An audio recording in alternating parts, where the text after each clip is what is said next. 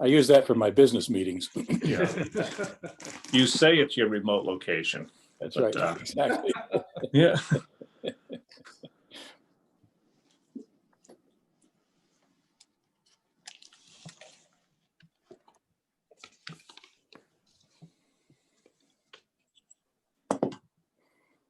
You're live.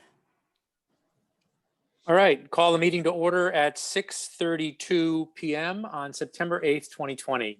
Meeting of the Southborough Board of Selectmen. Hi, everybody. And I've got to read the prologue. And I've got to take my glasses off to do that.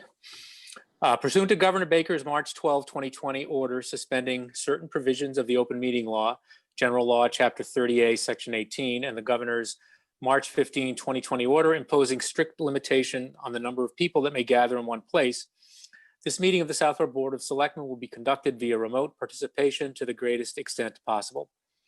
Specific information and the general guidelines for remote participation by members of the public and or parties with a right and or requirement to attend this meeting can be found on the Town of Southborough's website at www.southboroughtown.com. For this meeting, members of the public who wish to watch or participate in the meeting may do so in the following manner: by finding the meeting at www.southboroughtown.com/remote meetings. No in-person attendance of members of the public will be permitted, but every effort will be made to ensure that the public can adequately access the proceedings in real time via technological means.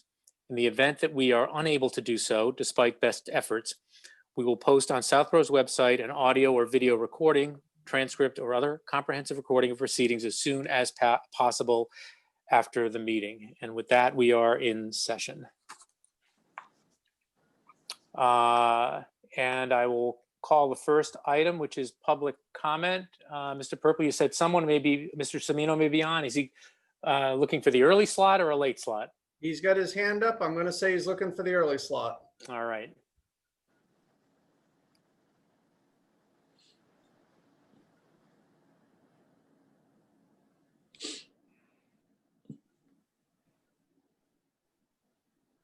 Paul, you're still muted. I don't know if you're talking or not, but we're ready for you. How's that? Can you hear me okay? Now we can, yes. Okay, I apologize. So good evening. Hi, everybody. I mentioned to Mark I'd be coming on. I'm on tonight as a not as the moderator or in any official capacity, but as a citizen and as a veteran. And I know you've heard from others in town, recently about what's going on with our flagpole at the townhouse, or at least inquiring about what's going on with our flagpole at the townhouse. I did want to shine a little bit of a spotlight on what I understand to be some difficulties we are having, through no fault of our own, with our lease partner AT&T and or their vendor, their construction vendor, Crown Castle, and make note of the fact that, at least to me, getting something unbuilt is a lot easier than getting something built, right? It's a lot easier to tear something down than to build something, and I'm at a loss to understand why they haven't been able to do that yet, other than they just don't want to and have no incentive to do that. And I'm not putting any kind of responsibility for that on this board, but I am interested in hearing what, if any, leverage we can bring to bear, whether it's through the board, through town council, et cetera, to either get the flagpole restored or take it down all the way and put up a new one, which might be cheaper at this point. I don't know.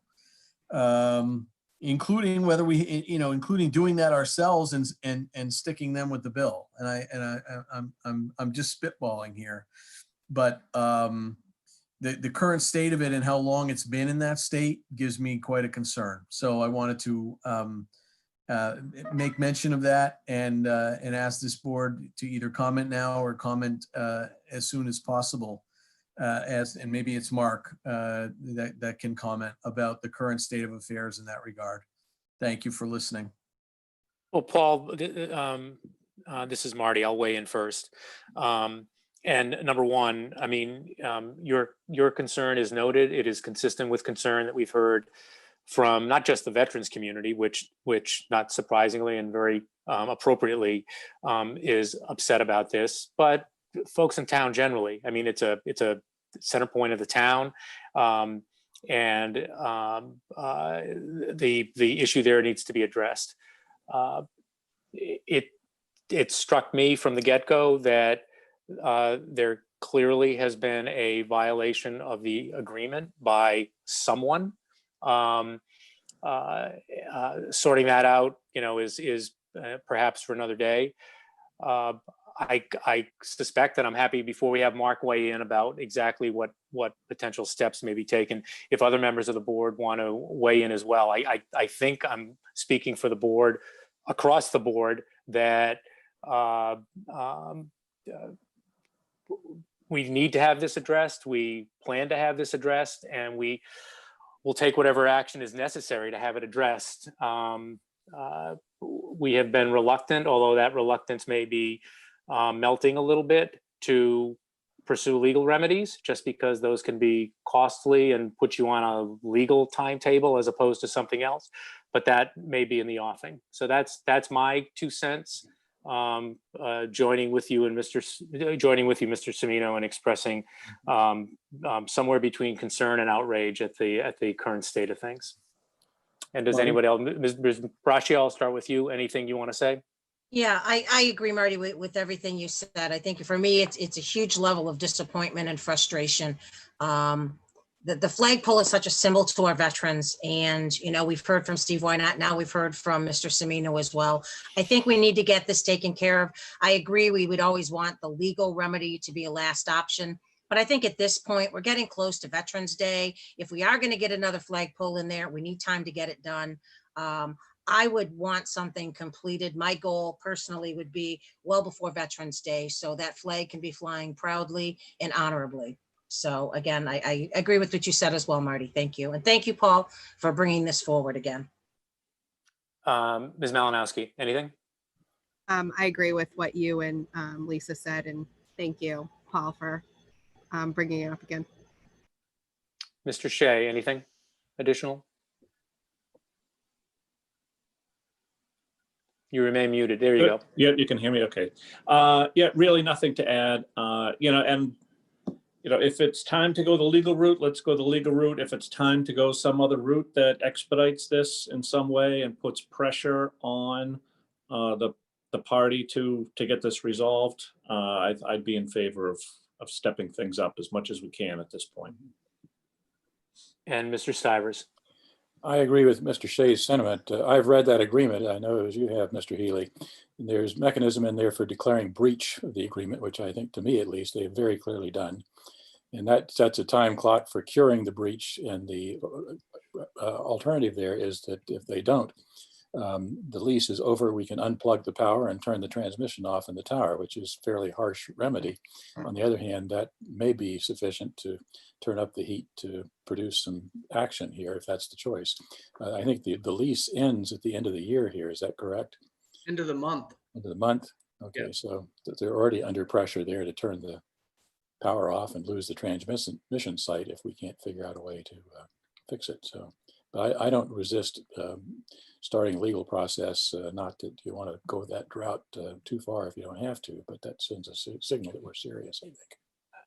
All right, I thank Sam. I and others have been monitoring this with Mr. Purple. Mr. Purple, maybe a thumbnail sketch about where, because you've been on the front lines having the discussions, exactly where things are, and maybe a proposal for a next step. So I think where we are is frustrating. And I agree with the sentiments that have been expressed here and what Mr. Semino has said as well. I have had back and forth conversations on the phone or by email with Jeff Barbadora at Crown Castle and with Ed Donnelly at AT&T. They, say a lot of nice things.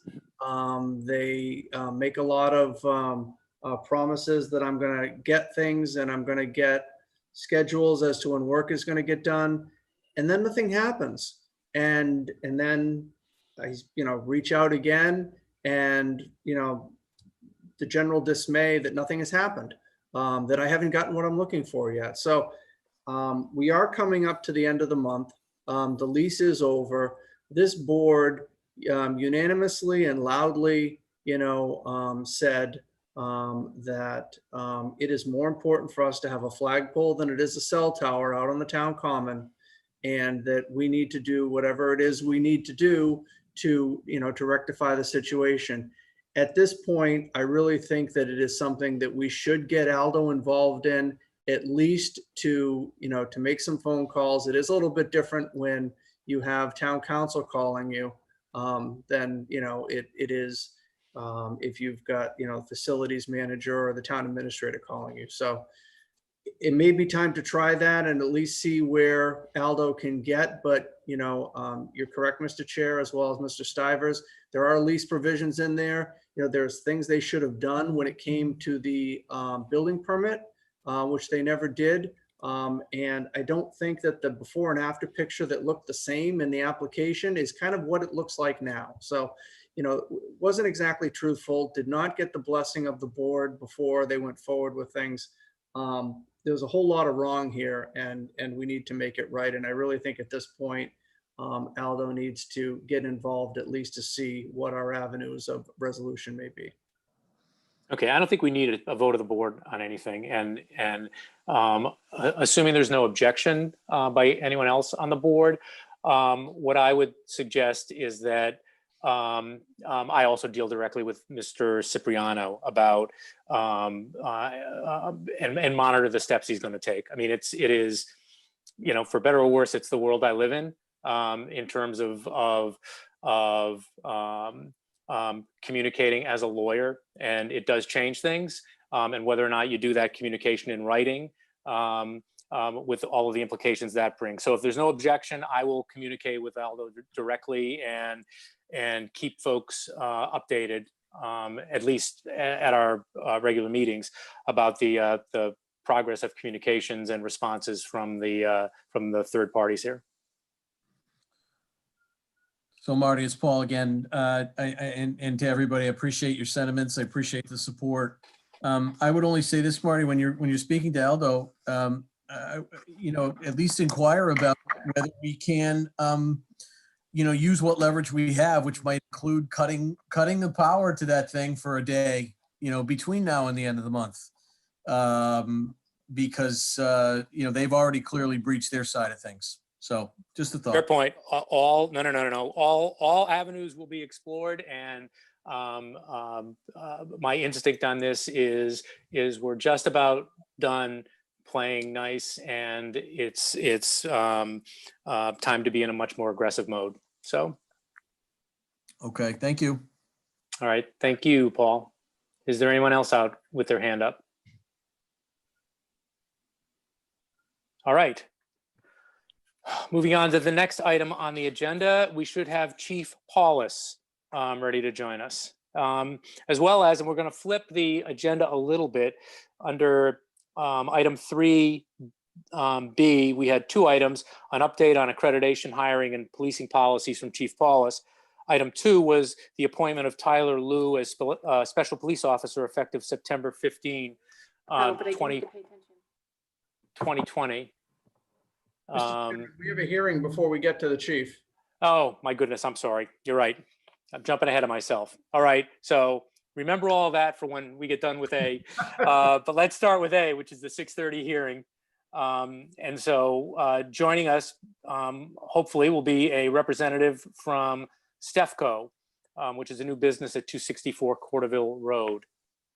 Do we have someone? Hello. Hi, this is John. Can you hear me? Yes, sir. How are you? I'm sorry, I can't get my audio. I was having trouble. Are you there?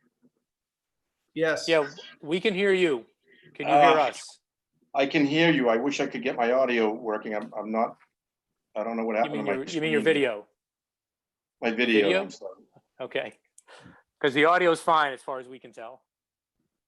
Where did you people go? Chairman, would you like me to read the public notice? for the hearing? Yes. Oh, this is so frustrating. Why am I not coming on Sir, screen? why don't you hold on a second, sir, while you're playing around with that? I'll read the public notice, all right? Oh. Oh, and you just appeared. Southborough to, is it 64 or 54? 264 Corderville Road, Southborough. All right, legal notice, public hearing, Town of Southborough.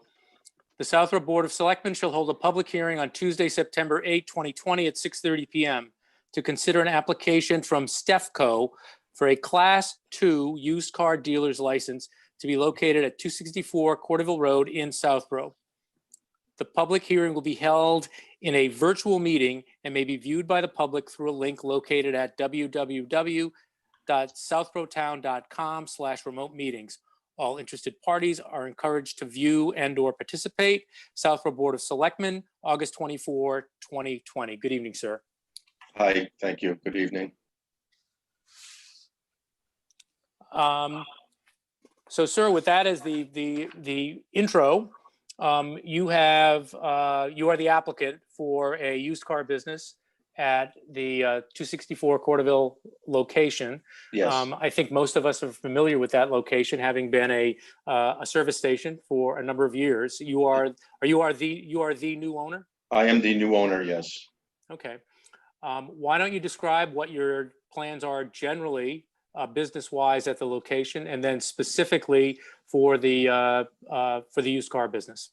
Yeah, so basic auto repair, a used car sales and service. There was an existing spot for, I think, 8 vehicles. I really just applying for what was conventionally there. I have cleaned the place up. Lighting, I'm working on. I have one set of lightings working on the island.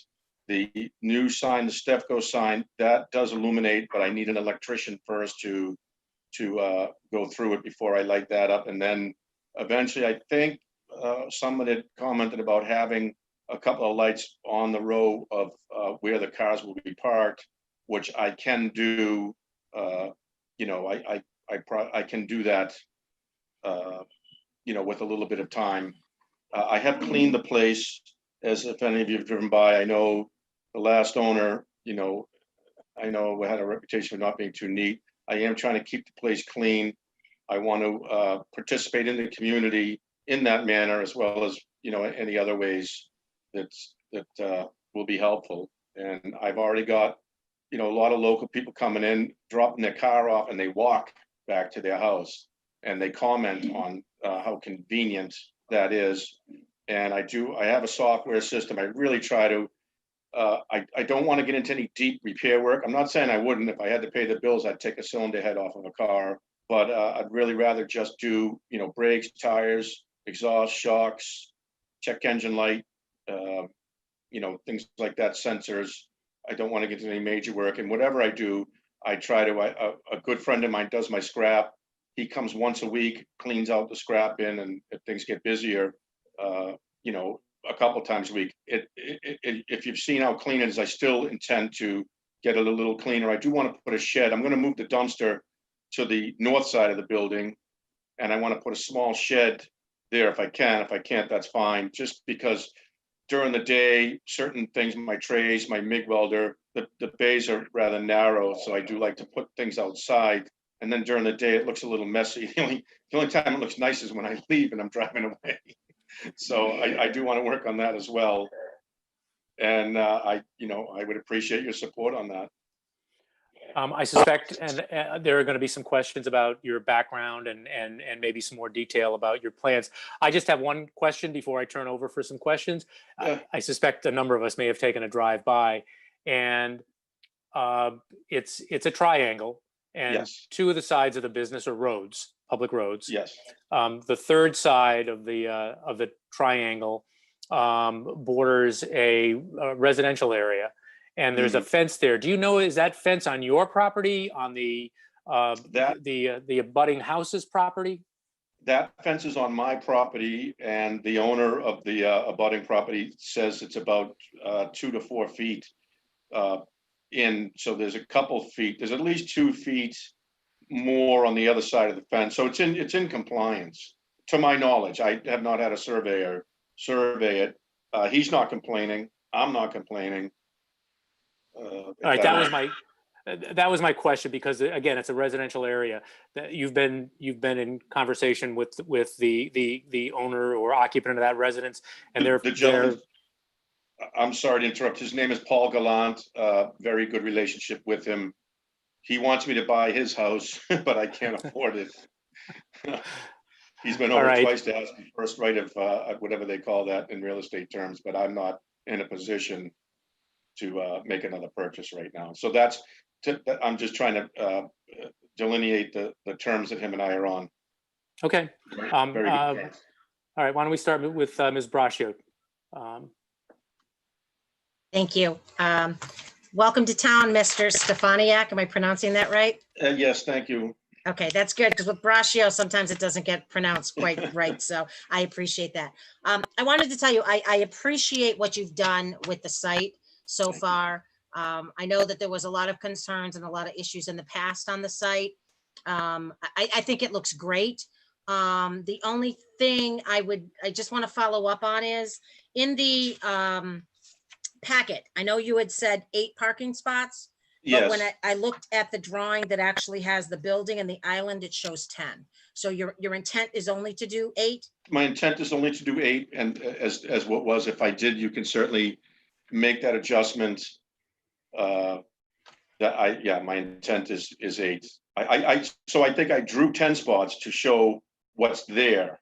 Okay, But I thought I might have marked, but I could have, I did this on a shoestring budget, and I started I got the keys to the place in March.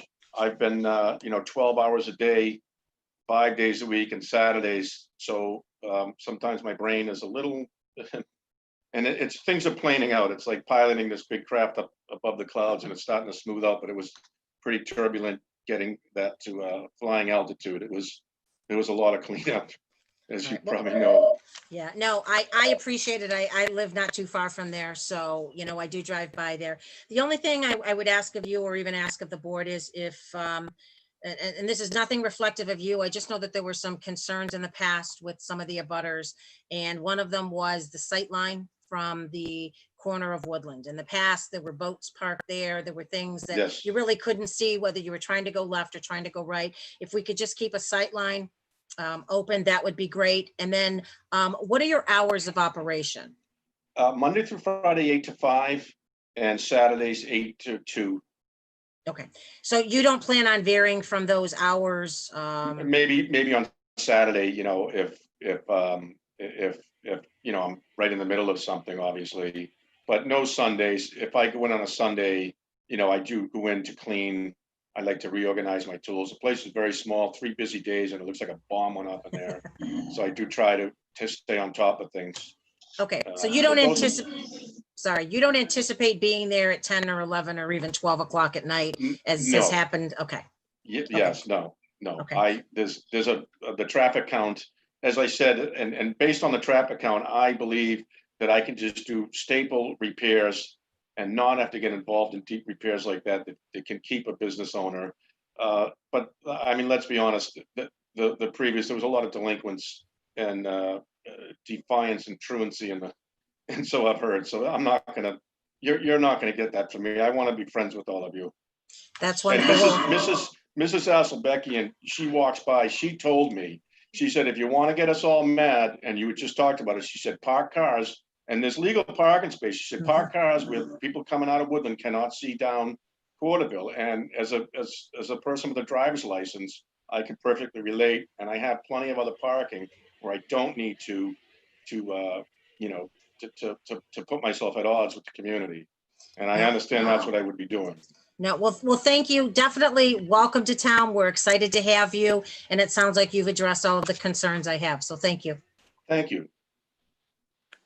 All right, next up, Ms. Malinowski. Thank you.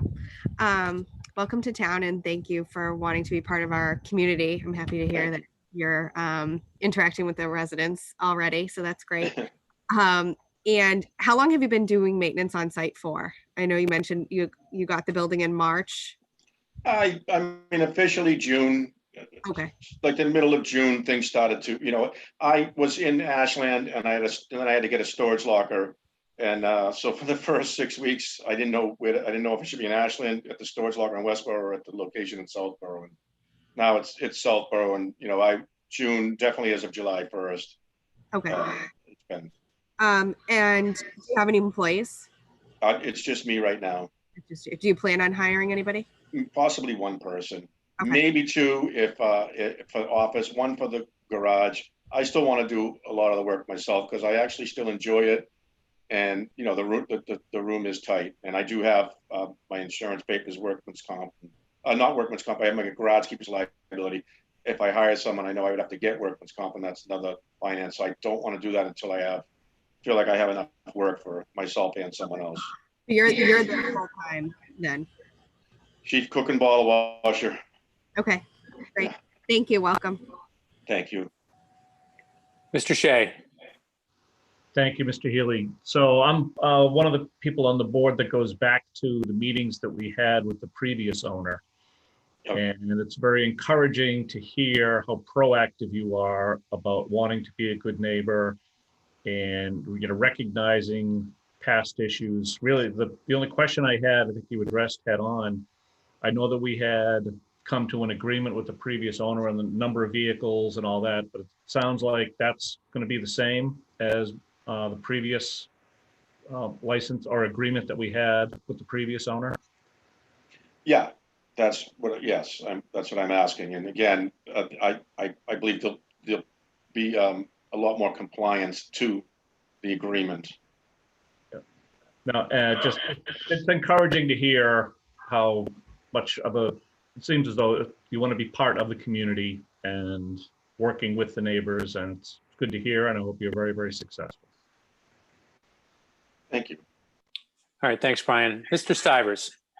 Yes, I'll echo the sentiments. Welcome to town, and it sounds like it would be very convenient for a lot of folks to have auto repair capability in that part of town.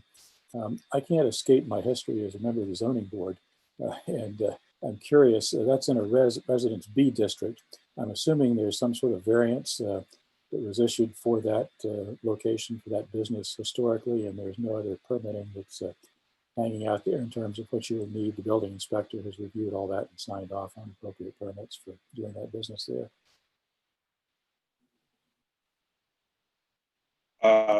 I didn't hear the last. Let me turn this fan off, please. Hold on. I'm sorry. Was there a question in there? The fan. Sorry. Typically, because that location is in Residence B district, which does not allow auto repair or car sales, that historically, I'm assuming there was a variance issued by the zoning board for that business at that location, and that variance runs with the land, so it's not something that you would necessarily need to apply for again typically. But I'm curious to know that if the building inspector has researched all of that and has signed off that says, yes, all the appropriate permits are in place to do that, it'd be unfortunate to go down the road and somebody complains later and says, oops, we didn't have the right permits in place after you've made a substantial investment here. So I think it's worth being sure that everything is in order there. I see there is a site plan that the town should have that has all that, is my understanding. So to the best of my knowledge, I would answer yes to you, but I don't have access to town records, or I have not looked up that in specific what you're talking about. Maybe I Sam? can ask Mark to follow up on that, or Lisa, have you looked at that? I have. Actually, I spoke to the building inspector when Mr. Stefaniak first came and was looking at this location, when the location first sold. And he has been in contact with her. She went down and she's had multiple conversations with him. And she was comfortable the last conversation I had that he met all the requirements. So the permits are issued, good. And the other question I had is relative to your thoughts about lighting and so forth. Typically, the planning board gets involved in those kind of things. And so again, I would urge you to be sure that you coordinate through the building inspector with the planning board as necessary to be sure that once you make an investment in terms of the facility, that you don't get caught later and say, oops, we didn't have the right sign-offs or approvals on that, just to avoid going forwards. Better to be active on the front end of that than run into a problem later on. So, I agree. Again, good luck. I hope you're successful. Thank you. Mr. Purple, do you have anything you want to weigh in on? No, I don't have anything. I think everything is in order on our end. I do see that you do have a couple of hands up in the audience when the board is, when you're ready to entertain questions. I think we are. I don't see anybody on our board to add to what they've already said. So I'm not sure who had their hand up first, but let's have our first commenter.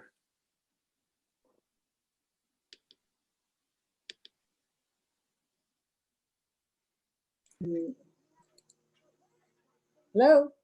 Hello, we can hear you. Hi. I have a couple of questions. Could you identify yourself, please? Yeah, we live And across. give your address in Southborough?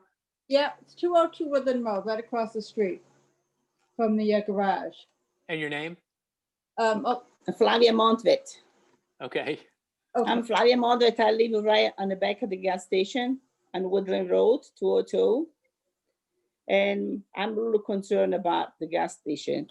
I don't agree with selling used cars because I've been living here for 45 years and it's getting worse and worse all the time.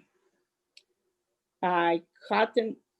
I get nervous when I hear her. Okay, I'm going to speak for her because she's Okay. getting a little nervous speaking. My name's Carol and I live here as well.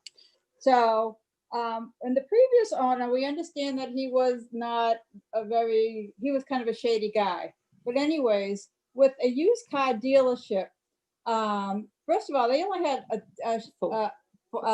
dealership for four cars, not for 8. And then you have like 15, 20 cars. And they used to have a lot of cars there. And along with a sale, used car lot, more or less, there always comes, when you buy a car, sometimes you don't have all the parts, and to make that car running, you want to get another car maybe of the same kind to take parts of it. It kind of helps you to save money. And you know, then you have extra car parts hanging around, you have extra cars hanging around, and it's an eyesore. And you know, we don't want to look at that. We've seen that in the past, and the other neighbors feel the same way. Unfortunately, the other one next door to me at 200, she's on vacation right now, and she feels the same way. So she's dealt with that for 40 some odd years on and off, and we don't want to deal with that anymore. And then again, there was only a 4-car license, not an 8-car license. We don't want to look at the junk. We don't want to look at junk cars. And also there has been spray painting going on over there. And it has been forbidden to have spray painting going on. And we've smelled it over here twice already. Once we went over nicely and said, please don't do it anymore. We won't report you. And then it happened again a week ago, and there was spray painting, and that is forbidden. It's not a spray paint shop, and we can smell it over here. And we don't like that, and it's not supposed to happen. And it's annoying. Shouldn't happen. And somebody should be on top of that. Okay, anything else? Well, right now, no. I mean, we're a little upset about that. Okay, Mr. Svanek, I'll first go to you, and one of those questions, actually both of them are pretty straightforward. The first one is the spray painting. Yes. Can you address that? Yes, I brought with me a 71 Mustang project car for a customer that I'm finishing. I did advise the town that when Flavia came over the first time, I was putting primer on. The car has since been painted. It was painted in Holliston, towed to Holliston and painted at Authentic Auto Body by myself. I painted it there. The second time Miss Flavia came over, I assured her it was penetrating oil she smelled. It's very pungent odor. I told her I was not spraying, and I can't obviously make her believe me. The car is painted and that's done. I don't want to do body work anymore. I don't need to do body work there anymore. I did bring that project with me. And Flavia, I am sorry. It was the one time. The second time, I assure you that was not. It did have a strong odor and solvent. It's a penetrating solvent. He was It was the other day. It was just a few days ago that that happened. I was not painting. It was penetrating solvent. All right. The first time I did, I was priming. The first time she came over, I will not deny that. All right. Flavia, if you could mute while Mr. Stefaniak is speaking, and then I'll give you an opportunity to respond. Mute what? Okay. Okay. She did come over a few days ago and said, you know, you agreed you would not paint anymore. And I assured her, I said, I'm not painting. What you probably smell is penetrating oil. It did have a strong odor, and I was doing something very rusty, and I soaked a lot of individual parts down at once. All I could say is it wasn't paint, and the car in question is painted, and she's welcome to come over and see that. Any of you are welcome to come over and see that, and I will be delivering it in the next. I just have to assemble it now, and I'm not doing that anymore. I had to bring that project with me because I didn't want to miss this opportunity of moving in here. Okay, so the first item that was referenced was the spray painting, and your representation is that you're not going to be doing any of that on the location. That is correct. Okay, so assuming that we give you the go ahead to conduct the business there, we're not going to be back here at a meeting or a hearing at some point down the line, and you've painted on that site. That's something you do not intend to do. Yeah, that is correct. And Okay. I obviously know better, and I know if I do that, you know, I know the results I could certainly expect. Okay, and I'll let other folks loop back. Let me just go through I said two things. Can I say something else? Buying a used car, the last thing, I'm not going to buy a car. If I buy a car, it might need brakes, tires, again, shocks, exhaust. I'm not going to buy a car that needs so much work that another car has to be bought for parts. That's, you know, that was the junkyard mentality previously, and I'm not trying to do that. And I would say I appreciate the concern of the residents, but please, by all means, the devil you know is better than the devil you don't know. I aspire to run it a lot cleaner and clean a lot cleaner used cars, that the cars themselves will not be bad to look at. I know I remember seeing some of the cars that were for sale there, and I know I wouldn't want my son or daughter in any of them as any of you would. So that's all I can say to that. All right, so that was the second item I was going to bring up. So in terms of the appearance of the location, as I said, I used to drive by every day, but I haven't been commuting into Boston since March. So, but I took a drive by today, and I at least I will take you at your word that you intend to keep it in the way it looks now, in terms of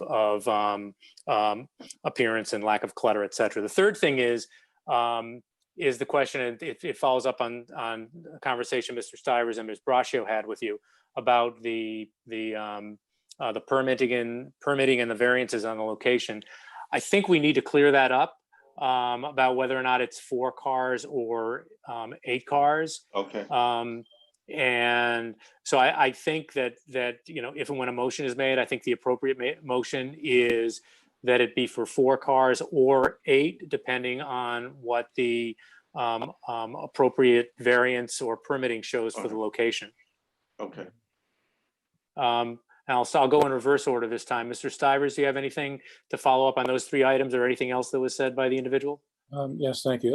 A quick suggestion, given this conversation, maybe it's useful for Mr. Purple to follow up with the building inspector to reinforce that this is the agreement that has been made here, and that as she monitors this going forward, she has this to refer to, and if there's any violation at that point, then we can address it again. So if there are conditions that the board puts on the license tonight as part of the approval, obviously she's going to have a copy of that license and she'll be able to monitor it in that fashion. I would be in favor of those kind of conditions as we've discussed here, just to be clear about things. Okay. Mr. Shea?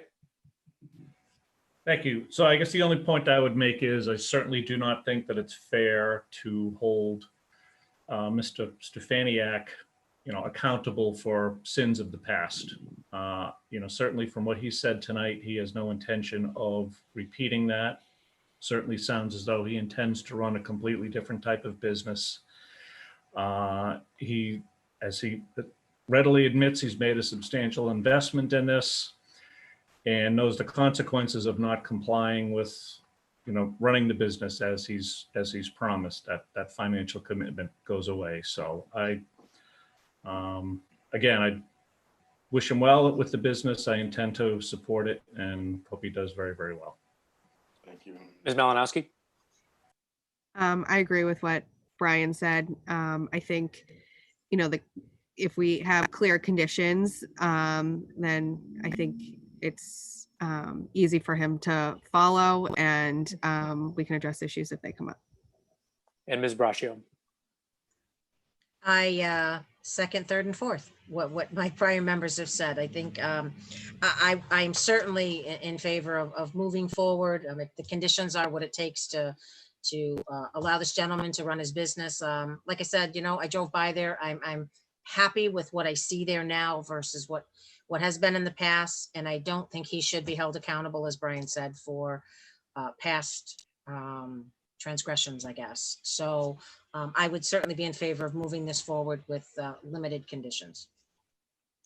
All right, and the name that's up there is Flavia. So I'm going to say, Flavia, I'm not going to have you speak next. I want to see the other, I'll give you another opportunity to weigh in, but the other individual who had their hand up, can we get them on?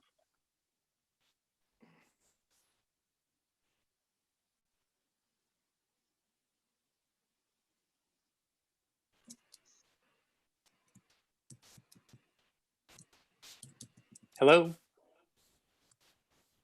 Hi. Could you give her your name, please, and where you live in Southborough? Sure, it's Linda Zawadsky, and I'm at 259 Corderville Road, which is straight across the street on Route 85. So my father had bought this place in '64, and I know that, I know when it was with Louis, and forgive me, I don't even know his last name, but the new owner, you also worked there when Louis was running it, is that correct? Forgive me, I a little bit late. Yes, I did briefly. So you know the different, okay. Because I know my dad and Rod Morrison, Fred Korsankowski is my dad, and Rod Morrison next door, they had kept a list and they had to go before the board at one point, and it was just, there were like 22 cars at one point, literally there, and it was just a junkyard. And I know I'm on Route 85. I just don't want the property value of I don't know if there's going to be flags hanging and lights, the language, people stopping in during the night. The language, even now, quite honestly, is atrocious. I have grandchildren here, and I don't want to hear the F-bomb dropped yelling across the street. I don't want to hear it. I did that growing up when Louis was there, and I just don't want to hear it now. So what do you, is there going to be flags? Can you calm your language? All times of the night, I've got people over there, sometimes like 2 a.m, they're stopping in. I mean, is there a hookup place there or something? I'm not sure. But all right, ma'am, before you, I don't want to have a back and forth between you and Mr. Stefaniak. Are there going to be other items you raise, or is that are those the two, the question of sign? Okay, all right.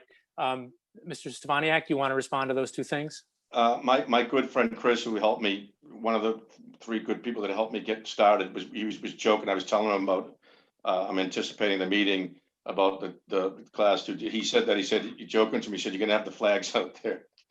No, there'll be no flags. There'll be no late nights, no language. As far as the traffic pulling in at 2 o'clock in the morning, I have no control. There is during the course of the day, people constantly pull in to re-navigate is what I figure they're doing. I don't go over and knock on their window and ask them.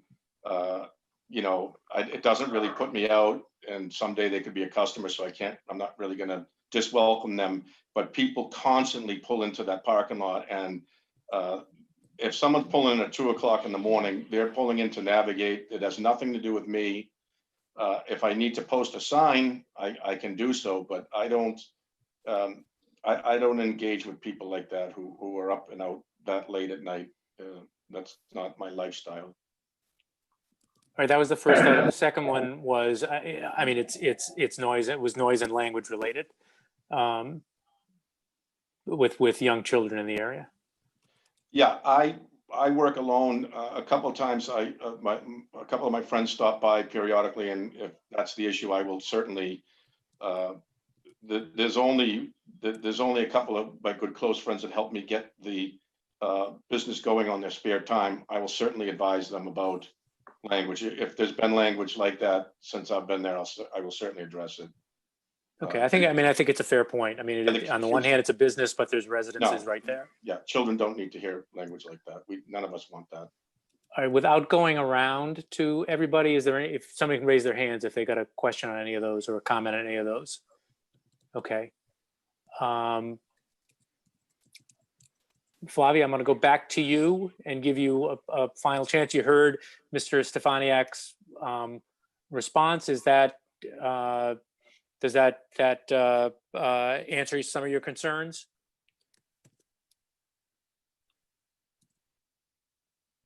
Hey, I can hear you. talking to me, Flavia? Yes, yes. When I bought the house here 45 years ago, it was just a symbol of gas station and selling gas. And that's why I bought the house, because it was clean and it was calm and everything. I don't approve selling cars and all the other stuff. I want it to be simple the way it was, because having too much stuff, it will devaluate my house. And I think after 45 years, I have, a right to say something. The last time when they got selling the 4 cars, and it was a lot of cars, like the other lady said before, it's going to be up in the same thing all over again. I know it was. I lived here a long time, and I saw a lot of it. Okay, thank you. It should be the way it was. A gas station and fixing cars. At nighttime, it never used to be a car on the lot. The guy used to fix the cars. They used to pick them up and go home, and then everything, it was always clean. And then I don't like if any other lights, he put the lights all over the parking lot where they're going to put the cars in, because it reflects in my windows and I cannot sleep when I see lights. So that's what. Okay. That's all right. Okay. Thank you, ma'am. Thank you. And I'll offer the same courtesy to the second commenter. If you have any response given Mr. Stefaniak's statements. No, it's fine. Thank you. Okay. Any additional, before we see if there's a motion, any additional comments or statements by the members of the board? Okay, seeing none. Is there a motion? I guess I'll move, Marty, that we approve the application as presented with the conditions that we've talked about in terms of no spray painting and no junk cars on the property, and subject to confirmation from the building inspector that the permits are all in order for the type of business that the applicant's proposing to run. And let me add to your motion, if you will, Mr. Stivers, and that any lighting be in conformance with the requirements of the town of Southborough. Lighting and signage. And signage. Marty, can I ask a process question? Do we have to close the hearing before we make the motion? We do. Okay, I make a motion, we close the public hearing regarding 264 Corderville Road for the used car dealer license. Second. Any discussion? And I'm assuming, Mark, that there were no more raised hands. No, there are not. Okay. All in favor, Ms. Braccio, Aye. Ms. Malinowski, Aye. Mr. Shea, Aye. Mr. Stivers, Aye. and Mr. Healy is aye. And I'm sorry, Mr. Stivers, I'm going to make the same motion again. Sorry about that. Did I make a motion? Who made that motion? I'll move that we approve the application as presented with the conditions of 1, no spray painting permitted on the premises, 2, no junk cars permitted on the premises, 3, contingent upon the building inspector confirming that all the appropriate zoning and permitting paperwork is in order for this particular use of the space. And 4, conditioned on appropriate approval for lighting and signage per the town bylaw requirements. Is there a second? Second. By Ms. Malinowski. Discussion. Seeing none, Ms. Braccio, Aye. Ms. Malinowski, Aye. Mr. Shea, Aye. Mr. Stivers, Aye. and Mr. Healy is aye. It is unanimous. The motion is approved. Mr. Stefaniak, number one, you understand the various conditions that have been laid out as part of the approval? Yes, I do. Okay, and based on your responses, I don't think we're going to be having to have another hearing involving your business. I'm taking you at your word. I think the other members of the board are taking you at your word. Thank you. It's well appreciated. And the one thing I would do immediately is coordinate with Mr. Purple. I think that was a good idea, and just make sure that the I's are dotted, T's are crossed on the building, zoning, et cetera requirements. It strikes me that that's the first thing you just got to clear up. And who do I speak to on that? Our town administrator, Mr. Purple, you should be able to see him. You should be able to see him on your screen waving at you. Oh, hi. Okay. And Marty, can I suggest that he take a careful look at the lighting? I heard him mention that he was going to have a lit sign, and there are some tight restrictions on that in terms of the sign bylaw. So, Yeah, I don't need to. I thought they wanted it. It doesn't matter to me. It is provisioned to be lit, but if it's going to stir anything, I don't need. Whatever the bylaw requires, you need to be aware of it and plan accordingly. And again, Okay. I just want to avoid getting surprised after you've Yeah. made an investment in building and equipment and so forth, finding out later that, oops, we couldn't do that without the. Okay.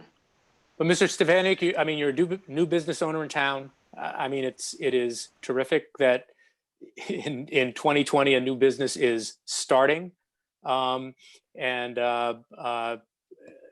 think you're getting a sense from the board that we're welcoming you, and I think you'll find that the folks at the Southborough Townhouse will go out of their way to help you to make sure that again, the I's are dotted and the T's are crossed, whether it's lighting, signage, the number of cars that are allowed, et cetera. Yeah. And I think on behalf of the entire board, wish you luck. Thank you very much. Appreciate you taking the time for me. All right, I think we can let you go for the evening. Okay. Enjoy the rest of your evening. Thank you. All right, Bye. thank you, sir. All right, goodbye. All right, that was 3A. Now, remember everything I said before? Chief Paula should be out there, and Chief, we're going to flip B1 and B2 and have the first item be the appointment of Tyler Liu as Special Police Officer effective September 15, 2020. My understanding is you're out there, and I believe Mr. Liu is as well, so welcome. Mr. Liu, you're muted if you're trying to say hello. Thank you. Yeah. Thank you for having me here tonight. All right. And Chief Paulus, I see you. All right, Chief, I am going to, I think, start off with you. Hi, nice to see everybody tonight. So we'll start off, we'll interview or get to know our latest hire, Tyler Liu. I forwarded his resume. Obviously, you've seen it. Very impressive. He currently works as a reserve officer on the road in Bolton. He'll be resigning from that position shortly, and we're asking you to appoint him tonight as a special officer. He has a bachelor's degree in business from Babson College, also has family in the field already. I know his brother's an officer over in Framingham. Just quickly, he came to the top of our list by far at our final interviews. And he interviewed with our 5 sergeants and lieutenant, who can be a tough crowd on who they let into the organization. And when I looked at the evaluation sheets, I was kind of taken aback. A few of them wrote, "Hire him now" at the bottom of the page. So he comes with some big hype, and we know he's going to live up to it. So I'll give you a chance to ask any questions of him that you might have right now. Chief, before I do that, number one, I saw Lieutenant Newell smile when you said they're a tough crowd. And number two, could you just explain just briefly what the special police officer designation means, and in terms of the progression in the department? Sure. I'm sure you'll all recall that the town meeting in the spring, summer authorized us to hire 2 additional officers for the department. We recently brought on Brandon Donahue, who's in his field training right now. The second hire is funded for this January 1st, and Tyler would be that hire. We'll have to look for a full-time police academy for him beginning January 1st, but we'll bring him in as a special, which means he can rep road traffic details, and we can introduce him into the department. And I'm sure January 1st will be here very quickly. Great, thanks for that. And Mr. Liu, I'm going to start off with Ms. Malinowski. There's 5 of us on the Board of Selectmen, just to warn you that there's 5 folks who are going to exchange with you. I'll just say welcome, very impressive resume, and I'll turn things over to Ms. Malinowski for any questions or comments she has. Thank you. Welcome, Tyler. I just had one question for you. You worked in, it looks like, the private sector for 6 years, and then decided to go in the police route. So can you kind of explain your background and your rationale for changing gears? Yeah, absolutely. So going into college, I wanted to do business, and Babson is known for its business program. And I went there, absolutely loved it. 33%, over 33% of the student body were international students. So it was an amazing experience meeting people from all over the world. Excellent professors, just a great school overall. And, you know, right after I graduated, I began working in real estate development. Awesome company. I stayed there for 5 to 6 years after, and I just recently left that firm. But so I loved it there. Great boss, you know, very comfy job, and I loved what I did. However, 2 to 3 years into the job, I kind of started getting an itch to get more involved into the community again. I was very active in high school and college for community service. And then after I graduated, when you start a full-time job, sometimes it's difficult to, you know, manage your time and fit everything you want to do in your schedule. So 2 to 3 years out, I began, you know, looking for other opportunities to get involved in the community. And the first thing I saw, like I did a lot of research, and since we were little, my brother and I always knew that I think we're, you know, police officers were great models for us, and they always meant a lot to us. So I think we always knew we kind of wanted to do law enforcement. So I looked up some opportunities, and I found Newton Police Department. They have an auxiliary police program, part-time officers, and they primarily function as community policing officers. So we volunteer all our time, no pay, and we actually had to buy a lot of our own gear and everything. So it was an investment, but we got to work a lot of community details. So we were able to really, you know, interact with families, with kids. Newton had a lot of activities throughout the year, and I absolutely loved it. Absolutely loved it. We did patrol as well. Love that too. And then I knew from there I wanted to do a little more. So I applied for Bolton, where as a reserve, it was a little step up. And from there going on, I absolutely loved it as well. And I knew I couldn't go back to just doing business, sitting behind a desk. You know, that's great for some people, but sometimes, you know, it's just not for everyone. So I love being on the road. I love having the opportunities to interact with the community, and you know, no 2 shifts are exactly the same. So I absolutely love it. And now I know I want to go in full time. Southborough was my absolutely top pick. I actually received a full-time offer from Bolton too, but I rejected that, and I went with Southborough. Great, thank you. Ms. Braccio. Thank you. Welcome, Tyler. It's a very impressive resume, very impressive scores. Kudos, Chief and crew for picking someone I think is going to fit really well within the community. I actually have a question for the chief, and then Tyler, if you don't mind, then I'll come back to you. So in looking at what's involved in becoming a reserve police officer, chief, and doing the Reserve Intermittent Academy, does Tyler get any credit going into the full academy for what he's done, or are these two totally separate issues? Trainings, I So guess. there's two totally separate issues. Obviously, we want the full-time training. If that's not available right away, we will look into getting a waiver so he could start January 1st. I'd have to get that cleared with the Mass Police Training Council.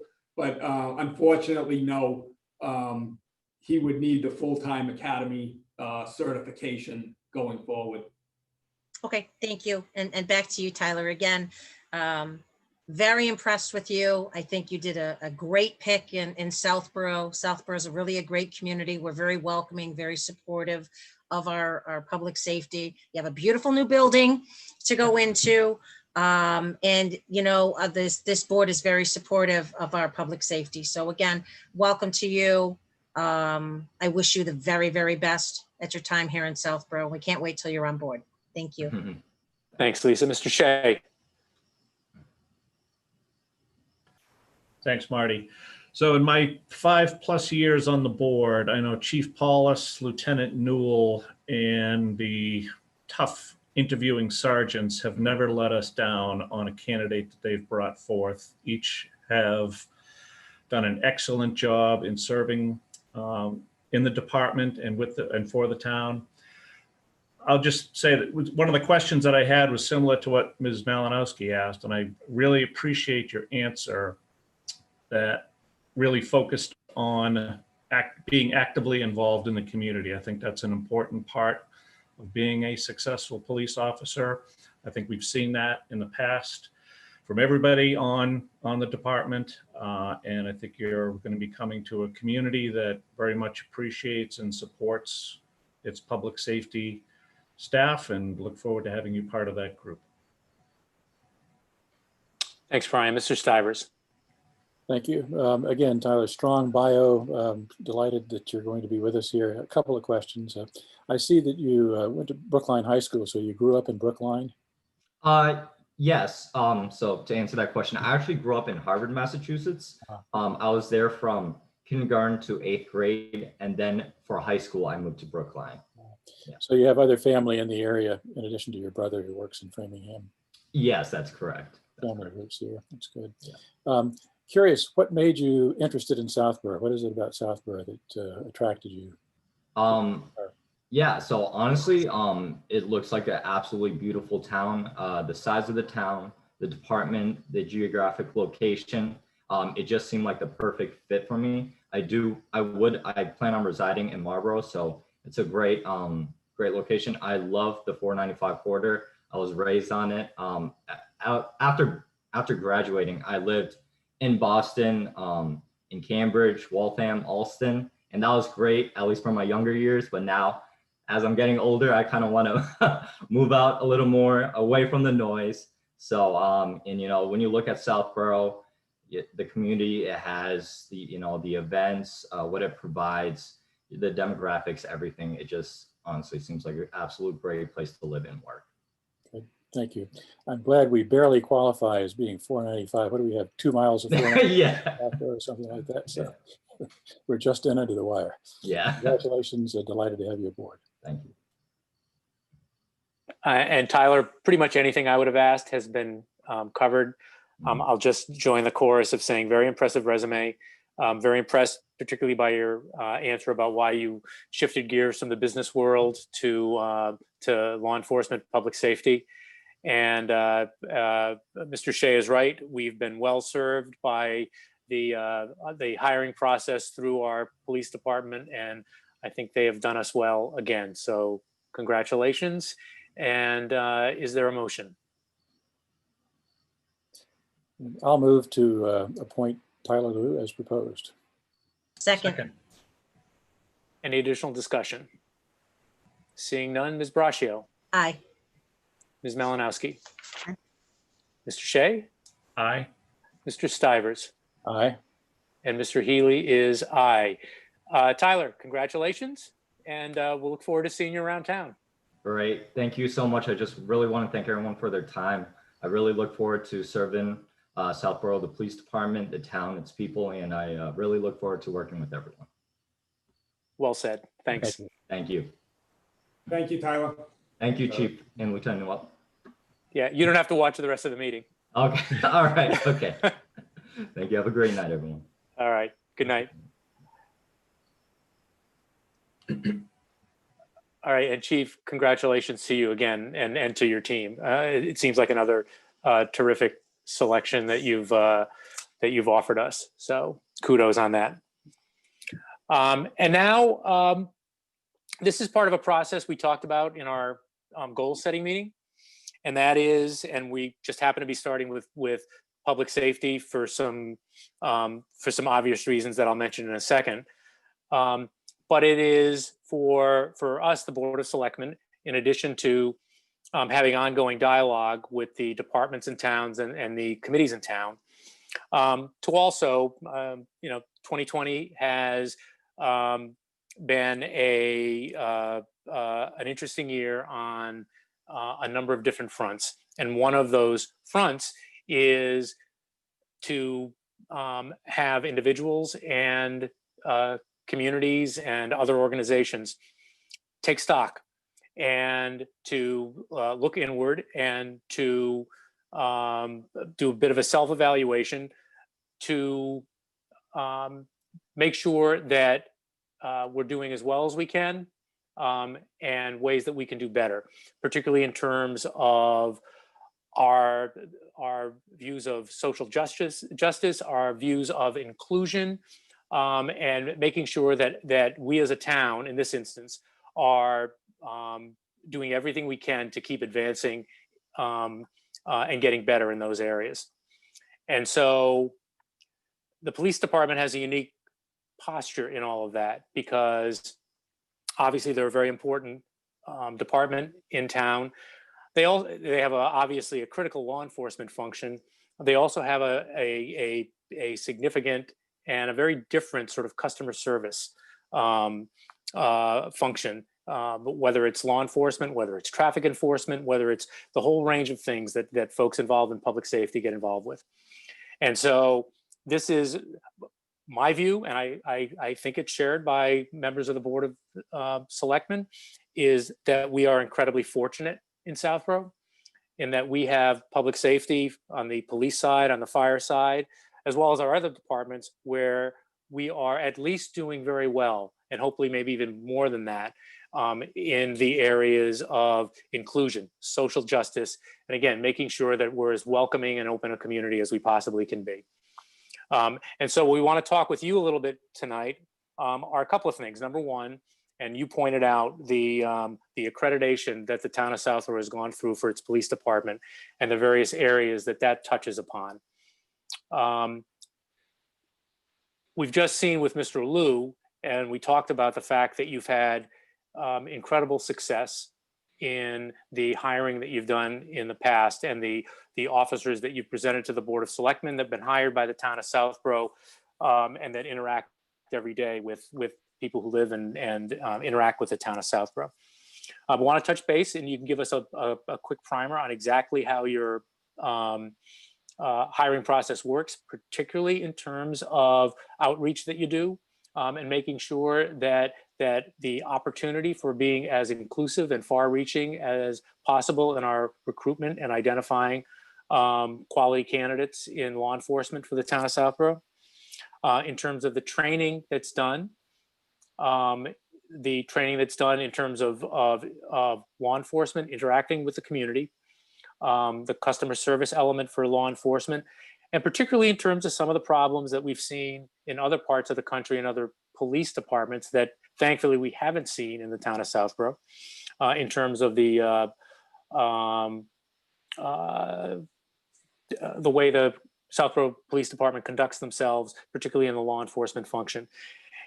And the third thing is, again, my observation of our police department and our fire department and our other departments is that we have done extremely well in these areas.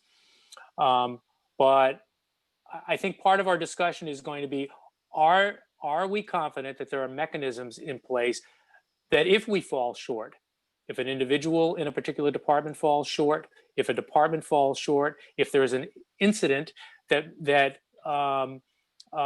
should be pushed up the chain in terms of, so it is evaluated and considered by whether it be the Board of Selectmen or otherwise, whether or not those mechanisms are in place so that things don't slip through the cracks, so things don't come up 6 months, 12 months down the line when they could have been dealt with and should have been dealt with immediately after they happen. So those are the three areas that I'm primarily interested in. I'm going to give a quick chance to see if there are other items that members of the board would like you to address, and then we'll walk through a dialogue if that makes sense. So again, those are our hiring, our training, and our reporting in terms of if there are issues with a particular officer, with a particular incident, more generally with the department, what mechanisms are in place to make sure that that is something that gets as much sunlight as possible. So those are my items. And are there additional ones that before I start a Q&A and a dialogue with the chief that other members of the board want to weigh in on? Sounds good to me. I think the only thing that I would add is community involvement. I think that our Southborough Police Department does a really good job of being involved with the community and being present at events and in the school. So if we can touch on that, I think that would be helpful too. All right, terrific, good point. All right, Chief, so let's start with what we just went through. We saw the culmination of the hiring process. If you could just give again an explanation about how you undertake your hiring process, and particularly how you make sure that we're casting as wide a net as possible to get as diverse a candidate pool as possible, so we can best serve the citizens of Southborough. You'll see me refer a lot tonight to our policy and procedure manual, which goes with our accreditation standards. So I happen to put the book right here. I don't know if you can see how thick it is, but with our policies and procedures, we have to live up to 334 standards. So just to start with the hiring process, we have a policy on recruitment and selection. And we have 17 accreditation standards just embedded in that one policy. And it gives you the direction on how to advertise, equal opportunity references, what the testing procedure is like, and you have to live up to all of those standards. So we've actually been very lucky. Usually when we hire, we're looking for one person. So I always say, no matter what the applicant pool is, we're just looking for one that's the best fit for Southborough. And luckily, we've always been able to hit a home run so far. I will say, even in this age of publicity and changing events in the landscape, we actually advertised, I believe in May, and at least in my tenure here, we had a record number of applicants. So I remember in 2014, I think we had 63 applicants. This time here, we had 70. And in the intervening years, I never remember getting past the low 30s on applicants. So hopefully that's the reputation of the town and the department, that we haven't had any problem attracting applicants. So we follow that policy. We try to outreach as much as possible. I think in looking at this, certainly the age of social media and the internet has changed things. I remember through my career really having to advertise, reach out, go different places. Certainly using our social media, the town's social media, newspapers. Just putting an ad in Indeed. We just recently advertised on Indeed for a part-time dispatch, record number of applicants. We're on the CGIS website, so anybody that's considering a career in law enforcement, they simply have to get on their computer and they can see everything that comes up. So we're always looking too for the best fit for the community and the applicant. And Chief, It's when we really- when we reach out and do that advertising, how do we ensure that the potential applicant pool is going to be as far-reaching and potentially, it doesn't always work out that way, but potentially as diverse as possible? Are there, first of all, is it a statewide listing? Are there, particular communities, for instance, that don't look like Southborough? That is a focus of the advertising? How does that work? Like I said, we just advertise on all those mediums. I think anybody looking to get into the profession would certainly be, looking at any of those areas. We don't specifically go into any certain demographic area. I think since we're only hiring one in a very small department, you have to have some interest in the profession coming in, but I've seen no shortage in the diversity of applicants coming in, advertising it on all those internet mediums, social media, since I've been here, that's for sure. All right, that was going to be my next question. So in terms of your view of the applicant pool, there is at least some measure of success in getting a diverse applicant pool. And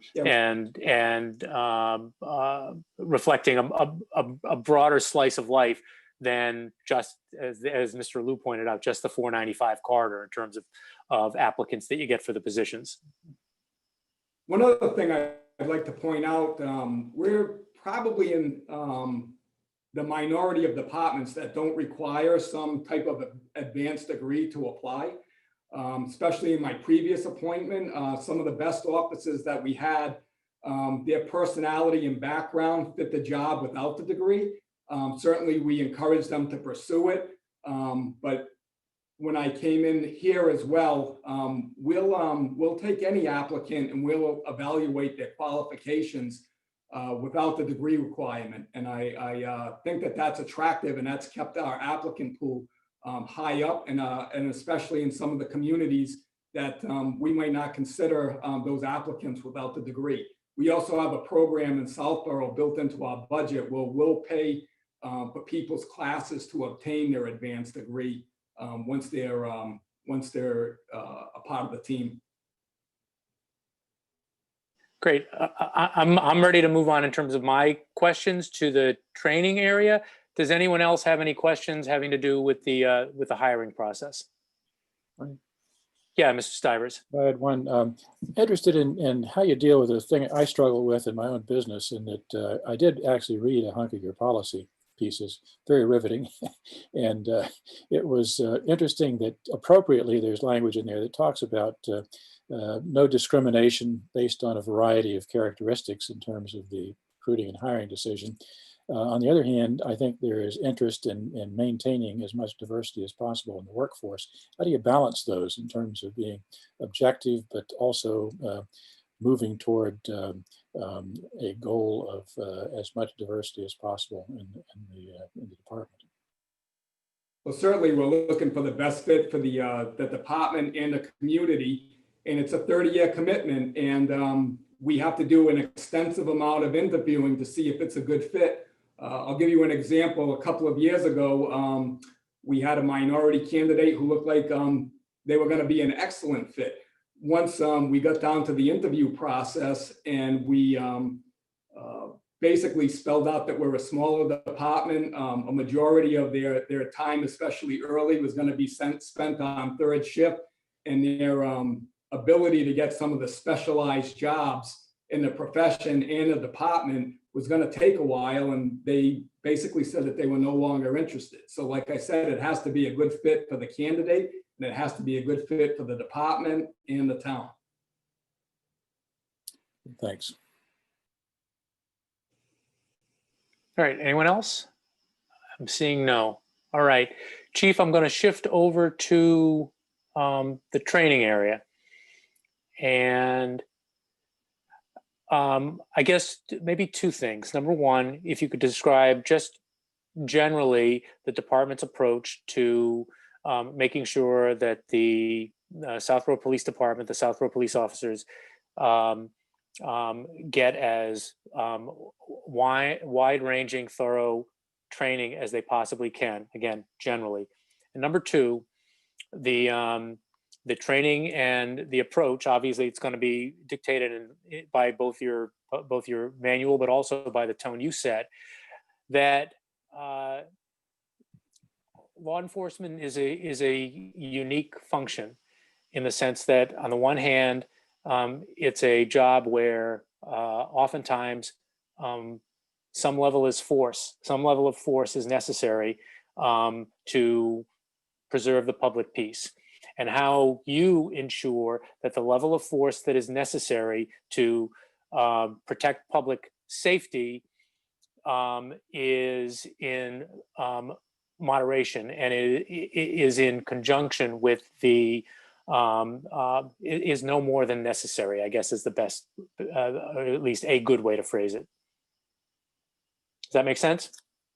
Just the training aspect, there's nothing that's more important than that. We follow a concept that every day is a training day. So as we move forward, we have the state mandated training, 40 hours a year of in-service plus an additional 16 hours of optional. That's just the bare minimum from the state. I also have a $10,000 budget to send officers to optional trainings. So we try to see what's required. Just a recent evolution in that. De-escalation is obviously a strong topic. We've sent officers to additional de-escalation training than they receive at their in-service. Certainly a lot of this, I went over the, for hiring, using the internet, and that's where a lot of training is going to. We have a training portal. It's called PMAM that loads all our training through their email address. We load weekly trainings into that and it keeps up with our accreditation.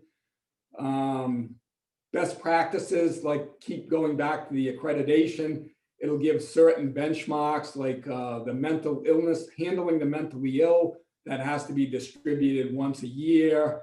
Other training benchmarks per accreditation that we have to hit either annually or biannually. Certainly always evolving, using roll call training videos. I think I have a $10,000 line item to use for training. That increased significantly when I first got here. I'm sure next fiscal year I'll be looking at possibly increasing that. One thing that we were really getting started with was using our training room as a venue for some of the professional training companies in the area, where if we let them use the room, we could have our officers attend training for free. That was just getting off the ground when COVID hit. Hopefully when this is all over, we'll be able to start increasing that. That'll be a huge benefit. I know I probably getting into that part of the question. What was your second part of the question?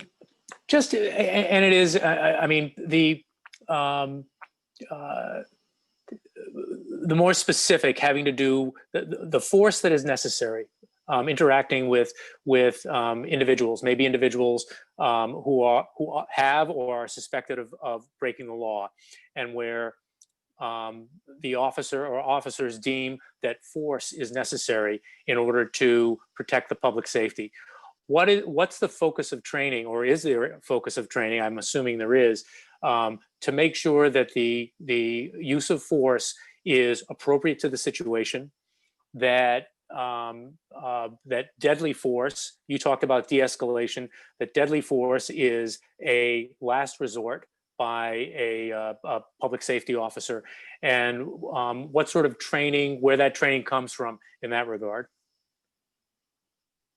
Sure, I forwarded to you. We have a 42-page policy in use of force. The accreditation standard is it's reviewed annually. Anything involving the weapons or tools that we use has to be annual training by a certified instructor.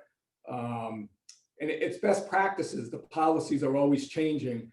Most recently, a topic that came up was including duty to intervene if an officer sees another officer mishandling a situation.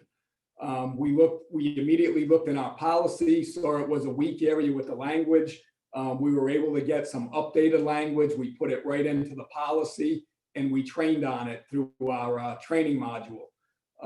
Some of the other things that you're wondering about, if you look at the use of force policy, there's a reporting aspect in it. So anytime an officer used force that met the criteria, he immediately has to do a use of force reporting form. The supervisor does as well. It comes upstairs and then it has to be signed off by the lieutenant and myself.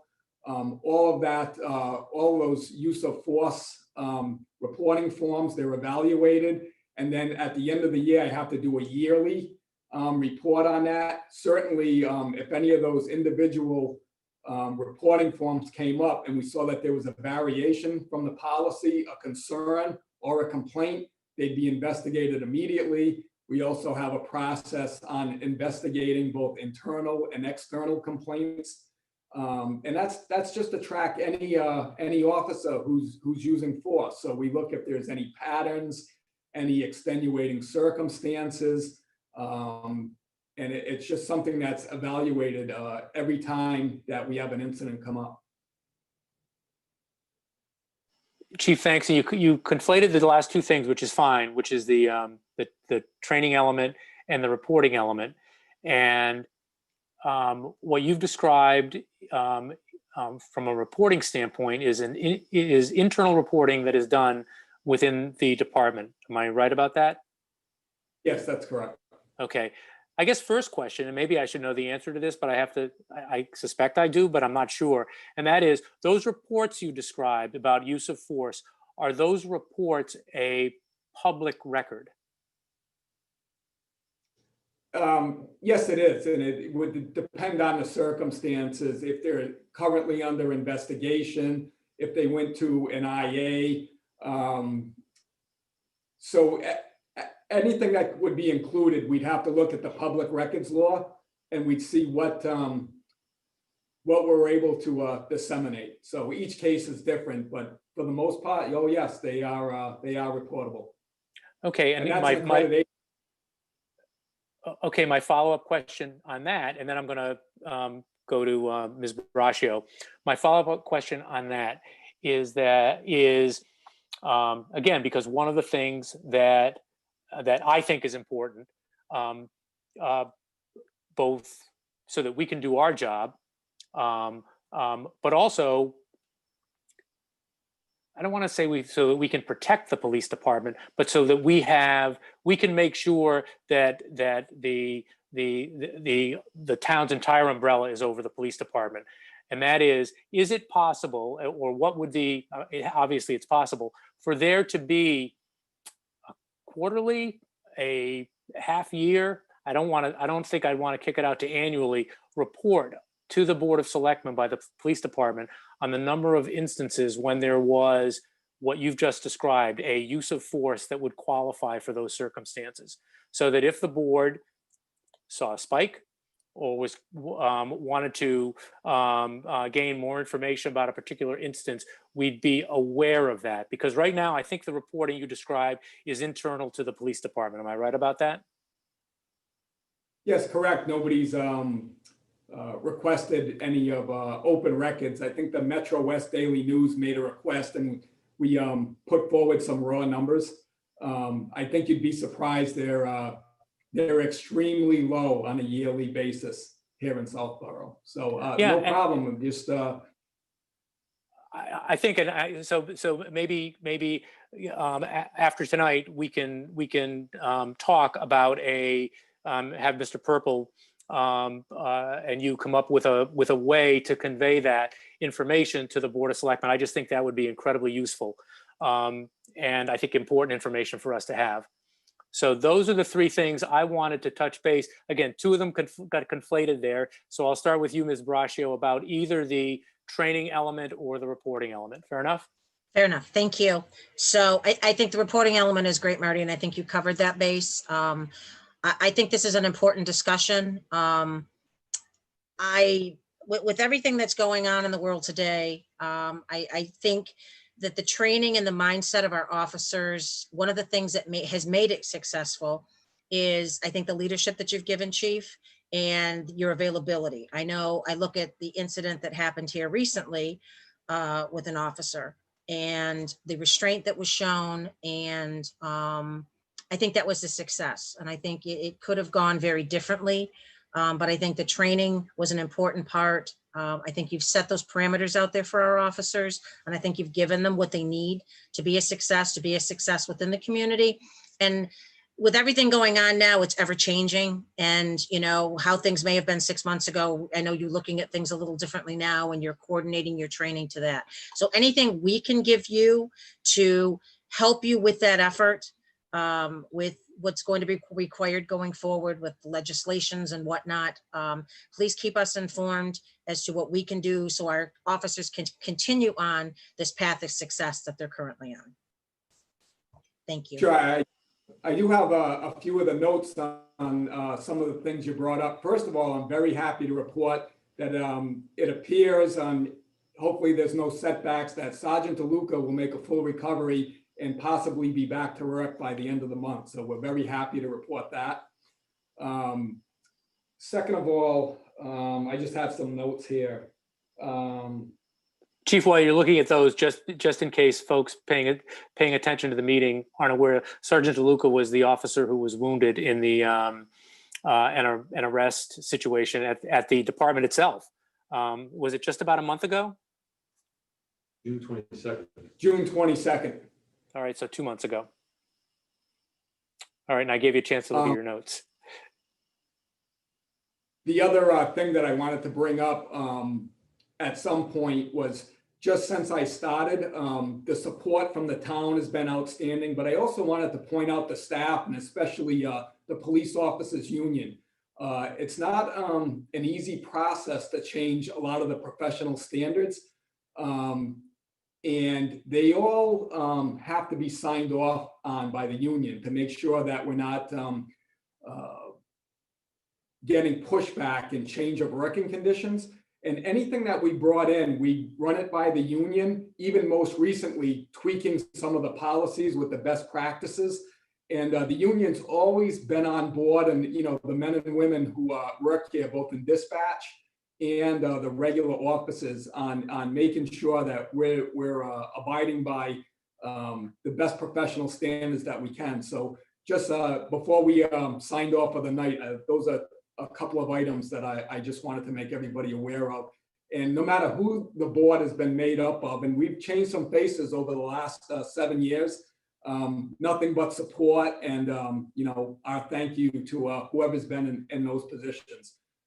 Been great to work with. All right, you're not getting off yet, Chief. Are you done, Ms. Braccio? Yes. All right, Ms. Malinowski. Thank you. I just want to commend Chief Hollis and his entire team for keeping Southborough as safe as possible. And I think that it starts from the top down. And I think we're very fortunate to have such an incredible leader in Chief Hollis.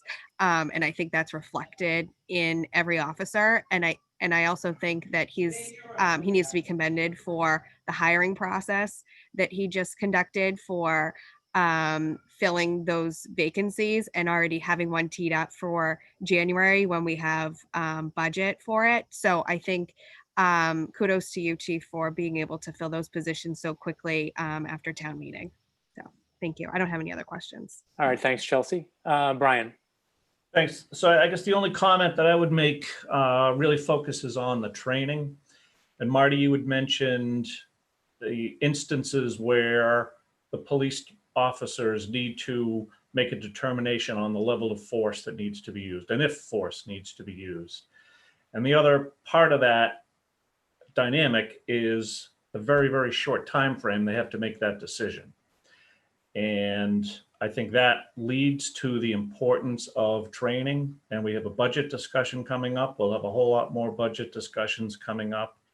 But I think it's incumbent upon this board to make sure that we're putting our officers in the best position by giving them the training that they need to make those appropriate decisions on force within the short time frame that they have to make them. You know, I had the opportunity several years ago at Chief Paul's invitation to observe one training session that was a simulated active shooter instance, and it's good to see that firsthand, just to get a sense of, you know, the situation that officer is put into. And, you know, obviously he's in a training session, he knows something's going to happen, but not knowing when and where, and not knowing what to expect on the short time frame that they have to react. It just speaks to the importance of training, and that it's incumbent upon us to commit to the training in the next budget, and hopefully we're able to find the appropriate training sessions with the COVID restrictions that exist. So that's all. Mr. Stivers. Thank you. I'll add my kudos to the chief and the department for a job well done. We're very, very lucky to have that kind of a department here.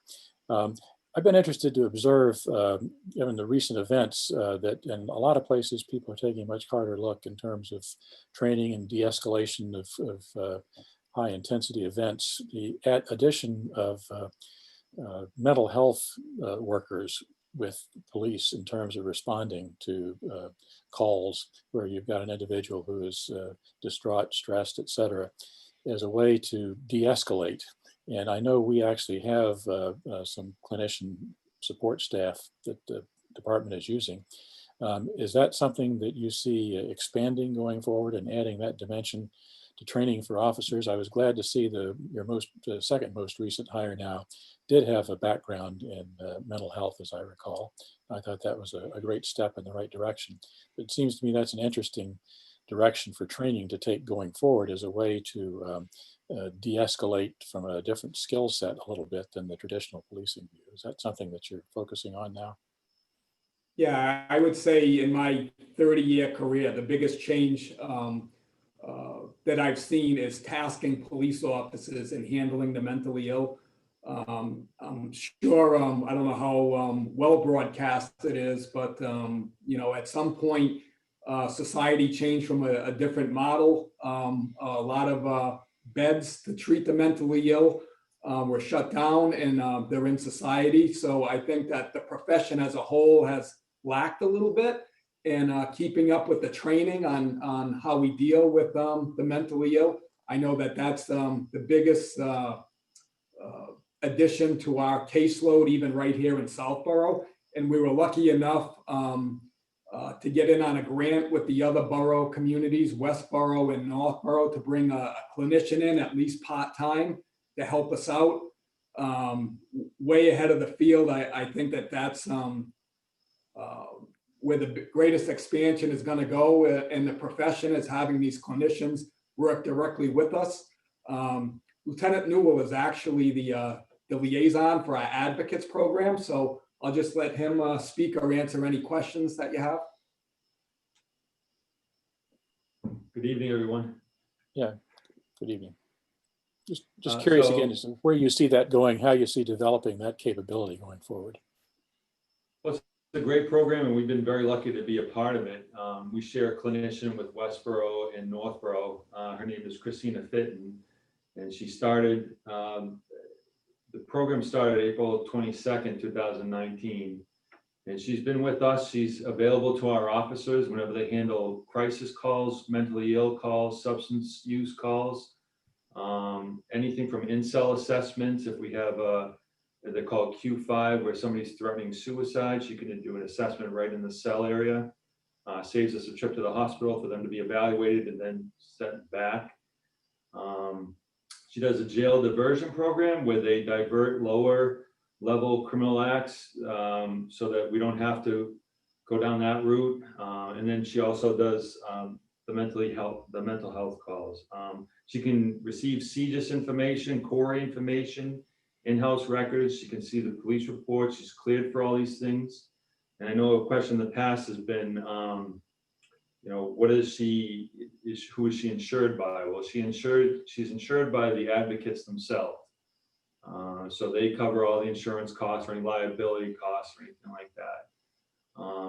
Our officers consider her part of our team, and she's been an invaluable help to our officers when they go on calls, seeing how she de-escalates calls and learning from her cues and working with people out in the field. It's been a great program so far. I would hope that continues to be an increasing focus of training activities. I gotta believe there's grant money out there to support that kind of capacity, because I read a lot about other departments that are adding significant staff with those capabilities. I do worry a little bit. I struggle with the concept ultimately of public safety, for individual safety for clinicians out there riding around the patrol cars, dangerous incidents. I wouldn't want any of my clinician friends armed, I don't think, to deal with that kind of stuff. So, but interesting capacity, and I think usually helpful going forward. Yeah, they go through an intense training where they're actually cleared for those types of calls. She has a bulletproof vest. She carries all the computer, all the tools that she needs to do her job. We have an office space set aside for her here, as she does in Northborough and Westborough, where she's able to do her work and work alongside the officers as well. It's been a great program. One thing I'd also like to point, been recently working with Southborough Youth and Family to give us a broader range of partnership with them. Sarah's come and she's addressed our roll call. She's given us some information. I'm in the process of assigning an officer to be a liaison with Southborough Youth and Family. The clinician from Advocates is more probably built to handle emergency cases or acute cases that are happening, but we also have a lot of follow-up to do, in the community. We're there first, and we're trying to partner more to get the follow-up, in those cases with town residents, so we can expand and then hopefully save us from going to a residence or a business or dealing with somebody more than once. So we're trying to get them, the goal is to get them the help that they need, so they don't need any type of police intervention. Good, thank you. All right, Chief and Lieutenant, I think we're about to let you go. I will just say that, and Chief, this is consistent, I hope, with conversations we had leading up to tonight, and that is that when law enforcement has a good story to tell about the way that their jobs are being done, that it's important to tell that story. And it was encouraging, not surprising, but encouraging to hear the description of what's going on in your department on the hiring side, on the training side, and the reporting side internally. So the one thing I'll leave you with, and I'll leave this to you and your management team and Mr. Purple to come up with a reporting mechanism of the important data, particularly having to do with any instances of force. And I'm sure it's a limited number, but whether it's a quarterly basis, half-year basis, again, I don't think I'd, at least at the outset, wouldn't want to kick it out to annual, but come up with reporting, and for any complaints that are leveled against the department in the customer service or in the use of force areas. Again, I think we have a good, we in the town of Southborough, our police department has a terrific story to tell about the way they're doing their jobs. The town of Southborough has a terrific story to tell about the way that we oversee our police department, and make sure that the town is being well served and the police department is making us proud. And we know that anecdotally. I know that anecdotally. I know that from personal experience, and let's back it up with data so that the story is as complete as possible. Yeah, thanks again for having us tonight. And I'll just leave by reiterating something that I brought up at the Peace Vigil. There's 18,000 individual police agencies in this country, and they all have their own individual relationship with the town and the people that they serve. And Southborough's is pretty damn good, and we intend to keep it that way. Good note to end on, Chief. Chief and Lieutenant Newell, thank you very much. All right, thank you. Have a good night. Thank you. I think an important conversation to have. And again, very impressive from the folks in our police department. Next up was going to be Mr. Ballantyne. Is he going to get really, really mad at me, Brian, if as an employee of the town of Southborough, I skip ahead to our volunteer interviewers? I'm going to take that as a no. So why don't we go to our skip over item C and hopefully hear from Mr. Ballantyne later, but go to our 8 p.m. volunteer interviews. And the first one is with Mr. Wyshan for a proposed appointment to the Historical Commission for a term ending on June 30th, 2023. Mr. Wyshan, I'm told that you're there. Actually, Marty, I had sent you the note earlier. I need to recuse from this portion. So Mark, if you could shoot me a text when you're ready to have me rejoin, I will do that. I'll do that. Thank you.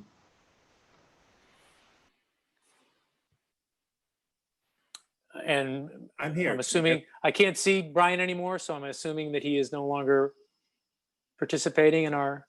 Is that right, Mark? Okay. Mr. Wyshan, good evening. How are you? Good, thank you. All right. I apologize for the snafu back and forth between yourself and the town about getting you in here for an opportunity to talk to the Board of Selectmen. But we got it done for tonight, so all's good.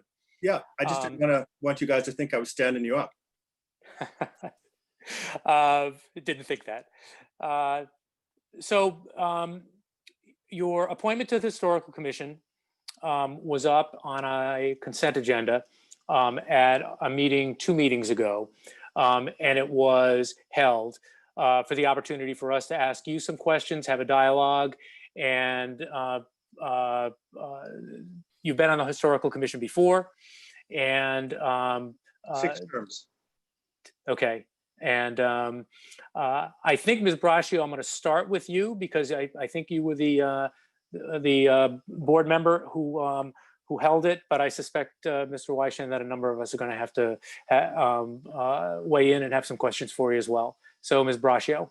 Thank you. Good evening, Michael. Thank you for coming. I appreciate you being here. I will qualify that I'm the last remaining member of the board that sat for 2018 for your request for a reappointment, as Mr. Shea has recused himself. I did go back, I rewatched the video. I will not be asking you to apologize for a tone or an intent, but I certainly do have some questions for you, and I hope you will bear with me. So one of the things I found for me personally is after meetings or after tough decisions, I go back and I reflect on things I could have done differently, things I could have said differently. Do you have any reflections looking back on the 2018 meeting that maybe would have changed anything that took place at that time in the discussion that you had with the board, the current board at that time? That's a good question. Thought about this. I don't think at that meeting anything could have been changed because I think that the die had been cast by that point. However, I think that what came out of that was a real failure of communication, both on my part, on the part of the Historical Commission, on a part of our communication with the Board of Selectmen. We were faced with a very difficult situation, first time out of the box with a new bylaw. At the time, we had not been trained. We had not had a chance to have any training with Aldo, which we subsequently got. And it just didn't go well. A lot of big personalities involved, and it didn't go well.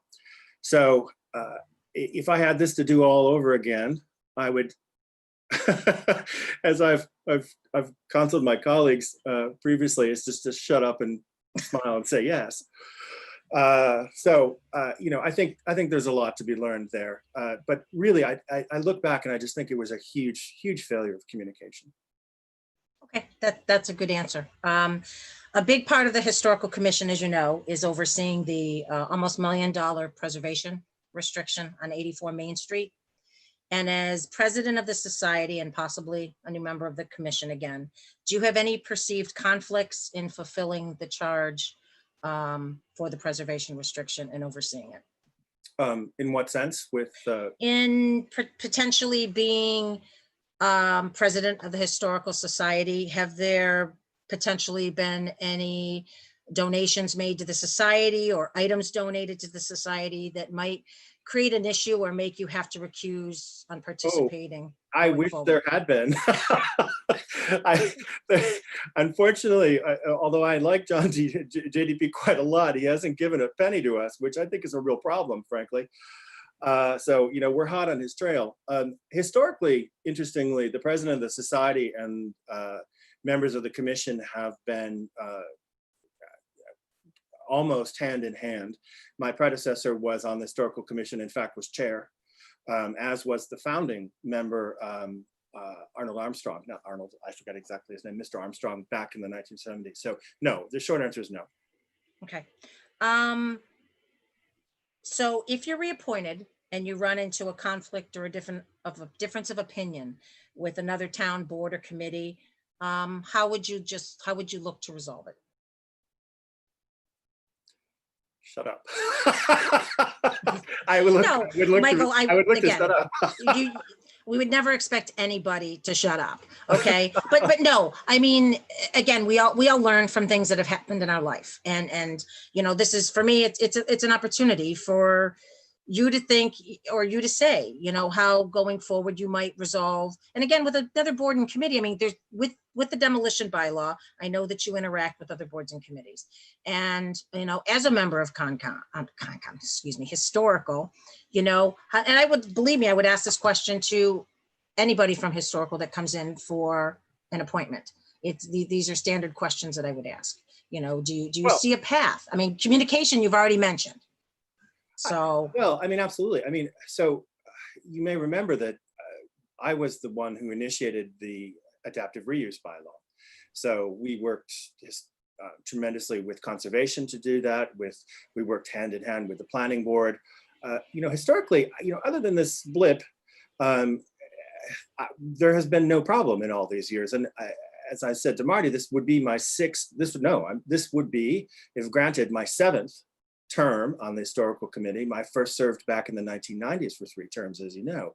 So, I mean, no, I frankly, as a matter of fact, we just had a board meeting of the Historical Society tonight. And what we've been talking about is trying to figure out a way to unite the various groups to combine resources in terms of promotion, in terms of publicity for preservation, speaking to open space, speaking to Chestnut Hill, getting all these folks, even Conservation Commission and Planning Board together to potentially contribute to a once a year newsletter. We have an incredible sister town. I don't know if you know, Southborough, England, which is in Kent.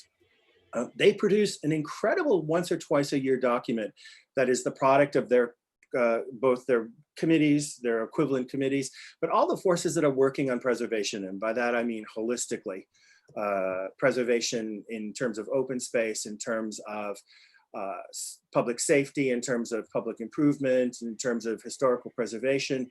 And they get together and they produce this incredible thing, you know, natural conservation.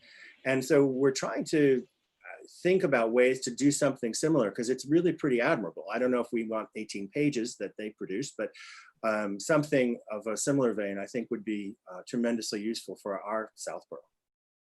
okay. And one last thing. One of my reservations back in 2018 was that I had an issue with the person that sat on a board, and the Board of Selectmen made a promise to me that courtesy, respect, and open dialogue are prerequisites for continued membership on any board, and there's no room for compromise. And my concern at the time was that if I veered from what I believe and what I had fought for, you know, based on what had happened to me, that if I veered from that just because of somebody that I know and respect, and Michael, believe me, there's very few people of any in town that are more qualified to serve on historical commission than you. But I struggle with that piece of knowing that if I don't take the concerns that I had seriously then I'm no better than the concern that I had. And I think you are certainly qualified for this. I'm certainly interested to see what the other board members think. I think you bring a tremendous value to the town. You know, I have enjoyed a lot of the things that you've done through the society, you know, working with the commission as well, you know, at Heritage Day and the beautiful trunk that I was able to purchase, you know, and bring a piece of history home for myself. So I do appreciate that, Michael. I do. I just want to make sure that it's a good fit at this time. And that, you know, lessons learned for all of us. And I think the communication piece that you brought up is important as well. So with that, I'll hear what the other board members say. Thank you. I'm gonna flip the alphabetical here and go to Mr. Stivers next. Oops, wait a minute, I wasn't ready. No, I'm fine. Again, am interested in finding well-qualified people to appoint to the committees. I think there's nobody more qualified than Mr. Weischen for this particular appointment. I actually did follow the events around the 2018 process from several different sides. And I think there's a lot that all of us can learn from that, whether we were on boards then or not, just observing what happened. And I guess I'm personally prepared to give Mr. Weischen the benefit of the doubt that he learned what he needs to learn to continue to be an effective member of the commission at this point. So I am comfortable with the reappointment. Ms. Malinowski. Hi, Michael. I just have a few questions for you. What are your goals by rejoining the commission? Well, so to be truthfully told, I was asked to rejoin the commission. I kind of was seconded into this. And at first I said no, actually. And then I was asked again and again. And the reason that they're asking me, and the thing I think I can contribute, is some historical continuity. With the death of our dear friend Kate Madison a year and a half ago or so, we lost someone who was essentially our town historian. And she really kept us to the straight and narrow in terms of working with Mass Historical, with shepherding through the various preservation projects, the Main Street Historic District, all those things. She was really the person who drove all that. And then this spring, the Historical Commission also lost a dear friend of mine, Joe Hubley, a native of Southborough, who resigned after many, many years. As he said to me, I've served this town for 36 years and that's enough.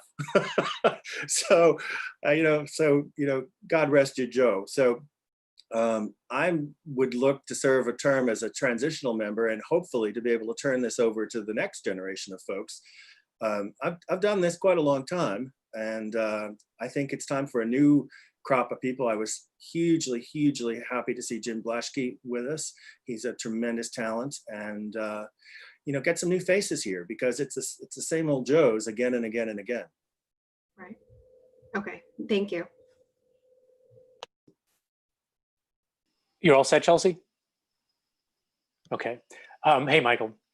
One of the things I try not to do is bury the lead. And so I'm going to support your appointment to the Historical Commission. And obviously I wasn't on the board when what happened.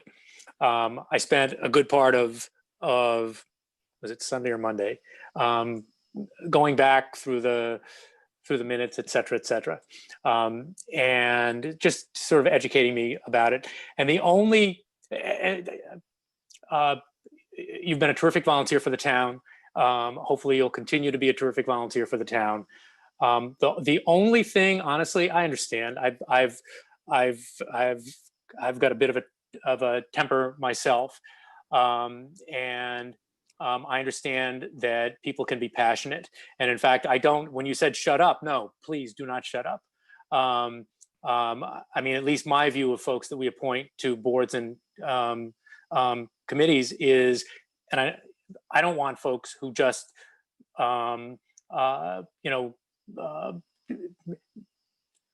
flow the way they think the Board of Selectmen is flowing, or take, the path of least resistance or something like that. I mean, if somebody's wrong, tell them they're wrong. If you've got a strong disagreement with them, tell them that you've got a strong disagreement. but let's stop there.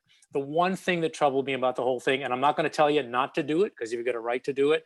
I'm not even going to tell you it was a mistake, but I one of the things that can make a heated disagreements in town government something more than that is using tools outside the town and the filing, for instance, of an ethics complaint. And if someone thinks it's warranted, then they should file it. But what I would like to think is with this Board of Selectmen is that if there is an issue, you got a pretty open cast of characters and folks who are going to give as good as they get. And I would ask you to consider that route as loud as you want before you take it outside of town processes and feel the need to do something like that. That's my only, you don't have to answer that. It's just my observation. Of all the things that happen, that's the one that gnaws at me a little bit. So that's my statement. But as I said, I don't bury the lead. I'm going to support your appointment. Thank you. Marty, can I add one more thing? Yep. Yes. As I said, Michael, I think there's nobody better qualified to step up into the role that you want to do. And I'm grateful that you do. I have my reservations and I've explained why, but I'm going to put my faith and my trust in you.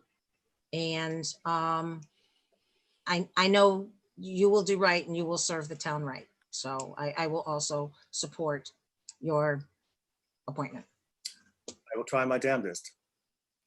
And if you have an issue, never shut up. I don't shut up. Come to me. We'll talk.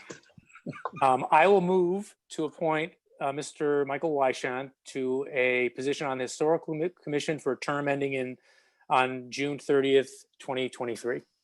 Second. Any additional discussion? Seeing none. Ms. Braccio. Aye. Ms. Malinowski. Mr. Stivers. Aye. Mr. Healy is aye. Michael, welcome back. Thank you. And do good work. Congratulations. I'll try my best. All right. Thanks. Thanks. Bye-bye. Thank you. Bye-bye. Hey, Chelsea, when you speak in sentences, we can hear you perfectly. When you say for some reason, I'm not sure why it's getting lost. Okay. I don't know if you're moving away from the mic or what. Okay. All right, Mr. Is it Candela or Candela? I apologize for not knowing the correct pronunciation.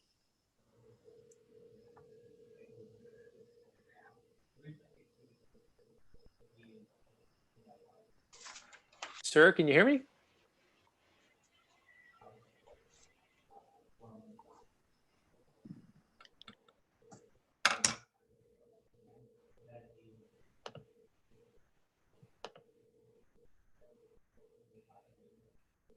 What can you tell me, Mark? Yeah, Katie. Nope, there she is. Okay. There we go. All right, and correct me if I say it wrong, Mr. Candela? He's You're muted.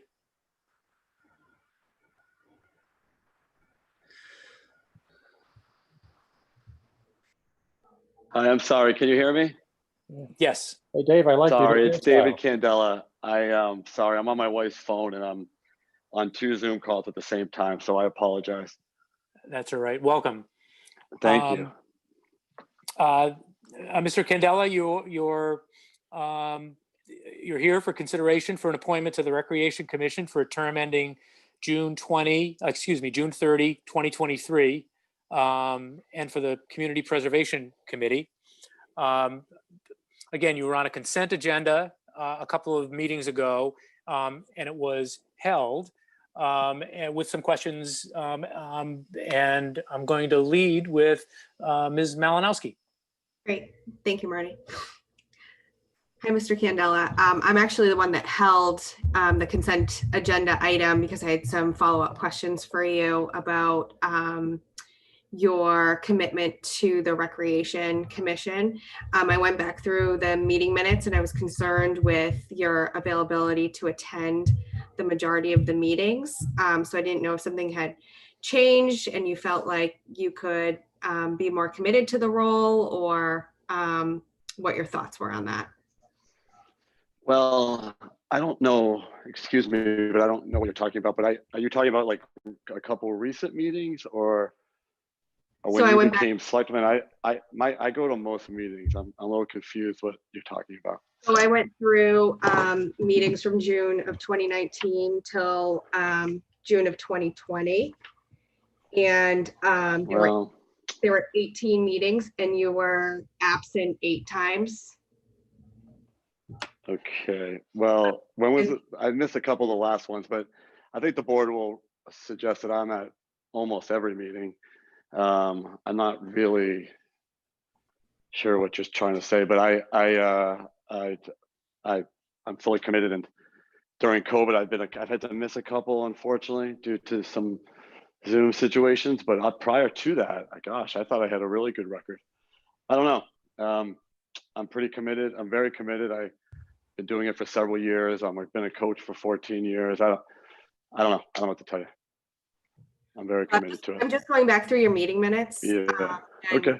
And pulling and just looking at when you're absent versus when you're present. So I'm not sure if your meeting minutes aren't accurate for when you're present. Well, the meeting minutes are definitely accurate, but I don't know. I didn't really look at it that way. I think that maybe if I missed 8 out of 19, I probably missed the last 4. I haven't missed the last 4, including the last 2, which I haven't been officially on the board. I did it through June of 2020. All right. Well, so those yeah, are my but that's, concerns. I was looking. Yeah, we had like 4 meetings from COVID, so I did miss the last couple, but I'm in constant communication with them and letting them know why I can't make it, and I try to keep updated on what's going on. And I'm very committed to it, and I couldn't be more committed to it. I think the board would tell you that. I don't know what else to say, really. So CPC, you're also the representative from RAC? Yes. Yep. And I know that they struggle to meet a quorum right now. Yeah, I've been at every single one. Yep.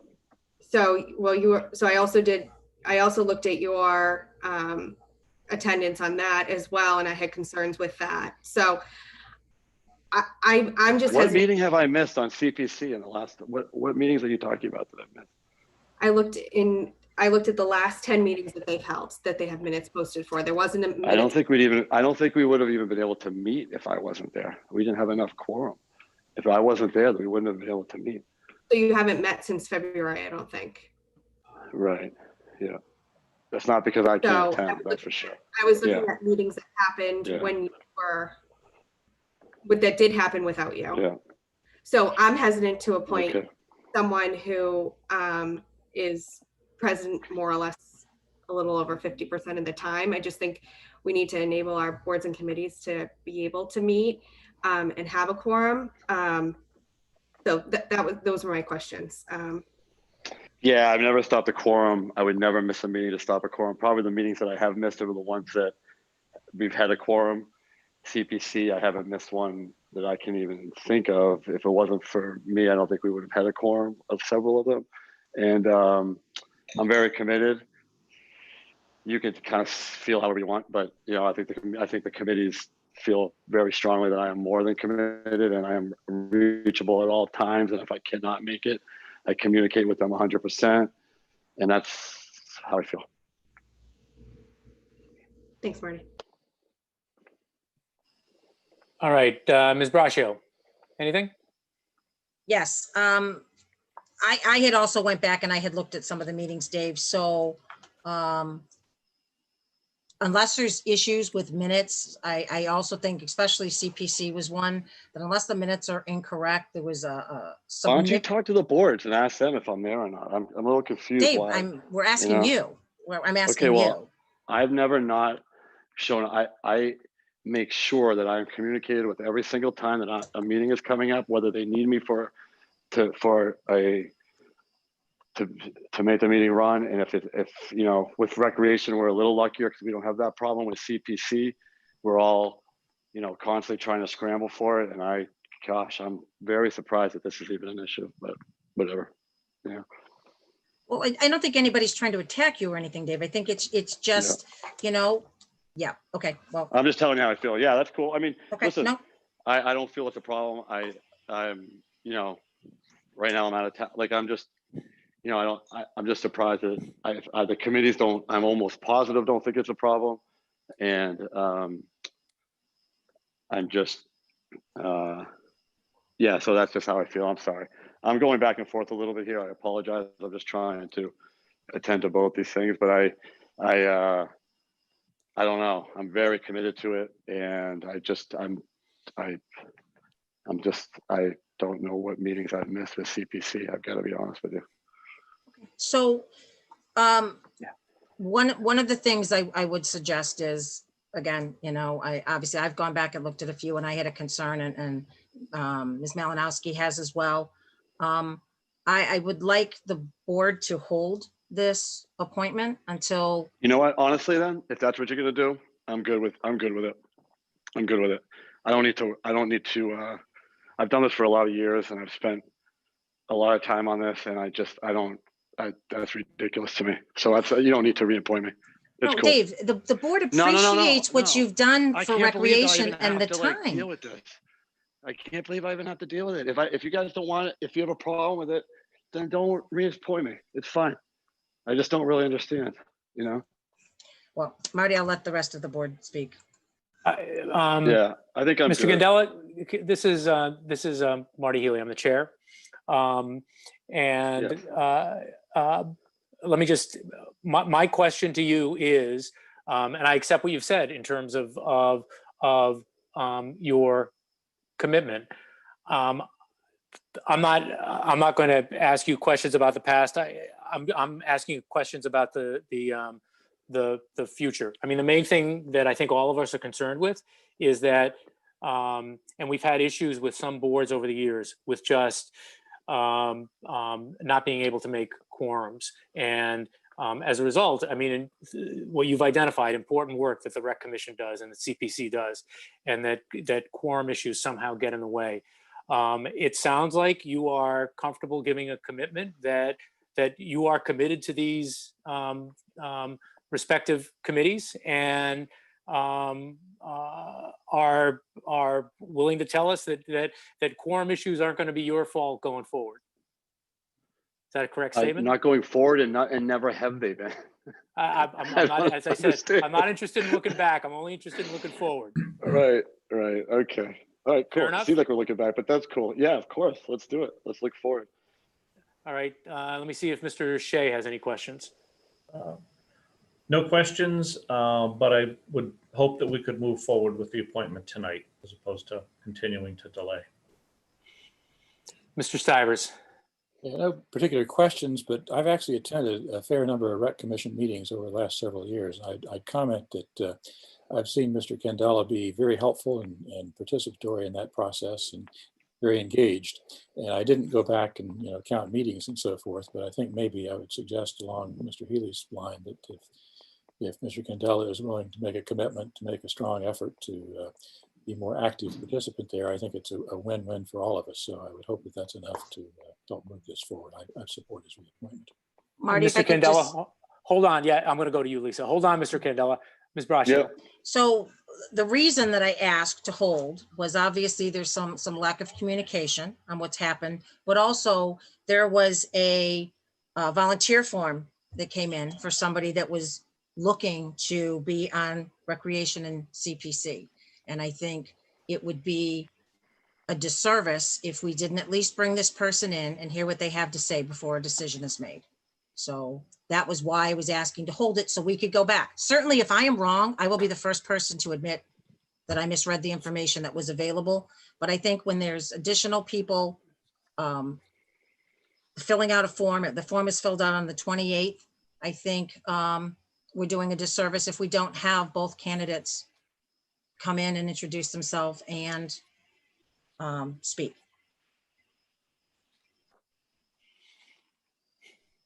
So I had not seen that form. Was that form distributed to the full board? Yeah, I haven't seen it either. Yeah, I don't know. I asked for a copy of it. I had heard there was a form, so I asked for a copy of it. Okay. Mr. Candela, how about this? Whatever. Do whatever you guys want. I'm cool with it. I'm down with it. Okay, I what have we're true gonna faith do- in my board. I have true Well- faith in my board want me to be there. I understand that a couple people don't. It's cool. I'm down. I'll continue to fight hard and to do what's great for recreation and for CPC. I think the board members will vouch for me, and just let me know. Okay, we will do that. And I expect that we'll be able to let you know on September 22nd, which is the next time we meet. Fair enough? Great. Thank you so much for your time. I appreciate it. All right, thanks for yours as well. Thanks, Dave. Yeah. Thanks a lot. Thank you. Bye-bye. Yep. All right. We've got a bit of a traffic jam here, don't we, Mr. Purple? And I guess I've got my ideas about the order we should go in now, right? We've got Mr. Ballantyne, the Deerfoot residents, Ms. Galligan, and Ms. Barrett. I guess my inclination would be the folks from Deerfoot, have them go first. Do others feel the same way, differently? I agree. All right, so my apologies to Mr. Ballantyne again. I may be apologizing to you a lot tonight. Ms. Galligan, actually, you may end up being a participant in the Deerfoot discussion. And Ms. Barrett, I know we had you scheduled for 8:30. It's going to be a little bit later than that, so I apologize for that. So how many folks do we have for the Deerfoot discussion?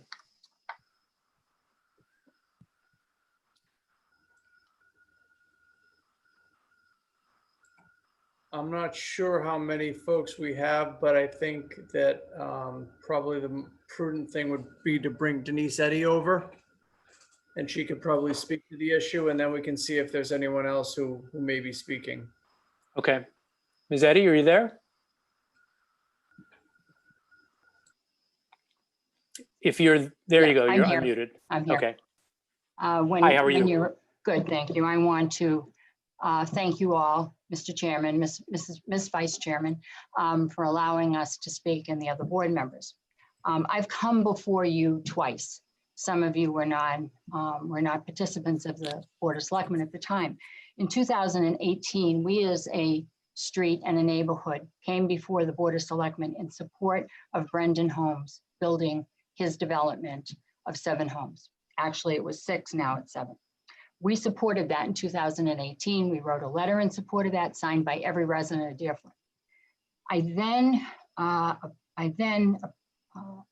then came before this board in 2019, in either the month of November or December, because we as a neighborhood had major concerns of the water that was running off of the hill onto the street and also onto the backyards of the 3 lots at 124, 126, and 126A, that the amount of water that was coming off of that hill was flooding those lots and was also flooding the street. In your packets tonight, you have a report that we hired as a neighborhood, Dr. Deshang Wang, who's a noted water resource management consultant who happens to live in Southborough. When I hired him, I didn't know it. But he visited the site at least 3 to 4 times, issued a report that's in your packet with pictures showing the amount of water that's coming off of the hill. There's many reasons as to why this water is doing what it's doing, okay? These lots were considered, other than 124 A&R lots, which were not subject to a site water management plan. An A&R lot, you can only clear 50% of the lot. Brendan's, his engineer, which is Bowler, will tell you that 37% of the lot was cleared. That, according to our engineer and his report, you will see it's over 50%, which has caused us to have this huge water problem, and a problem that is now ending up on the streets and flooding Deerfoot Road. Deerfoot Road is a small little country road that originally, all of this acreage had 1 house and it was servicing about 5 houses. Now, all of a sudden, it's got all this water for disturbed trees that have been there for 200, 300 years have all been removed. There needs to be oversight, whether it's planning who says, well, it's A&R lots, or conservation who says we have no orders of condition because those lots are not under our control because in fact, no more than 50% has been removed. If in fact a developer begins And in fairness, maybe the developer did not plan on taking more vegetation down than actually came down. But when it does come down, there has to be some oversight as to whether or not it has happened and what the implications are for the street. Now,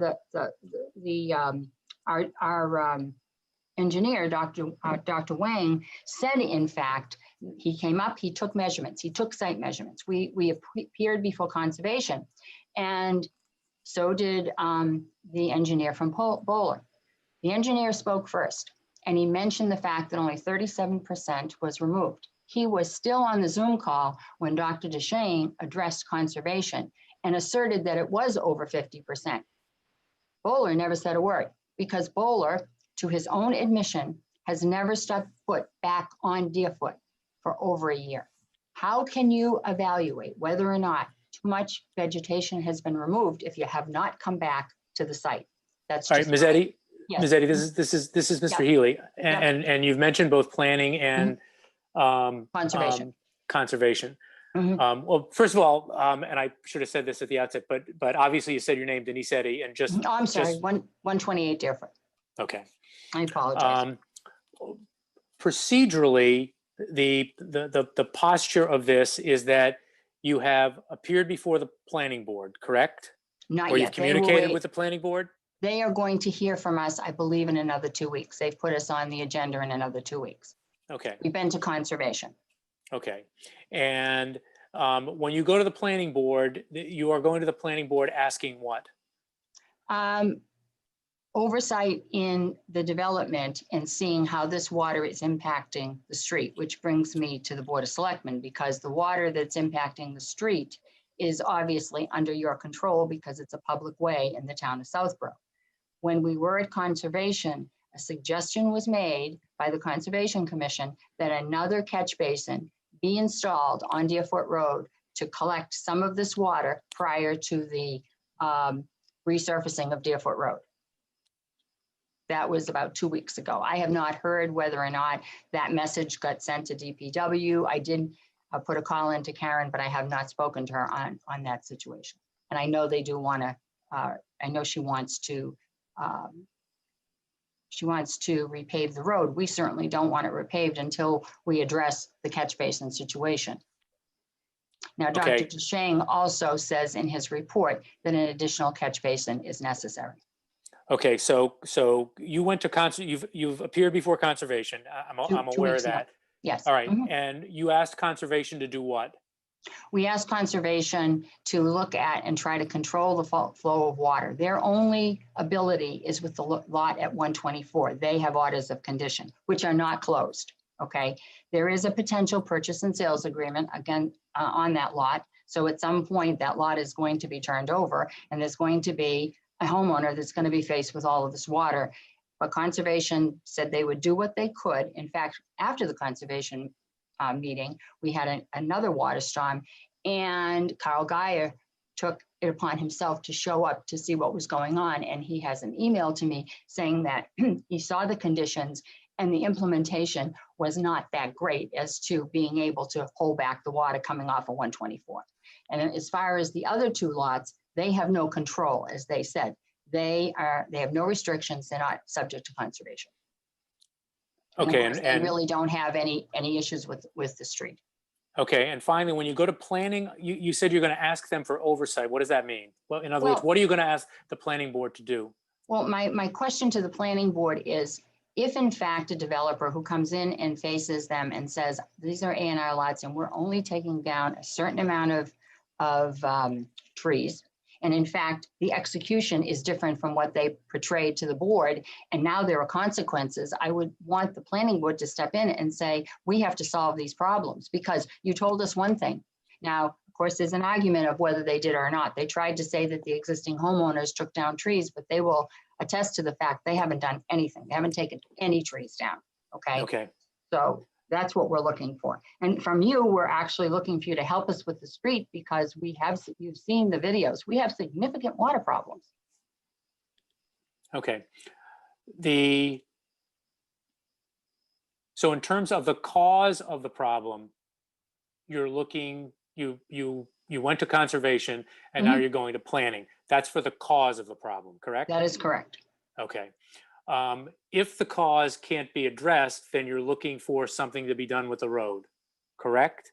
But in other words, if the cause is addressed, then presumably the effect would not have to be addressed. Am I right about that? No, there's two things. The cause of the water is the way these lots were cleared and that they were not subject to a site water management plan. I will say the developer has taken a step to try to help the homeowner at 126A by putting in and installing drains this past week to try to catch the water. But unfortunately, the problem is magnified in two ways. There is so much water coming down that it is coming onto the street and is causing a problem on the street. We don't believe that the water situation has been corrected appropriately. Not sure where we're going to go because who's going to be able to address it?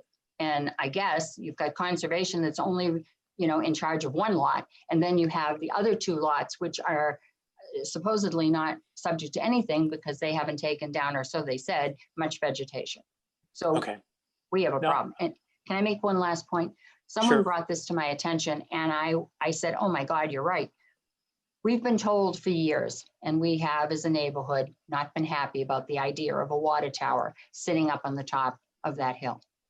Someone brought to my attention within the last 2 days, one of the homeowners that happen to live in those houses right now. The amount of water we're getting off this hill from the vegetation that's been taken down is inordinate.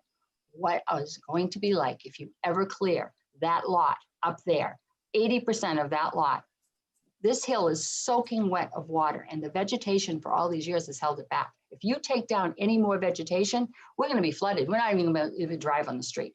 Okay, I hear that. Let's not deal with what might happen. No, Let's I'm deal just with what's making the happening. point that someone brought that to my attention and I honestly had not thought about it. Okay.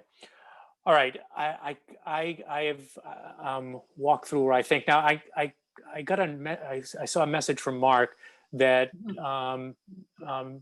Mr. Giblin may be, is he interested in participating or is he just observing? If he's interested in participating, he could raise his hand and let us know. Yeah, he does have his hand up, Mr. Chairman. Okay, before I go to the other members of the board, I'm happy to have you address any issues with Ms. Eddy, or we can have the developer weigh in first. I think the developer. Okay, Mr. Giblin?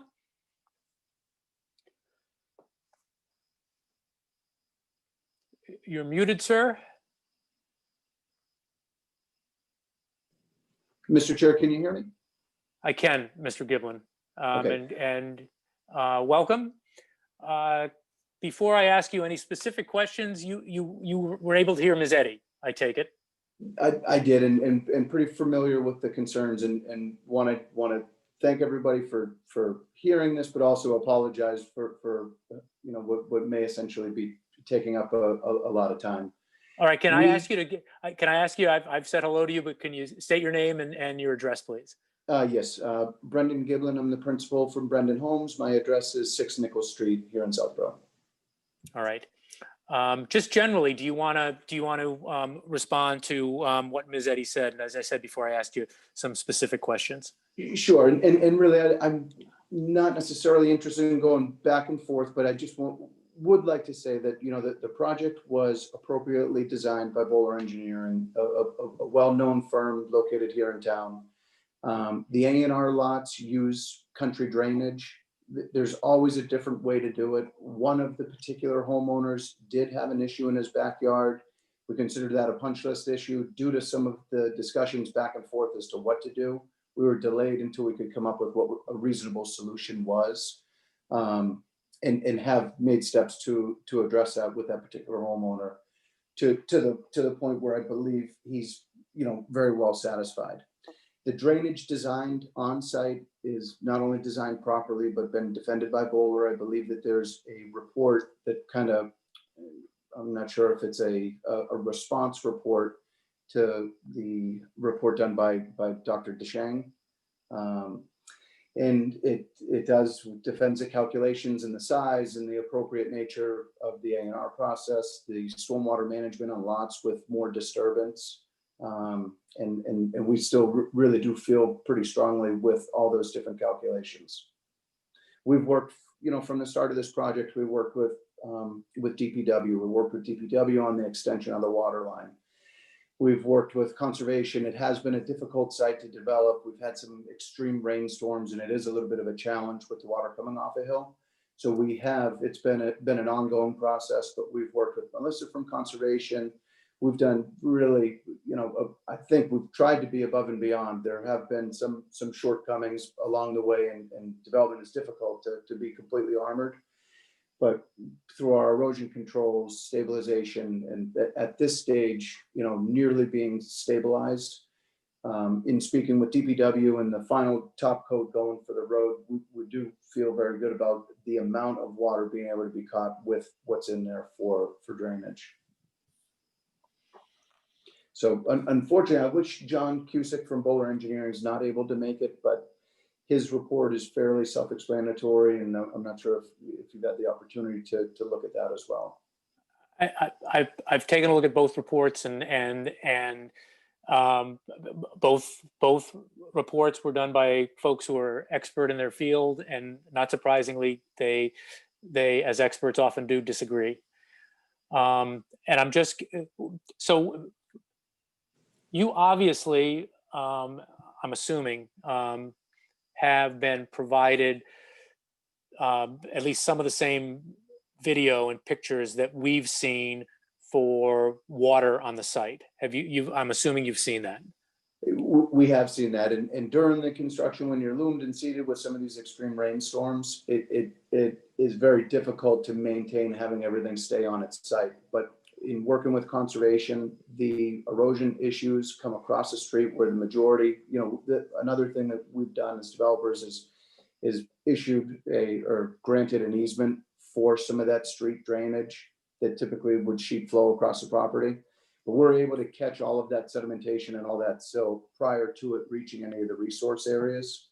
So it sounds, Mr. Giblin, it sounds to me like you're saying that your view is that the water issues that have been identified, the runoff issues, were situational, and they're situational way that you believe has been addressed, is being addressed, will be addressed. Well, I think truly a combination of that. I think the water issues and the amount of water on the street, the amount of water is one issue. The water being silty coming off a site that's not yet stabilized is a different issue. With the lots now nearing stabilization coming off the hill, that the appearance of that water is only going to get better.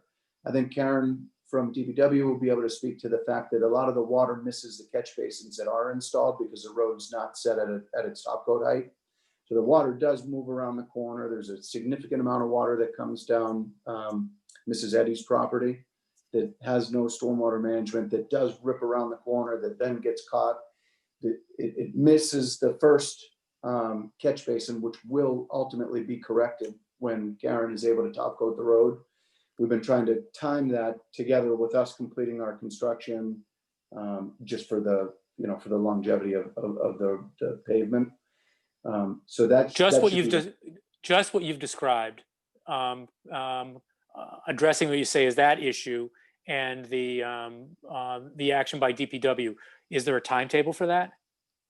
I mean, I would say immediate. Our uphill lots have been, the last one, I mixed the numbers up. I call them more by lot numbers, but lot 1, which is the first one that I've developed on the left side as you go up Deerfoot Road, has been seeded, not yet totally germinated, but as that lot becomes germinated, we're nearly done up there with all of our heavy equipment and I think essentially ready to be developed based on all of the issues, that are issues or maybe distractions. We're not planning to develop any more homes up there. We have one piece of property that's left that we're just going to loom and seed for the time being. So let me, and I'm gonna start with actually Mr. Shea in a second, just because this falls more into your area of expertise certainly than it does mine. My questions probably indicate that, but it sounds like you're not disputing what Ms. Eddy has said about what is going on Deerfoot right now in terms of water and the like. There's no dispute about the fact that that's happening. Is that a fair statement? There's no dispute. I mean, I've spoken with Mrs. Eddy quite a bit since the project started, and you know, as we try to be empathetic and compassionate, it's difficult. Sometimes it's difficult to always achieve that happy. All right, well, happy putting that point. aside, so we've got the effect that described by Ms. Eddy is in fact happening. And what you've described as you said almost immediately, are steps that in your view and your engineer's view are going to address those issues? Well, That a fair statement? I think it's a fair statement to say that the site is, I don't think that the site has been improperly designed. It's constructed appropriately, and I think in its finished state, stabilized with the top coat on the road. A lot of the issues that have been discussed, a lot of the photographs have been, you know, ongoing construction, siltation coming off the slope, appearing to make its way towards the wetlands, however, stopping through erosion controls short of getting to a resource area. But I think combined, when everything is complete, the site will, you know, will operate as intended. And the timetable for that, for it being complete? Some of the timetable, and I'm not sure if Karen's available to speak to this, but I do think that a lot of that has to do with the top coat of the road being kind of our final step. So as a How about your end of it? How about your end of it in terms of the completeness? What is the timetable for everything you need to do? 7 to 10 days, nearly complete at the moment. Okay.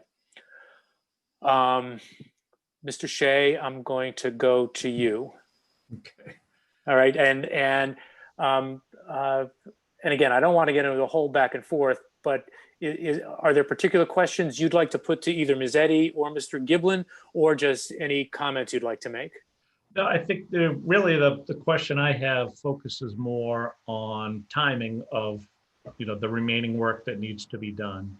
And mostly just making sure that it is an appropriate time to install the top coat, and any final road grading that would take place as part of that top coat operation to improve the performance of the drainage structure that's in place there.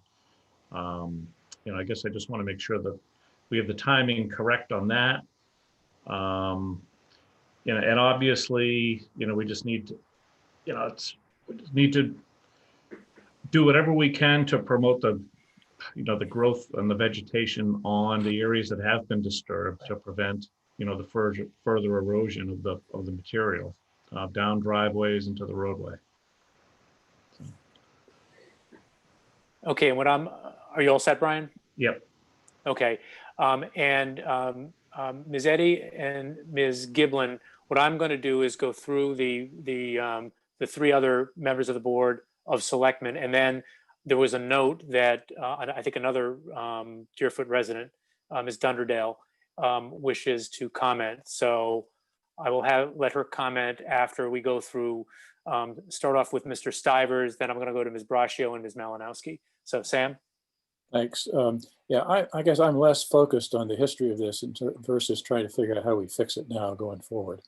And I heard a pretty compelling discussion at the Concom meeting where some people who I think know what they're talking about seem convinced that we do need an extra catch basin in that drainage system there. There's apparently more distance between the catch basins than is recommended by engineering standards. So it seems to me from what I heard is that something that the town could do relatively inexpensively, certainly before the paving. So I would hope that Karen and her team would take a serious look at that one.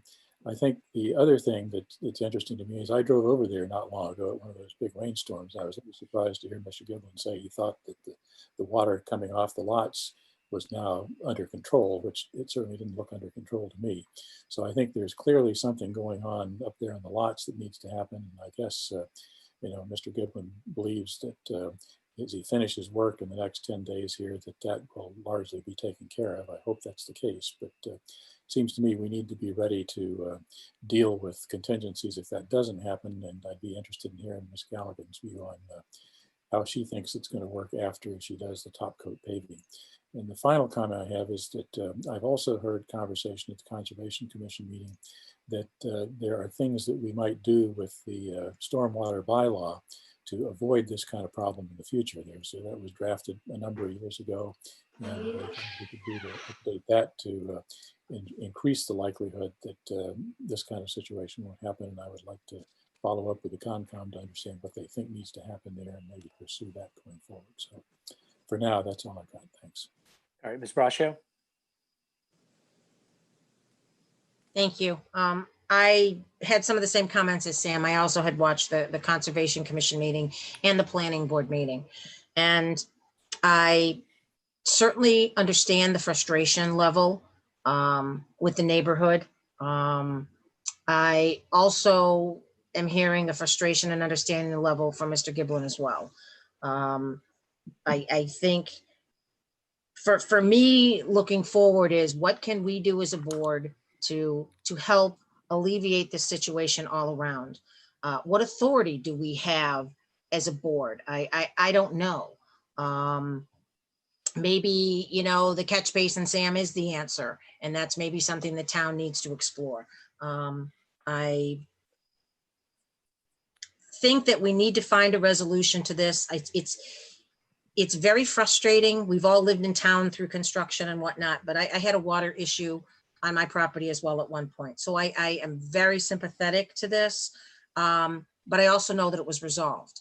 And so that's what I'm hoping we can do, is somehow facilitate that between the neighborhood and Mr. Giblin.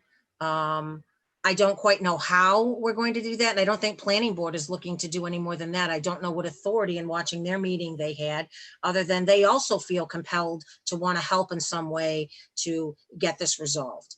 So how we get there, I certainly don't know. Maybe as Sam said, the catch basin is the answer. I would hope that this isn't something unusual, I guess, you know, that these lots weren't something unusual that happened. And Sam, again, maybe it does come down to changing some of the stormwater bylaw requirements. I just fear with that this is going to become an issue going forward with, where I'm not going to hear this only once, as there are fewer lots to build on, and the lots that are able to be built on, you know, typically are problematic lots. So at the end of the day, I understand the frustration level on both sides, and I don't know what the answer is. I wish I did, but I hope that we can somehow facilitate some type of solution.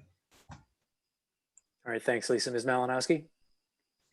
I'm hearing frustration on both sides as well. Did I hear Mr. Giblin say that the last lot is germinating now, or are there other lots that have not been seeded yet? So the last home lot has been seeded. The vacant lot, I'm not sure if that was yet 100% completed.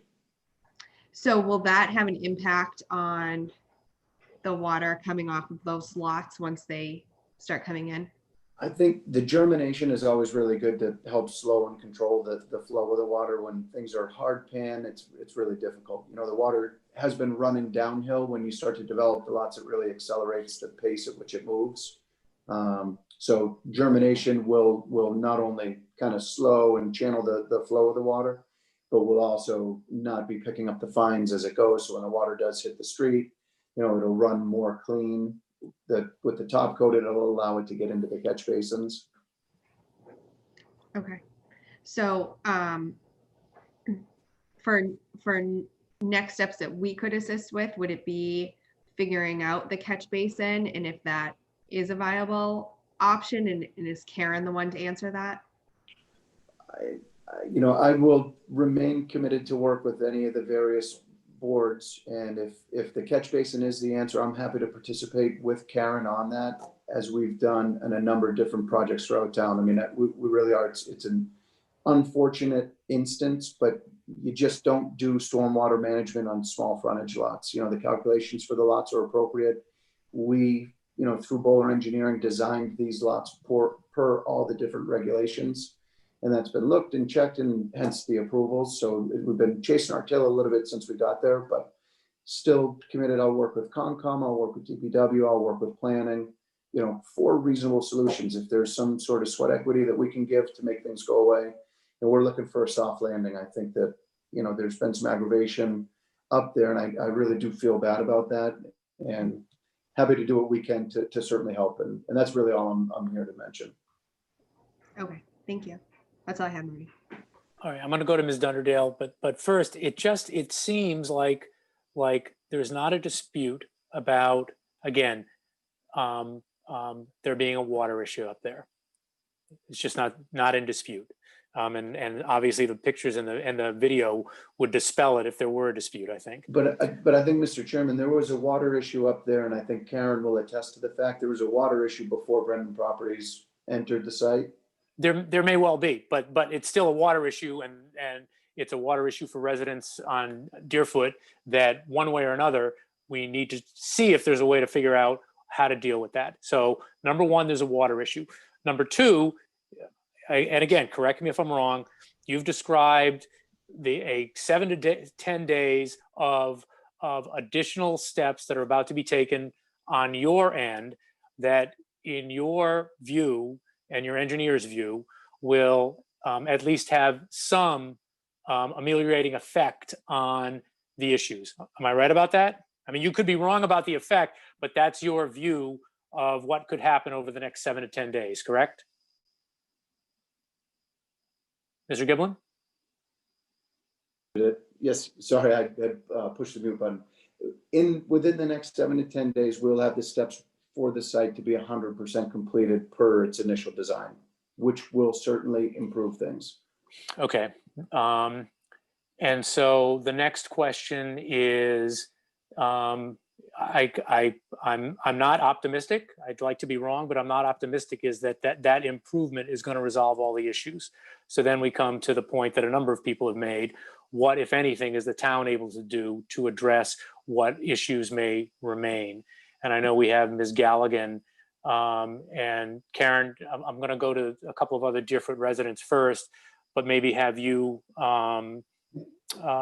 be able to weigh in at least a little bit on some steps that you think might be available. So, Mr. Purple, I think Ms. Dunderdale, if I read the name correctly, was had her hand up to weigh in. Yes. Okay, why don't we add her?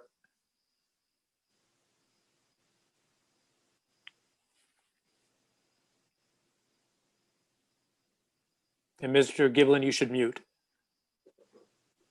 I always forget that too. Good evening. Hi there. Hi, everyone. Hi, Thank you Ms. for your time. Dunderdale. Thank This you is for Marty your time Healy. tonight, Chair. I'm the chair. If you could just give your name and your address up on Deerfoot, please. Thank you. Lisa Dunderdale. I'm at 122 Deerfoot Road. All right, Ms. Dunderdale, before you start, you may or may not have heard the dialogue with Ms. Eddy and the additional conversation with Ms. Giblin, Mr. Giblin, as well as questions and comments by members of the Board of Selectmen. What I would ask you to do is just not retread ground we've already covered. Gotcha. And so if there's new information that we've missed up until now, I'd like to hear that. But again, I don't think we need to go over ground that's already been covered. I think in some pretty decent detail. Okay. Fair enough? That's fair. So Okay. my concern is on my lot line, as well as I don't know if Melissa DeCosta is on the line and if she's going to be speaking, but we're at 122 and 120, and we have seen water trespass at the lot line there on the hill. And I have sent that off at least 3 times to Melissa over the past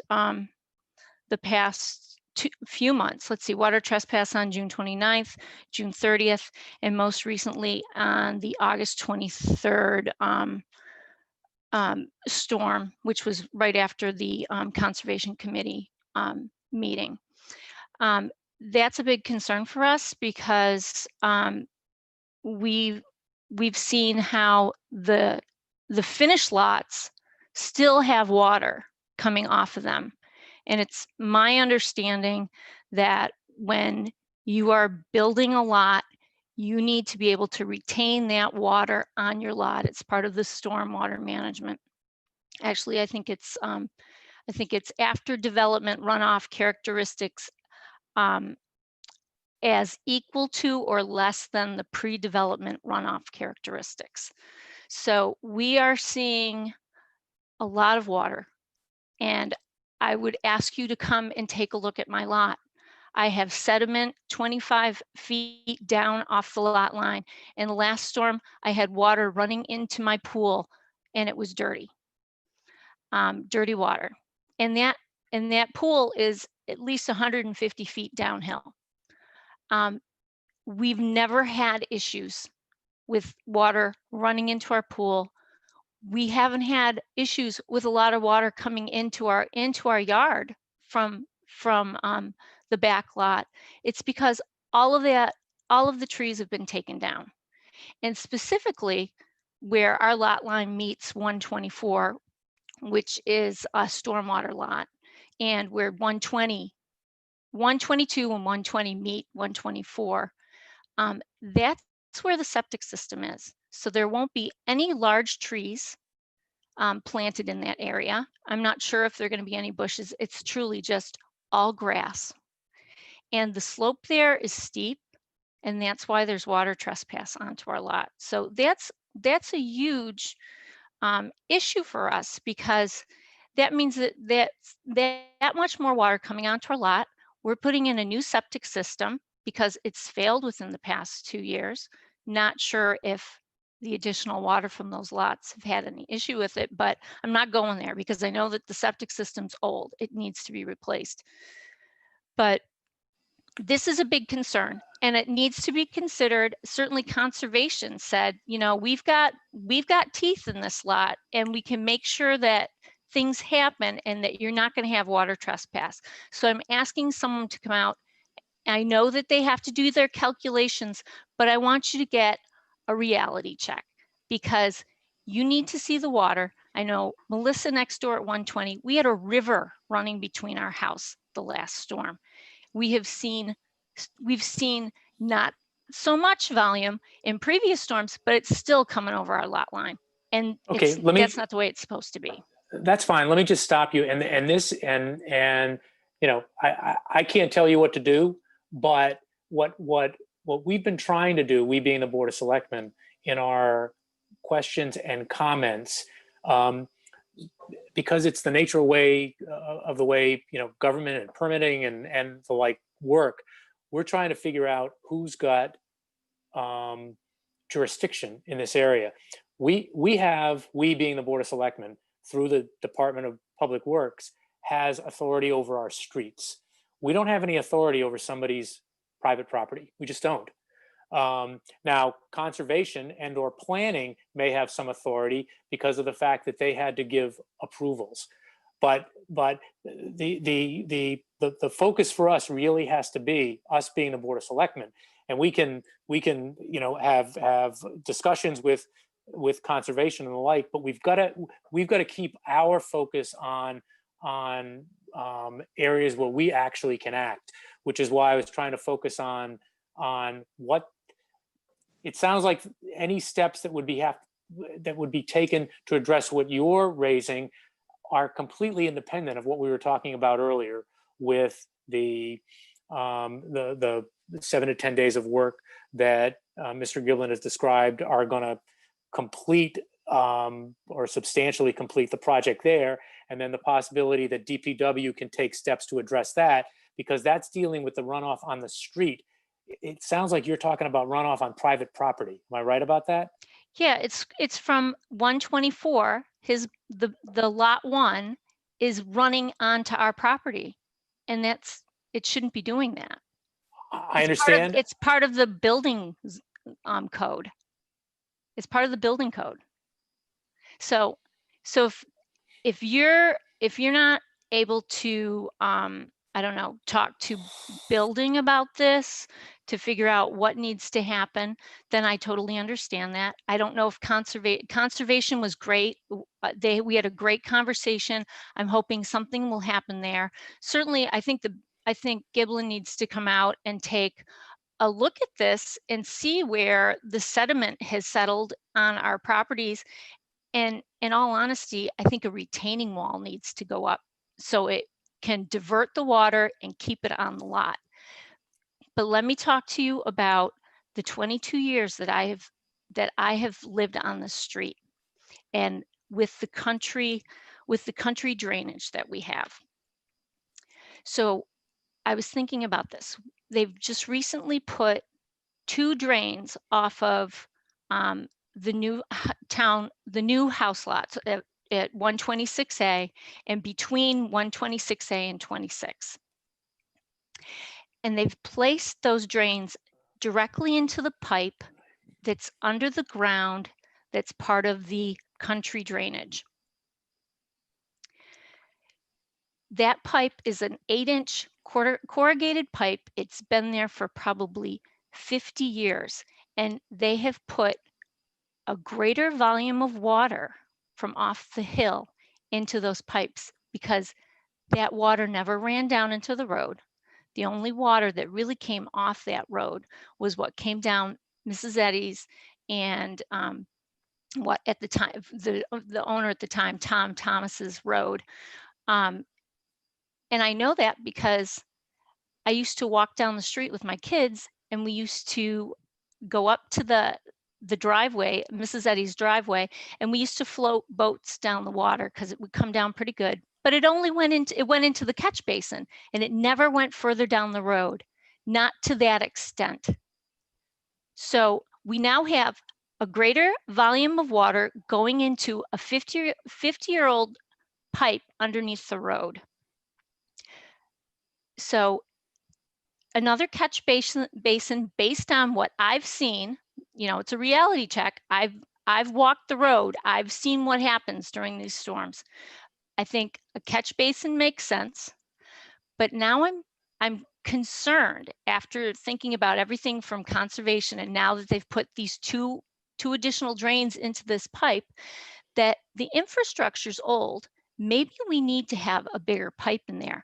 The pipe they brought across the road from 122 down to 133 and over the hill is a 12-inch pipe. I'm wondering if we need to have a bigger drainage pipe that 400-foot distance and add in the culvert in between at the midpoint to help Okay, with the water. That's potentially a conversation with DPW that involves the Right. roads. But I'm just saying that's an old pipe. This, you know, the drainage on the street has never really been maintained well, probably for the past 13 years, maybe 15 years at this point.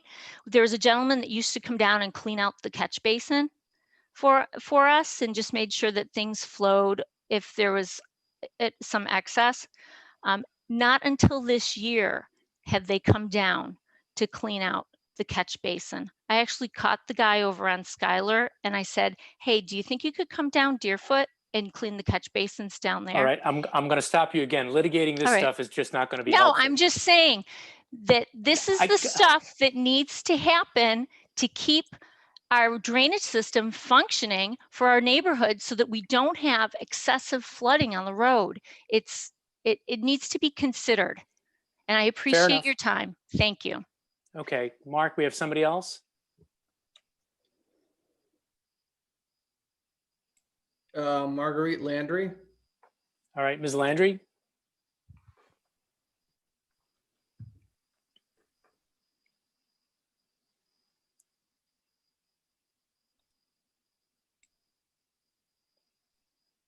Hi, can you hear me? Yeah, could you give us your name and your address, please? Yes, my name is Marguerite Landry. I'm at 134 Deerfoot.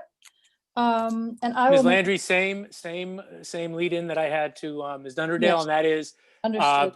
we've covered a lot of territory and just anything new. Okay, understood. Because I've lived on the street for 30 years. I agree with Lisa Dunderdale that that pipe is too small and it's got too much water going into it. It's 400 feet between the 2 catch basins, and I know 400 is the legal limit for what you can do, but it really needs another catch basin in front of 126. There's just too much water coming off the hill for those 2 catch basins. And Karen, about 6 months or 8 months ago, Galligan put in a new sump and catch basin and another sump and catch basin right in front of my house. And the theory was it would take the water running down Denise Eddy's driveway and take it off toward the wetland. That's not going to happen because if you go to the street now, the water's all flowing off 126, 124. It's not coming off 126A because it's got the drains going into the sump. So I would just implore the DPW to put in larger pipe in that set of drains and a drain between the two existing sumps, the two existing catch basins right now. And that's all I have to say. I think it would solve 50% of this problem if that were done.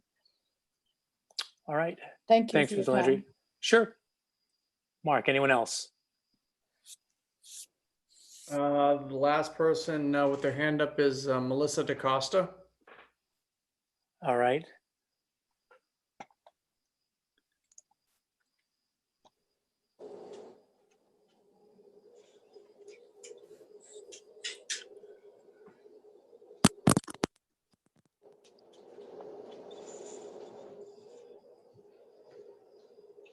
Melissa, you there? Yes, sir. Can you hear me? I can. Thank you, Mr. Healy. I am Melissa DaCosta Hawkhausen. I am at 120 Deerfoot Road. To the left facing the street, I abut the Dunderdales who are at 122. And to the rear of my property is what Mr. Giblin referred to as lot number 1. The only thing that I will add to what my neighbors have said is I understand the fact and the local government structure and the way that things work, and that this body of government is responsible strictly for the roadway in this case. But I would ask that you please look at a map and see that what is referred to as lot 1 is directly behind my home, 120, and the Dunderdales at 122. The water that is running from that lot, which has been described to your group as a stream, then runs to the road.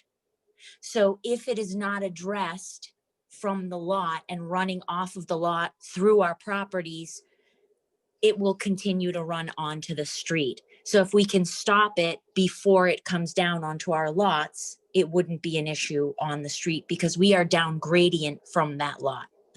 That's all I had to add. All right. Thanks very much, ma'am. Thank you. And Mark, is anyone else with their hand up? No one else with their hand up at this time.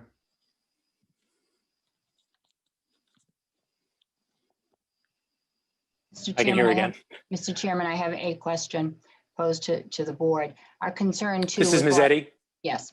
Our Okay. concern with lot 124 is that once that lot is turned over, our recourse, where is our recourse? Back to an individual party who has bought that lot versus the builder who is responsible for curing this default? We certainly are concerned about this property being turned over to a new owner within the next couple of weeks, since that property seems to be one of the biggest issues as to this water problem on the street. Okay, again, that falls into the category of I'm not sure what, if any, jurisdiction the Board of Selectmen have about injecting itself into private transactions. I don't think we have very much at all. I understand the concern. That's not where my comment was going. My comment was going that once it is turned over, our recourse is going to have to be to a homeowner who has just purchased this lot. And it seems as though a lot of this water, to Mrs. DaCosta's point, is coming down from the lot, is making its way to the street. And if that is happening, once this sale has commenced, are we going to then, as a town and a Board of Selectmen, be going to the private owner who owns this lot now in 3 weeks? If it is making its way to the street from 124, excuse me. You know, The obligation of the closeout of that permit doesn't leave when the home sells. That's still my obligation to close out. We certainly intend to do everything needed. You know, one of the more important things that I've heard is water trespass. I believe that there have been some steps to address that. But I'm going to be all over it tomorrow, and as the lot sells, there's still that closeout process, and we'll make sure that we've satisfied all of these different concerns within reason, within our permits and approvals. So I know that it goes with title and it's on record and on deed. So when do you feel that those orders of condition will be closed out with conservation? Well, the conservation process has a lot to do with stabilization, and honestly, Denise, every town's a little different. In Wellesley, it's a 2-year look back process. All right, Mr. Giblin, I'm gonna stop you. This is offline. You can have that conversation. Again, I'm trying to keep it narrowed to, again, what our jurisdiction is and what we might be able to do. This is, to put it mildly, a bit of a thicket, and we've got multiple boards in the town that have some piece of jurisdiction here. Planning may have some, conservation may have some. Again, we oversee, we being through the board, the Department of Public Works, the roadways. This is clearly not something that is going to be resolved tonight. And so I'm gonna move on to a next agenda item. I appreciate everyone's time. There's nothing that would lead me to indicate that everyone here isn't operating in good faith. That being said, I understand that folks are coming at this from a couple of different directions, and I appreciate the frustration. And Mark and the best person on our board, actually, Brian, might be you to participate, just because you understand this stuff better than I think the rest of us do. If not, if you're not available, then Mr. Stivers has got some background. But Mark, you, Karen, and a member of our board to sit down and see what, from a town perspective, in an area that we have some authority, what steps might be in the short term, medium term, and maybe even long term offing to address some issues that I don't think anybody disputes are very real for the residents of Deerfoot. Does that make sense to other members of the board? It does. All right, so Brian, you don't have to decide now, but I've nominated you. But if it's legal stuff, I'm more than happy to jump in. Engineering, not so much. I second the nomination. So Marty, is if I may. Yeah, I'm sorry, Lisa. Yeah, no, so do you want to wait to give Karen an opportunity to just take 2 minutes? Again, I don't want to draw this conversation out, but I think the catch basin subject has been brought up multiple times here. If she can briefly give some, or if you prefer to wait and have Brian have that discussion and then come back to the board. Let's ask Karen up front if she can do it in 2 minutes. Okay, because I don't want to prolong it, but. Yeah, if it's a much longer discussion than that, because again, I think everybody would agree this is a thicket that is not easy to get your arms around. Agreed. Karen, and while Karen's getting online, all of the Deerfoot residents who have weighed in, as well as Mr. Giblin, appreciate your time, the information you've given us, and we're going to get our arms around this and figure out, again, where our jurisdiction lies and what steps in that jurisdiction we're able to take to do our best to address this. With that as your lead in, Karen, why don't you tell us how you're going to solve all the problems? It is more than a 2-minute discussion. Couple things. It's what we did install there for catch basins. It's 2 separate systems. That old pipe isn't used anymore. We have 2 new catch basins over by Mrs. Landry's house, as she said. That goes out to a separate outlet that's all new piping, and that goes out down a paper road that exists at the end of Deerfoot Extension. The catch basin in front of 122 still goes out where it used to go, except now it's new piping going across the street, and that goes out. There's a new outlet that's down now. So there's distance between the catch basins, but it's not one system. It's 2 separate systems. Right now, the basins down at the end by the private driveway by Mrs. Landry's house, that they don't catch water currently because it comes down the hill and it needs to actually be graded with the pavement to get in there. And that was something that, one of the reasons why we need to pave. So the way that all came through, we needed to do it with pavement. And then there's a good grade on that road anyway. It goes uphill as you get towards the end of the road, and that will carry to the existing catch basin that's in front of 122. What doesn't get caught after it comes, basically what falls after the last catch basin down at the very end will then run down the road into this other catch basin, and the other side of the road will run off as country drainage, as it always did. All right, I'm going to stop you. Was that it? Yes. All right. To the extent I absorbed 20 to 25% of that. It sounds like what you're saying is that some things have already been done. There are other things that are going to be done. Some of them have to wait for either Mr. Giblin or for the road to be paved. And the overall effect that has is hopefully beneficial, but probably in its entirety unknown. Am I right about all that? Okay. Can you give me the timetable for when those steps that you've described you think will be done? I've been having a hard time. I will say that pavers are the prima donnas of the construction business, and it's difficult to get an actual time right now from them. I've been working on that because they also have some public safety building work to do and others. The intent originally, because I did have to put them off because we had some other work on the road that was being done. So they were going to do it the end of June, but now we've delayed, and it will be this fall, but that's the best I can say right now. So by this fall, that could mean sometime December into 21st.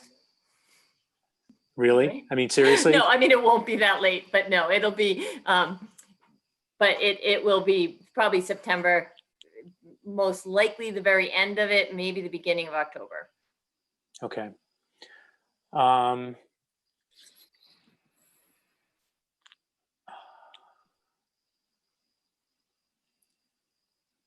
Well, I'm thinking I'm happy to let somebody else weigh in, but it just strikes me that the totally unsatisfactory route here is to and it sounds like the residents are continuing to interact with conservation to see what within their lane conservation is able to do here. Doing the same thing with respect to planning to see what they're within their lane are able to do. And that has to do with much more of the private property implications that I just don't think we have authority over. And that there are steps that are going to be taken in the short to medium term in that area that are going to impact the roads. And ideally, no later than the end of September, early October, all of what DPW is currently planning to do will be done, and we'll have an idea of what the extent of the beneficial effects that have been had because of those steps. Again, did I just describe where everybody else thinks we are? That's where I think we are. Yep, I think so. Okay, so that is unsatisfying to everyone, I think. But I think we're going to have to do, if not baby steps, small steps here, because there are multiple moving parts. But Karen, it sounds like, and obviously I think you probably sense from the board here that not just sympathetic. I mean, these are homeowners, residents in Southborough, and those pictures tell a story that to the extent we, through you, DPW, can address that as quickly as possible. Let's get that done. However you twist the arms. And Brian, I guess I give you a little bit of a respite because it sounds like things are going to be done through the end of September, early October. But Karen, keep in mind, and you know, it might be worthwhile to have some conversations with Mark and Brian. If this isn't the answer, the steps you're planning to take from the road perspective. Again, I just don't think we've got the jurisdiction to get into private property. That comes from conservation and from the planning board that to the extent they did oversaw the stormwater or the projects themselves. But if what you're planning to do on the roads doesn't work, what other steps are available in the short and medium term to address what are very real issues on Deerfoot Road? Okay. All right. So Brian and Mark, I'll leave you guys to figure out the timetable on that. And again, to the extent folks are still weighing in, thank you very much. This is as thorny as they come. All right. We ready to move on? I think I'm going to go to Ms. Karen. I'm sorry. I'm going to go to Ms. Barrett next, who's been waiting quite a while. And you know what? I am looking at the additional work we have to do. Karen involves both the complete streets discussion and the Route 85 discussion. I am inclined to tell Mr. Ballantyne that he wasted 3 hours tonight listening to us and cut him loose till our next meeting, unless folks think they need to hear that tonight. I'd just as soon kick it to the 22nd. I just don't think we're going to get to that. What could be a pretty fulsome discussion. Seeing no disagreement, Mr. Ballantyne, sorry to not have been able to tell you this early, but we dealt with some complicated stuff tonight. So appreciate your patience, and I guess go watch the Lakers game. All right, Ms. Barrett, are you there? Actually, Marty, can I just interrupt 1 second? Yeah. So I think there was action that we needed to take under one of the items there. Should we at least address that? Do we have to vote on that, Mark, or is that just, does he just need some signatures? You have to vote on the bond. So if you want to Okay. bring Brian in, I can't promise it'll be quick, but I would think he would, given that you just gave him his release papers. All right, and I am recused from this. I don't have to leave. I can watch and everything like that. I just can't participate. And I think Chelsea, you may be as well. I'm refusing to. All right. So we now have a 3-person board. Lisa, you're in charge. I will certainly unmute for that then. All right, Mr. Ballantyne, the floor is yours, sir. That's Brian's happy face. I know. Yeah, I don't know why my video's not working. Anyways, this will be, oh, it is working now. Mhm. This will be quick. We did a bonding. Part of it was a refunding, which is basically you're lowering your rates on current bonds out there. And that savings was about 65,000. I think I had a little low in my memo, but the actual savings were a little higher. So the water portion of that's 28,000. So basically those savings will be absorbed in the next 6 to 7 years of the bond payout for those loans. So that's part of it. The other part of it was the new piece for the library project and the last piece of the public safety building. So that is now permanently financed. We got a great rate.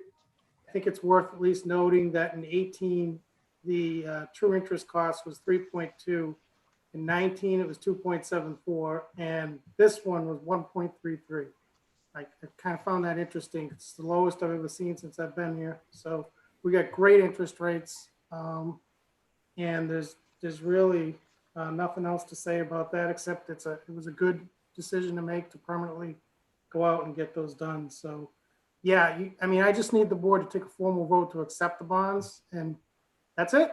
All right, thank you, Brian. Any discussion? Ms. Braccio. Yes, Mr. Shea. I will move that we approve the bond sale as presented by Mr. Ballantyne and as included in our packet. Do we have a second? All in favor? Shea, Aye. Stivers, Aye. Braccio, aye. Thank you, Mr. Ballantyne. Good luck with the rest of the night. Thank you. Thanks. All right, that was easy. Do we have Mr. Healy back? Maybe not. I'm not quite sure where he wanted to go after this. I think he wanted to bring Judy. I think he's watching the Lakers game. I know. Will you text him, Mr. Purple, and let him know we're available for him? You're on mute. Looks like he's back. Okay, that's fine. Ms. Brascio she's much more efficient than I am. I thought I had more time. I turn it back over to you, Chair. How are the Lakers All right. doing? I didn't check the score. Ms. Barrett, thank you for your patience. And hopefully you're still out there.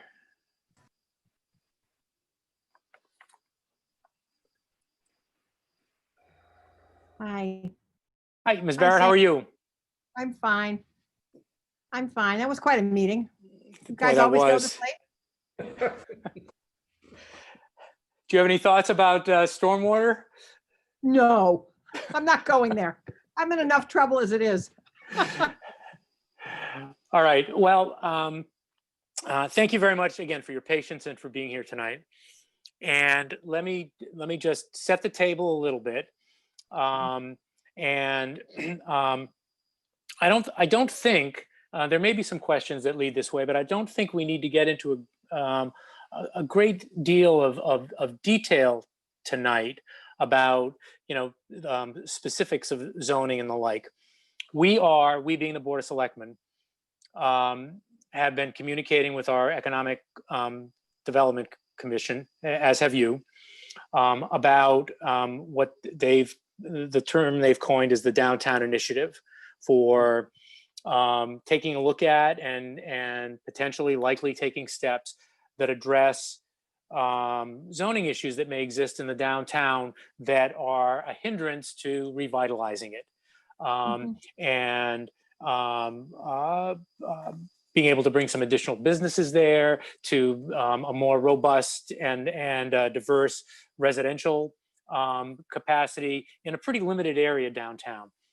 Well, none of us, well, maybe Mr. Stivers is, none of us are zoning experts, and you are. And so I guess at the outset, what I'd be looking for from you is, again, with that as backdrop, we've got a downtown area. You're familiar with the zoning down there, and there are at least a couple of different ways to approach considering enhancing the zoning in an area like that. One is an overlay district. One is to zone it separately, almost starting from scratch, but in other words, not going the route of an overlay district. So that's one of the things that I'd like you to address, what the pluses and minuses. And if you want to weigh in on what you think is beneficial, that's fine, but that's not our purpose tonight, to decide that one is the better way than the other, but just what the different approaches are and what the pluses and minuses are to those approach.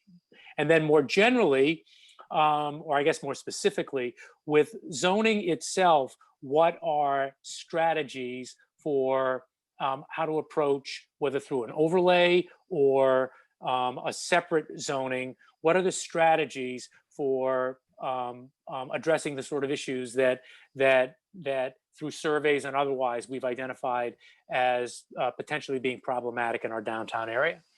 Is that a decent enough sort of table setting for you to start giving us some guidance? I think so. Okay. So I almost feel like I opened a can of worms, because I think the committee has kind of, understandably focused on an overlay district, which is a perfectly valid way to go.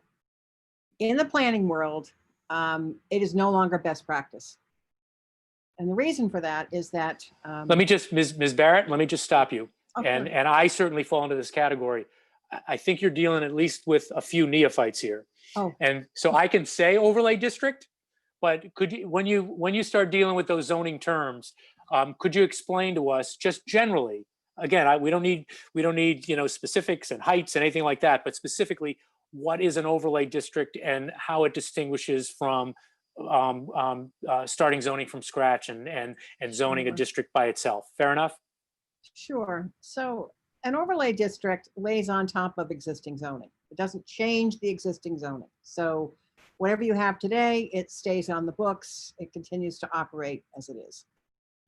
An overlay in this context might create some additional opportunities that don't exist in the business village district. I always have to get this in my head. It's business village in Southborough. Your business village district applies in several places. And I think they would like to focus on your little downtown. And so if one way to do that is to just not disturb business village, leave it the way it is, but create an overlay that sits just on the downtown area. So it would only apply in that location and it wouldn't disturb the existing zoning. And that is one way to do this. It's, as I started to say, it's just no longer best practice in planning anymore. And the reason for that is that we've just had too many problems with overlays on top of overlays, creating use conflicts because the underlying zoning doesn't change. So you end up with some properties responding to an overlay and some not. And you can end up with a real kind of hodgepodge sort of, land use situation. So, in planning today, unless it's something like a water resource area where really you do kind of need to treat that as an overlay, if you're having a problem with your zoning, you fix the zoning. So if there's a problem with the existing zoning, fix it. And so all I was trying to say is another way you could do this is just leave business village alone where else it is and have a town center district. You could do either one.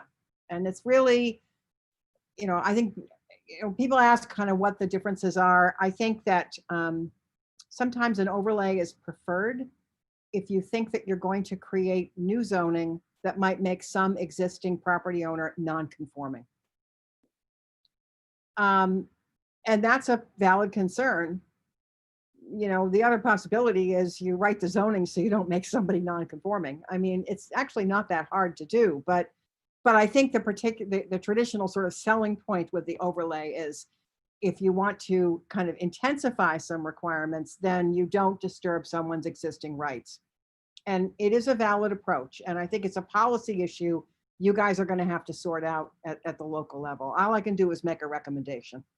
I've been out there twice since I started working on this, just to refresh my memory about the town center. And I wanted to go look at the other areas that are business village zoned because, it's just been a long time since I've been in Southborough. But to me, this is not a difficult fix. My recommendation is to create a new district for the town center.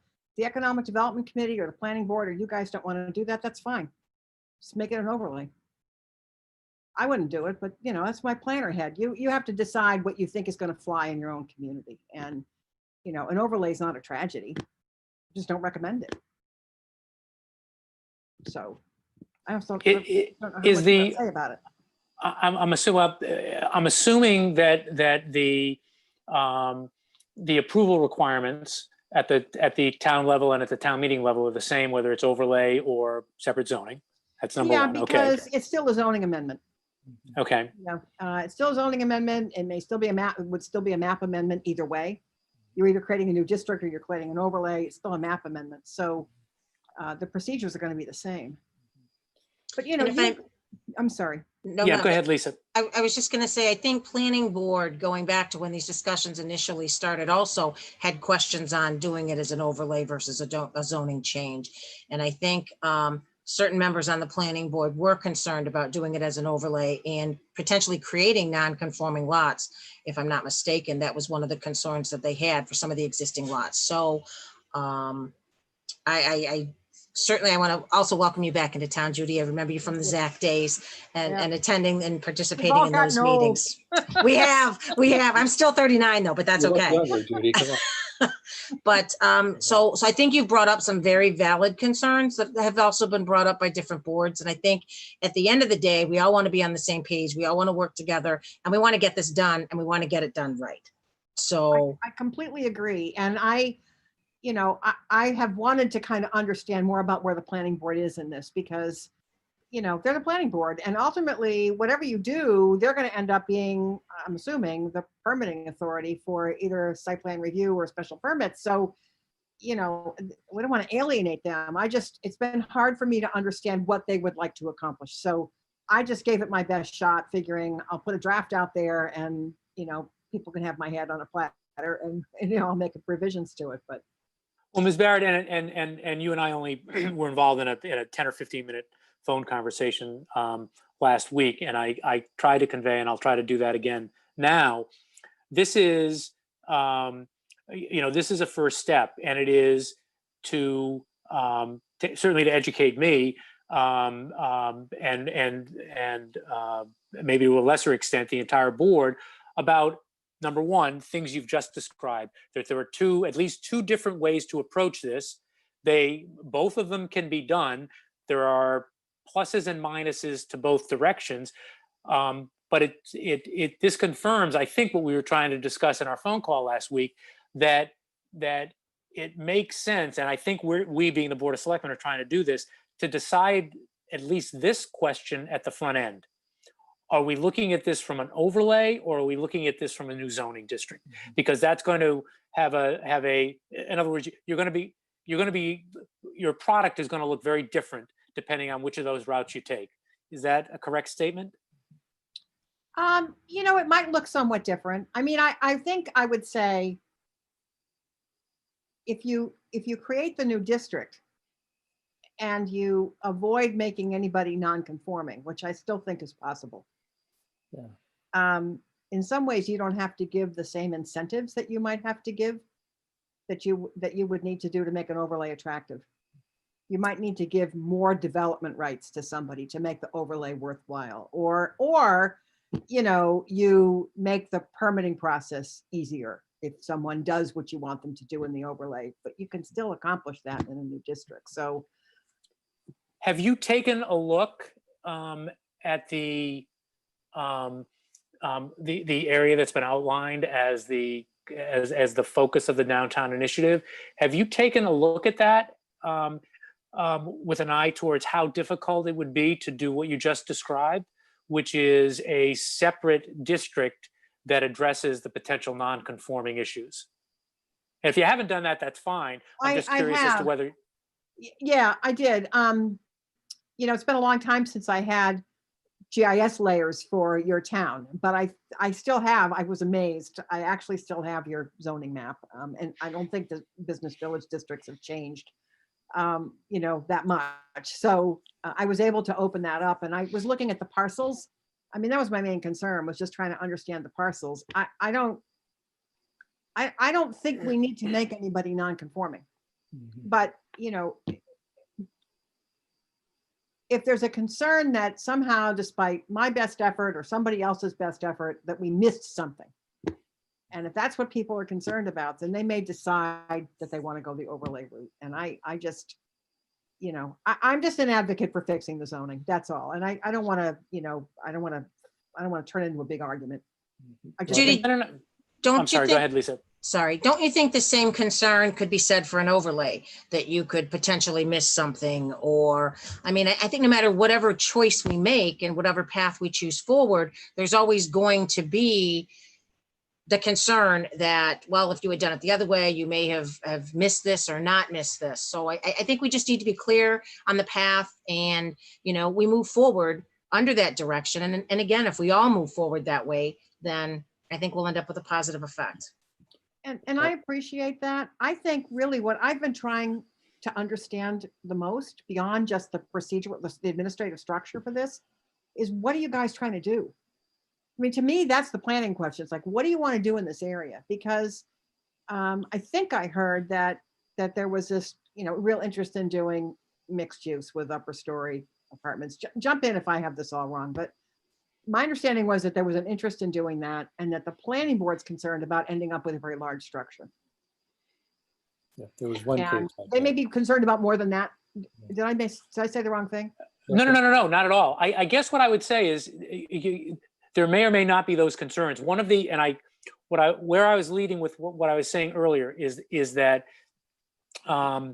we, again, being the Board of Selectmen, is trying to be a quarterback for this process. Yeah. And after informing and educating ourselves a little bit tonight, hearing from you, the next big step we want to take is to, and is to get the stakeholders in the room together, because you've just confirmed what I think is pretty obvious. We need to find out at the front end what we want to do and how we want to do it before we really put pen to paper.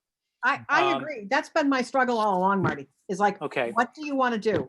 To me, so that's the most important question. Don't worry about that yet. We're going to get there. We are, or at least going to try to get there. I'm sorry, but I'm being asked to draft zoning towards some vision that I'm not sure what it is. And I'm not sure. Stop doing that. I'm Stop not doing that sure right everybody's now. on the same page. Stop doing that until we're on the same page. Mr. Stivers, you've tried to weigh in a couple of times, so I'm going to give you the floor. All right, Judy beat me to the punch there. I think the real issue is a clear articulation of what we want to do with that area. And if we can nail that down, then I'm less concerned about overlay versus new district. I think either has problems and they can be made to work. And if you don't get it exactly right the first time, you can fix it as you go down the road a little bit. But it seems to me that there's been a lot of differences of opinions and not clear articulation of what do we want to look, what do we want it to look like down there? What kind of businesses do we want to encourage or discourage?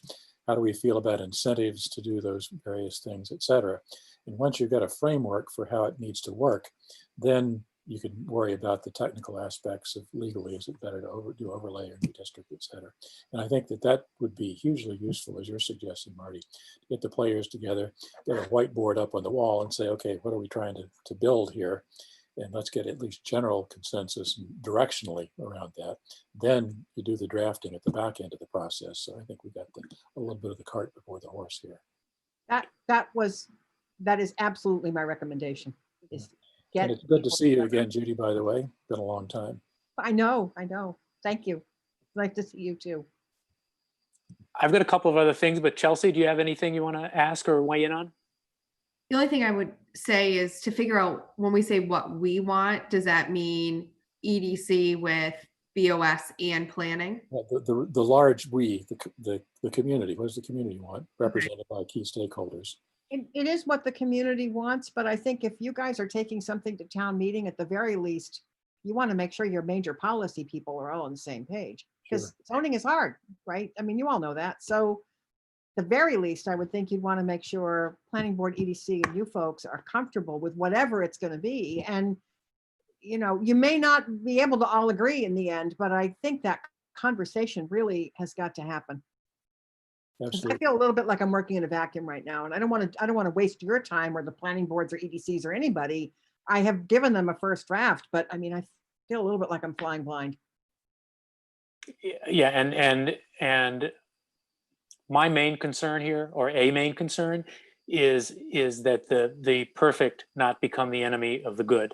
Yeah. Because if I were, you know, putting together what I think is best for downtown, I suspect it would differ from an awful lot of people. And the other reason to get everybody in the room is to hopefully reinforce that flexibility is going to be important here. And you've identified some key stakeholders. There are others. You know, we've got a very very active and helpful, you know, open space committee there, because there oddly there's some open space downtown. Yeah. And there could be more. So Chelsea, it looks like you're all set. Brian, do you have anything you want to weigh in with? Okay, so Judy, the next, and you could do maybe a little bit here, and then I guess what I would like to see is to maybe inform what I see as the next big step here, which is this the whiteboard meeting, where we try to get as much as we possibly can on the same page. If you could, and I don't want you drafting zoning stuff, because I think Mr. Stivers is right. We don't want to do the drafting until we know what we want to draft about. But if you could give us your thoughts, and it can just be a bullet list, however you think it's best presented, on the best practices for a downtown area. If we're looking at, I mean, the one thing that everybody has said is we're looking to revitalize it economically, to explore ways to have a more diverse housing supply. So, you know, residential approaches, as well as keeping in mind, again, both open space and, you know, one of my things that hopefully doesn't have to get abandoned, but a focus on for instance, biking and connecting to trails and things like that. I mean, how's that? So we want you to address open space, recreation, business, residential. Did I miss anything?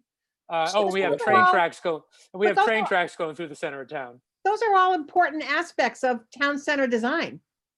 So, you know, they're all good questions to ask. It's again, it's just I'm yearning for direction. I think that's what I'm trying to say. I'm just yearning for direction. So, you know, I know the EDC is anxious to move forward. I'm not criticizing them for that at all. I'm actually supposed to be working, you know, for them, but I did give them a draft of some standards, but I think that really it's almost like it's what's in my head, right? Not necessarily what's in yours. And that's, you want me to know what's in your heads.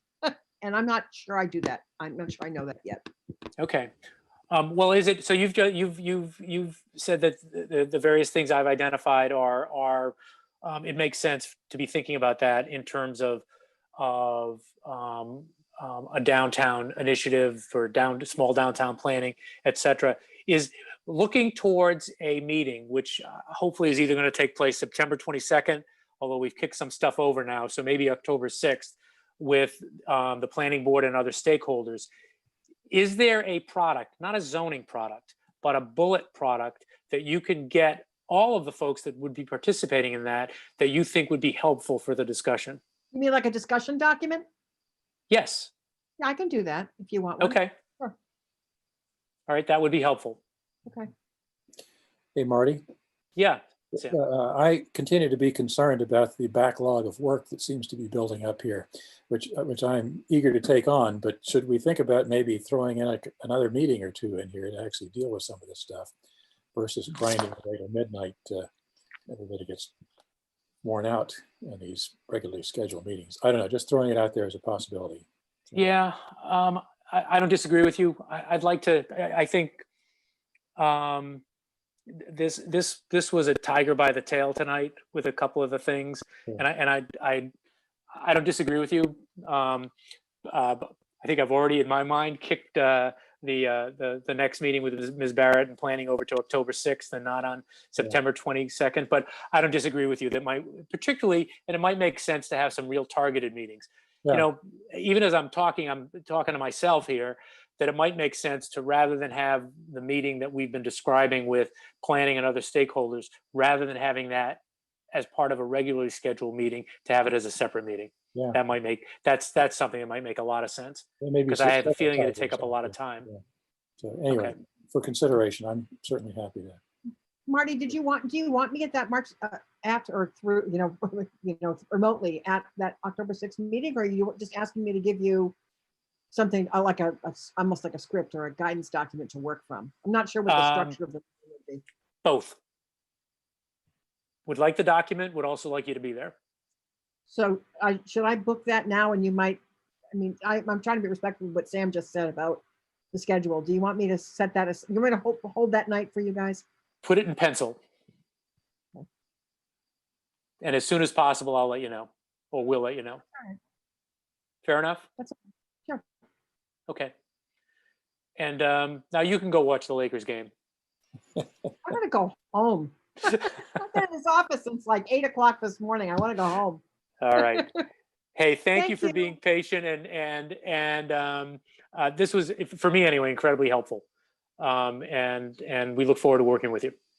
Thank you very much. All right. Thank Have a you, nice Judy. rest of your day, guys. Thank you. It's so nice much. to see you again. Nice to see you too. Take care. Bye-bye. Take care.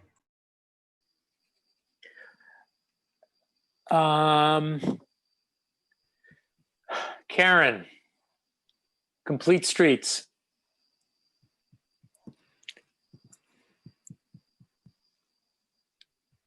And you know what? I'm going to try to really short circuit this one.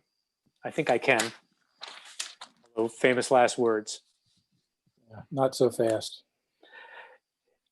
All right. I looked, Karen, at your proposal for the Complete Streets, and it's very well done.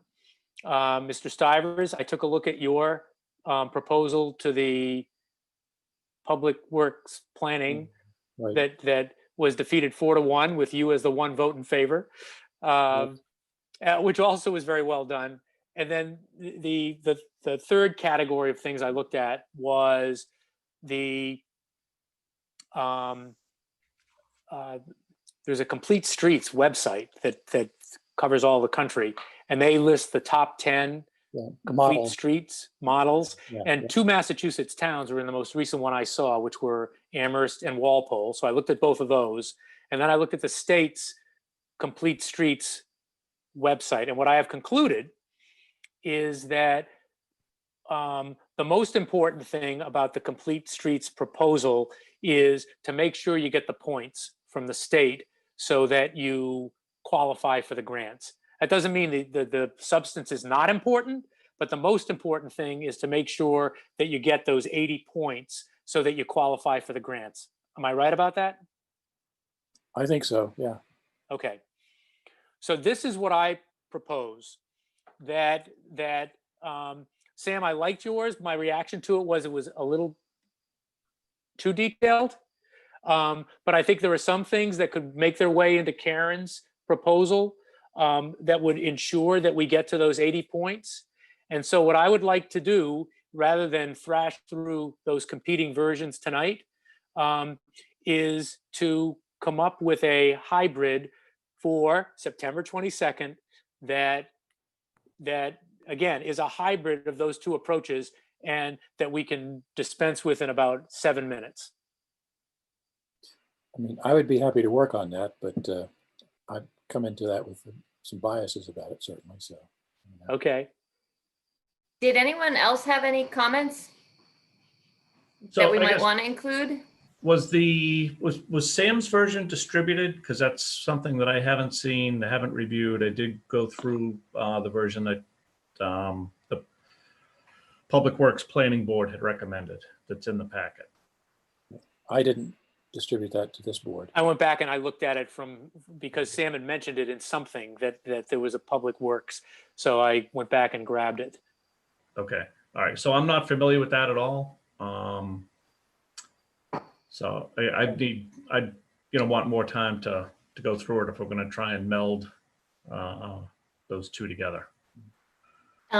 Did anyone else have comments? Because I was thinking maybe we could get them all together now that you've had a public meeting, and then send the comments out, and it would be at least something that then you could come back with. I guess, my biggest takeaway, and I don't know how this impacts this 80-point scoring system, but allowing flexibility, because, we've got any number of, narrow, winding, tree-lined roads in town. And there's a large number of people that appreciate the rural nature and the rural element that brings to our town. And I think in a lot of ways that's going to conflict with the Complete Streets program that is looking to expand upon the traveled way to not only allow for vehicular traffic, but also sidewalks, also bike space and all that. So that there's potentially the conflict. So I think, whatever we have, I think we need to, what I like in the version that was in the packet was the ability for this board to take, an approach to, really evaluate, is it appropriate to implement for street A, for road A, or is it something that we would not want to because of, adverse impacts to the rural character of some of the roadways. So.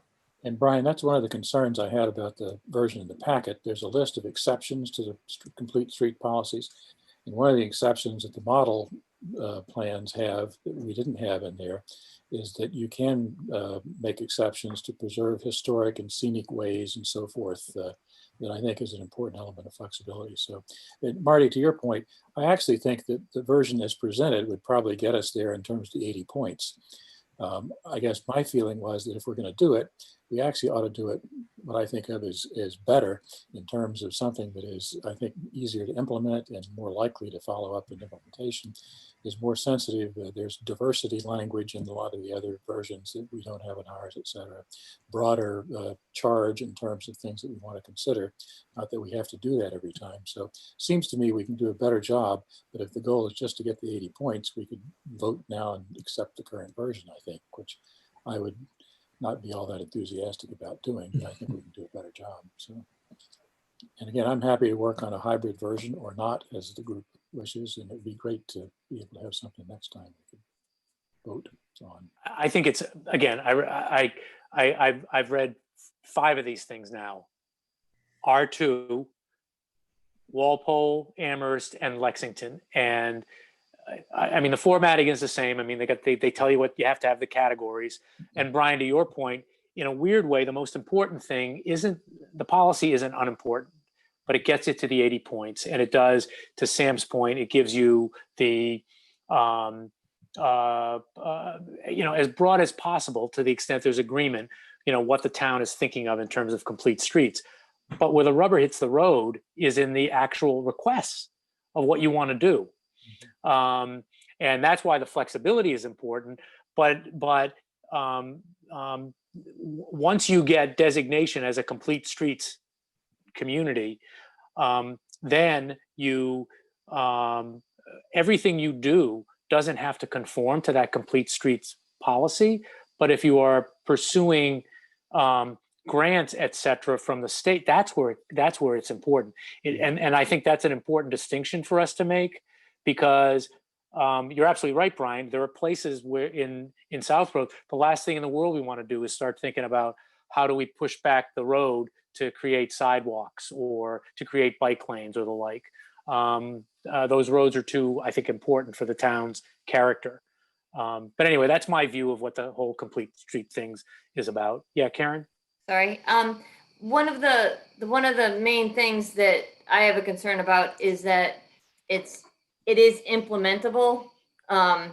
So if we make it too difficult and convoluted to actually go through the process of coming up with a complete street, you know, a project. I mean, I know with a lot of the towns do have a complete streets committee, which is something Sam recommended, but it was very specific who had to be on it and all that. We do have a public works planning board that we run things through whenever we go to add something like a sidewalk onto a street. When we do a project, we do go through a whole vetting process. We have to, because residents aren't just going to let us go throw a sidewalk on a street. So that process, that's fine, like to have the committee. Our version doesn't have that, but a lot of them do, and it's fine. But very specifically, some of the things that committee was looking at in Sam's version really just made it so that almost any work ended up having to go through this process. And I do think that's it ties the hands too much of just regular maintenance and regular work, and where we say, no, we're just doing this, we're just doing this. So we need to kind of hone in on that. But that's why I wanted to see what other people had for ideas. Maybe if we send it out and then everyone could kind of just send back ideas to me, and then I could look at it, and, you know, then Sam can look at his versions and we could try to come up with something. I think a hybrid, I'm fine with that. And to send out, I mean, I'd like to see on our next packet, Karen, your version, which already went out, Sam, your version, but a hybrid that really, I just think it's there.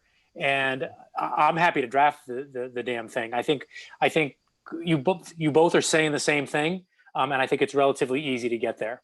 Marty, I think Chelsea had her hand raised. Yep. I just ask a question. So in Sam's version, Sam, are you suggesting a separate committee to regulate this outside of Public Works Planning Board? Yeah, to manage it. I mean, Public Works Planning Board could do it, but Public Works Planning Board has met twice in the last year. So we're just not very active. I happen to be on that. So, and it's not clear to me that the Public Works Planning Board is eager to take on something like that, but they certainly could be a vehicle for that. They tend to meet when there's something to meet about. It's not just a monthly meeting automatically. So when we have a project, they meet, and then we vetted almost every project through that board to start with.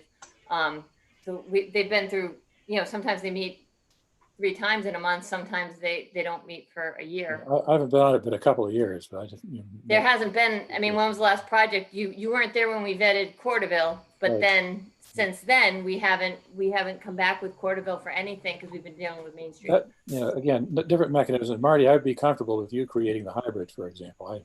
I said my piece on it, and I think the important thing. I think it's there. I think it's again, I'm a big fan of not allowing the perfect beat to be the enemy of the good.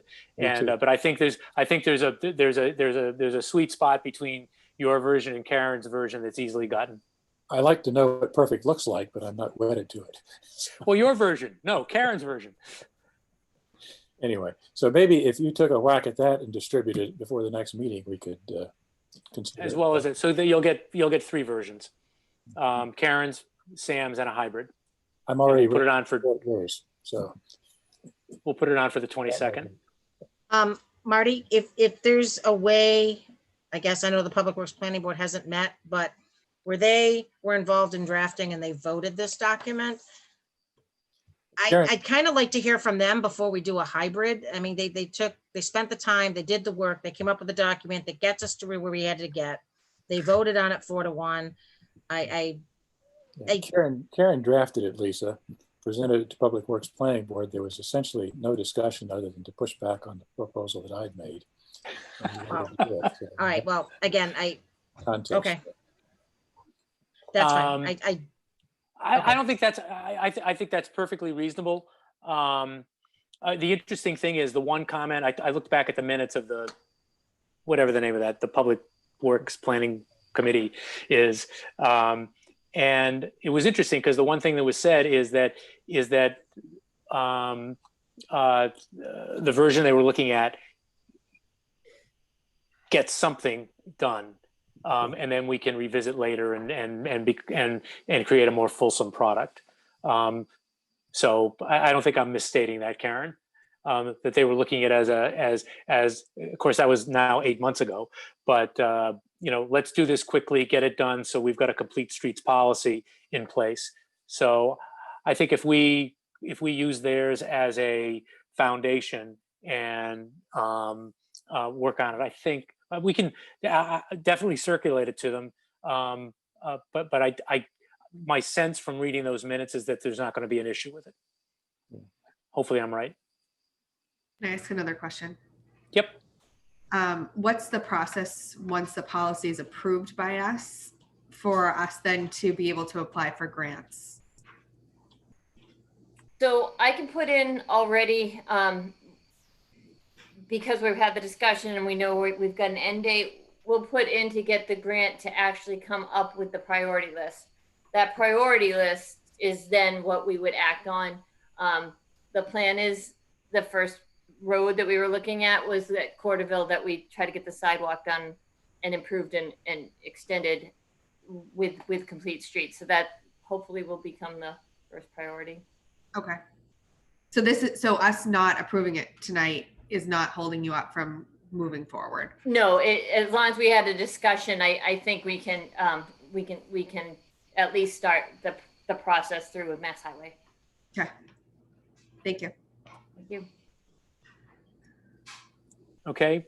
So how many things we got on for September 22nd already, Mark? Can I just ask for one indulgence at this point, just so we can let Karen go? She did have, under my report, I was going to cede my time to her to give Main Street update.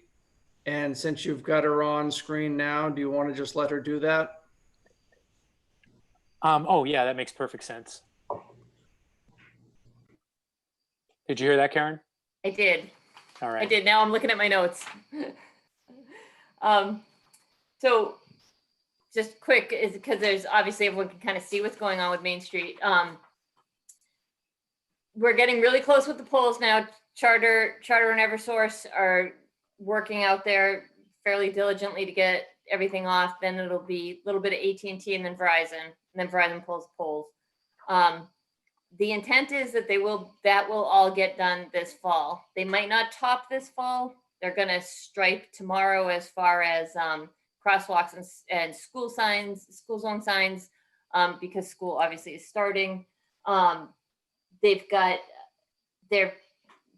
They're basically proceeding though, unfortunately, like the poles aren't there. So they will be completing the curbing. They're going to be pouring the concrete, and I think asphalt sidewalks will start coming in next week. So I mean, the work's going forward, and I think they are going to actually get a lot of the landscaping done this year, which they didn't originally think they'd do till next spring. But I do think the top is probably not going to be till next spring because of the poles. Karen, what did you mean by the sidewalks?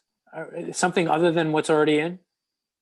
Yeah, so they don't have all the sidewalks complete yet. There's some up Common Street.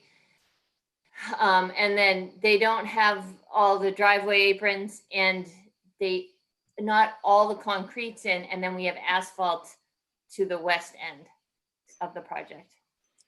Okay, and so what's your best estimate of what won't get done by November 15th or whatever their drop dead date is? I believe that the top coat, so the wearing course, the final course, won't get done. They would like to finish it if the poles get pulled quick enough, they will, but if not, we don't want it to unravel. So we will have it, they'll do it in the spring, come through. Okay. But it will be 99% complete. That's kind of like just that final piece. Okay. All right, good stuff. Karen, oh, wait a minute, Mr. Shea. I promised one very quick question. Subject near and dear to Marty's heart. The sidewalk from the section from the community house driveway down to Woodward School driveway. It's been a while since I have looked at it, but it doesn't appear that they have started work on that section of sidewalk. That is still going in, correct? That's correct. Okay. And you expect that to be done this fall? Yes. Thank you. But Brian, did you think that I somehow got to them and convinced them not to do that last extension of sidewalk just to spite you? No, I just wanted to confirm. That's all. Okay. All right, Karen, go home or go have a glass of wine, something. All right, have a great night. Thank you. Thanks. Hey, Marty, Yes. did you see that Julie Connolly has her hand up and would like to speak about the EDC thing? I did not. I don't have these. I don't know why. Did you see the participant list? If you click on participants down at the bottom, you can see participants or panelists. Typically. I have panelists. I don't have. But anyway, but thank you for noticing that. And yeah, Mark, can we add in Ms. Connolly? Sure.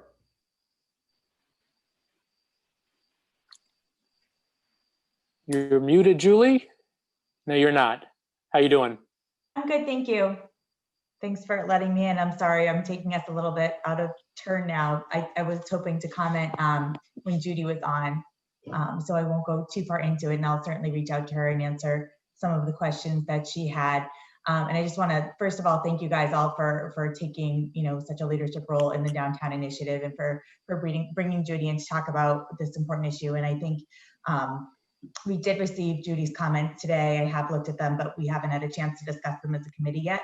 And we'll certainly be happy to share those with you. I think we're going to be talking about it in our meeting later this week. As far as the overlay versus, a full revision, the very quick backstory on that is when this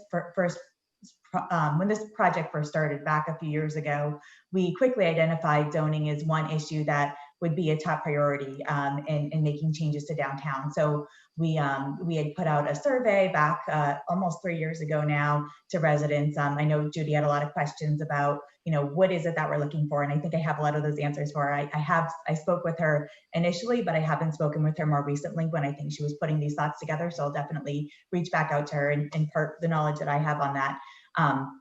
As far as how we got to overlay, when we initially, one of the items that we identified as very important initially was mixed use zoning.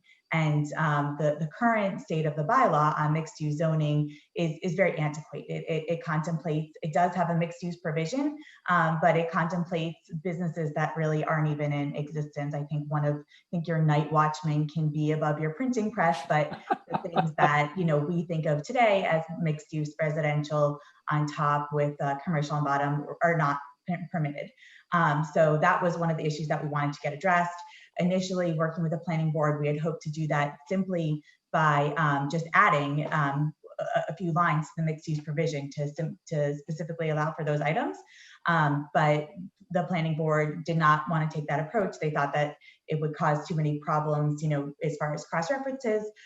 So actually we did work with the planning board, and one idea that we had, and it's interesting bringing Judy back into this because I know Judy was very involved with the ZAC, which that was before my involvement, but the ZAC did contemplate a separate business district that had its own zoning bylaw.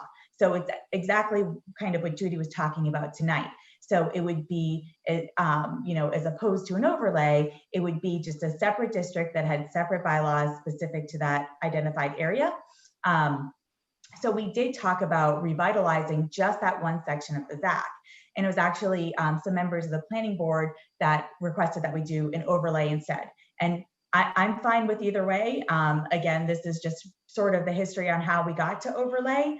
And as Judy said, I don't think that's wrong. I don't think anyone, on any side was at all, ill-intentioned in asking one thing or requesting one thing or the other. But we got to the overlay at planning board's request. So I did want to talk about that. As far as I have some questions for Judy. I know she talked about non-conforming uses, and I assume we can just write that into a bylaw that anything that is existing would be grandfathered in.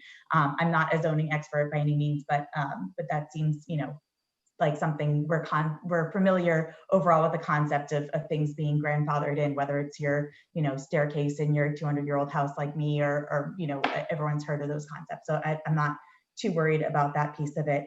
And as far as what we're looking to do, that was her question. And that I feel like is my responsibility for not having conveyed that well to her. I've been a little bit distracted with some other life things recently, so I haven't reached out to her after our first initial meeting. So, I think you guys know that EDC has been working on that. So we do have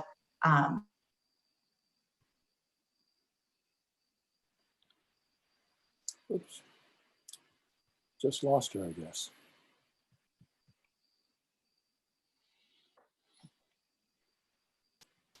We now have John Wood and Claire Reynolds with their hands up. Julie has attracted a crowd. Well, Marty, can I just make a comment on something that Julie said about directing Judy? I thought the point of all of us getting together was to give Judy direction, not just from one specific group. That Yeah, no, I was planning board gonna- and EDC. That was my only comment. I was Thank going to you. weigh in on that. I have a feeling that might be something that, well, why don't we see if, why don't we get John Wood, who's the chair of the EDC? His hand is now down. Claire's Oh. is up still. All right. If John is out, then let's have Ms. Reynolds. There comes Julie again. Oh, wait a minute. Technology. And here are 10 other people who've lined up now. We need to have bids for the priorities here. Make a little revenue.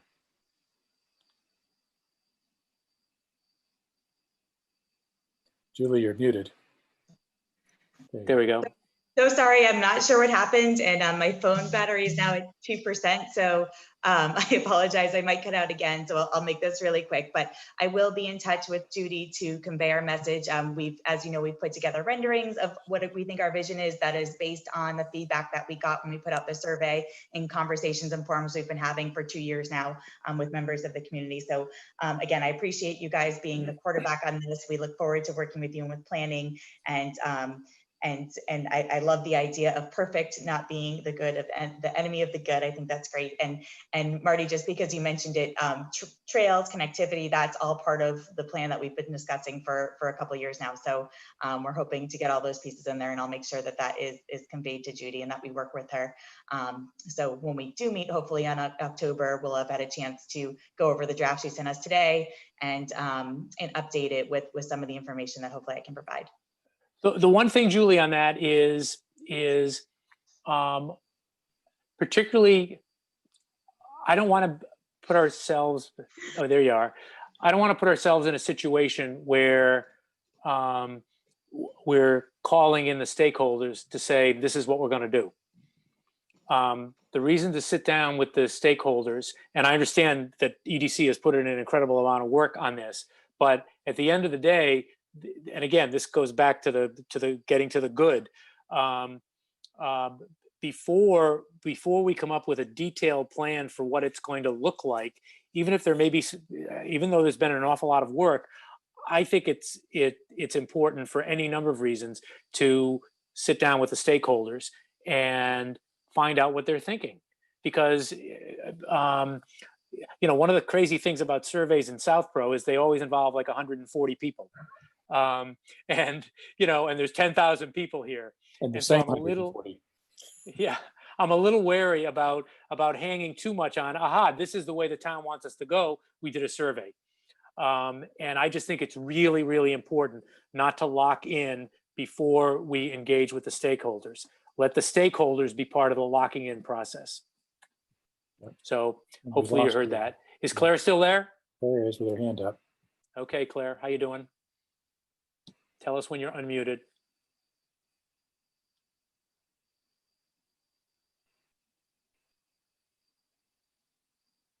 She is still muted. Claire, I don't know if you can hear me. Oh, I can hear you. All right, now we can hear you. Just a couple things, guys. Yeah, there has been a tremendous number of studies which have been done, surveys. When I presented to the Board of Selectmen in December of last year, I said all of the surveys that have been done, all of the reports back from the master plan that was done in 2010 to the shops report, everything says the same thing. They want something in downtown Southborough. Okay, they want something, you know, shops to go to, all that kind of stuff. Quite frankly, I have a little bit of a problem with yearning for direction, okay, because all of that information was provided. We received the document that was referenced, that was given back, that Judy referenced tonight. I just want to make sure that everybody understands. This is a document that was received at 1 p.m. today. So I just don't want anybody thinking that we were sitting on a recommendation that Judy had sent us. No. Claire, Okay. let me jump in. And I don't think anybody, but believe me, the last thing in the world I think, and I think anybody on the board thinks, is that the EDC has not put in an incredible amount of productive work on this thing. Now, the only question is, what is the best way forward? And by forward, I mean to get a proposal that there is going to be buy-in across the board. And I just think the best way to do that is to ask the stakeholders who are going to be incredibly important from this moment to get them involved in the process. That's all we're talking about doing. And I totally agree. And it was something that I had written in an email 4 weeks ago when we first, you know, got involved with having her, because the planning board input is the key part of it. If they're not giving us their direction, and we've a few times, you know, the planning board is the key thing. Yep. Yeah, there's other stakeholders as well, but obviously we are laser focused on getting the planning board in a virtual room with all of us with Sam's whiteboard and to march through the steps we need to get this thing done. Right. Okay. All right. Thanks, Claire. Any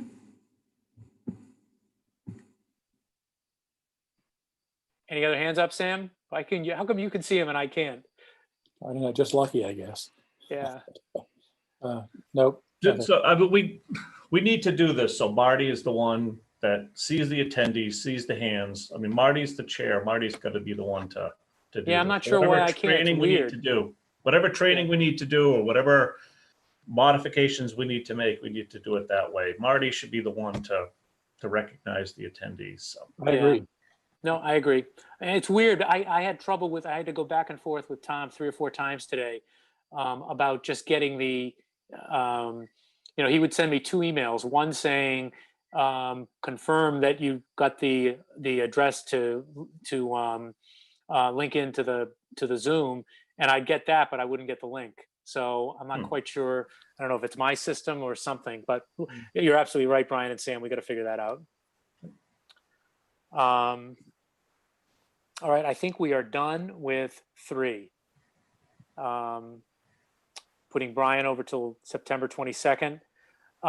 My chairman's report is very easy. It's something Chelsea raised, and that is point of contact for increase to the Selectmen email address. What I would propose on that, Chelsea, I think it's a great point. I do that now, and I'm not sure that we need to put a process in place where it's rotating, because I mean, my view of this whole thing is I'm not going to look at these things and say, okay, this is something I've got to deal with. I mean, I think I'm pretty good when something comes into that email. If it is something that I think is incredibly narrow and I don't have to bother you folks with, I'll deal with it. But if it's anything beyond that, I make sure either on a rotating basis, whether it's an Eagle Scout thing or something like that, that it's distributed to the entire board. And my recommendation is we just continue operating that way, if that's acceptable. What was the problem there? I guess I don't understand what the issue is. It's not really an issue. Yeah, it was a question by Chelsea about whether or not we should have sort of a rotating process for folks to be overseeing the emails that come in to the address that doesn't get all of us. Okay, thanks. So I guess, and also the email that we all get, if somebody's asking a question, then we can't respond to all, right? So how do I know that resident or whoever's reaching out has been addressed? I think that's what my concern was. Like, there was a question about the number of liquor licenses last week, and I assume somebody answered the question, but I don't know that somebody did. So Marty, are you assuming that role that you're either going to follow up on it or you're going to assign it to somebody, delegate it to somebody to make sure that it's dealt with? That's what I was getting. And usually that delegation will just go to Mark. Yeah. Okay. And who will, I mean, that's the way it's been operating up until now, because that's most of the questions we don't have to deal with. I mean, it's the Board of Selectmen don't have to get involved in providing that level of information. Okay. That works for me. Yeah.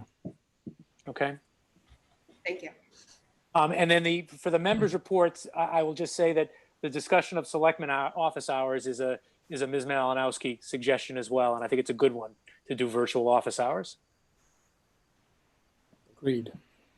Okay, so we'll figure out. I'm sorry to steal your thunder, Chelsea, but I figured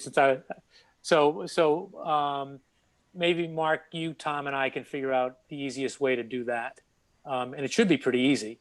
And we don't even have to go over to the townhouse. And I think in the past, I guess the only other question, do folks want to do 2 people? That just seems like overkill for a Zoom. I think maybe do it every week that we're not meeting. just on a rotating basis with one person responsible for it for an hour and see who calls in. Yeah. And then maybe have a follow-up at the member reports at the next meeting to say, here's what I heard kind of thing, because I am curious to hear what people. That makes a lot of sense. Okay. We'll put together a schedule like that. And do we publish that on our website? Yes. On the schedule? Okay. And get it into the blog too, maybe. And then it goes out on Twitter. I mean, there's a process that's played out for that in the past that'll just get followed again. Great, thank you. That's it for me.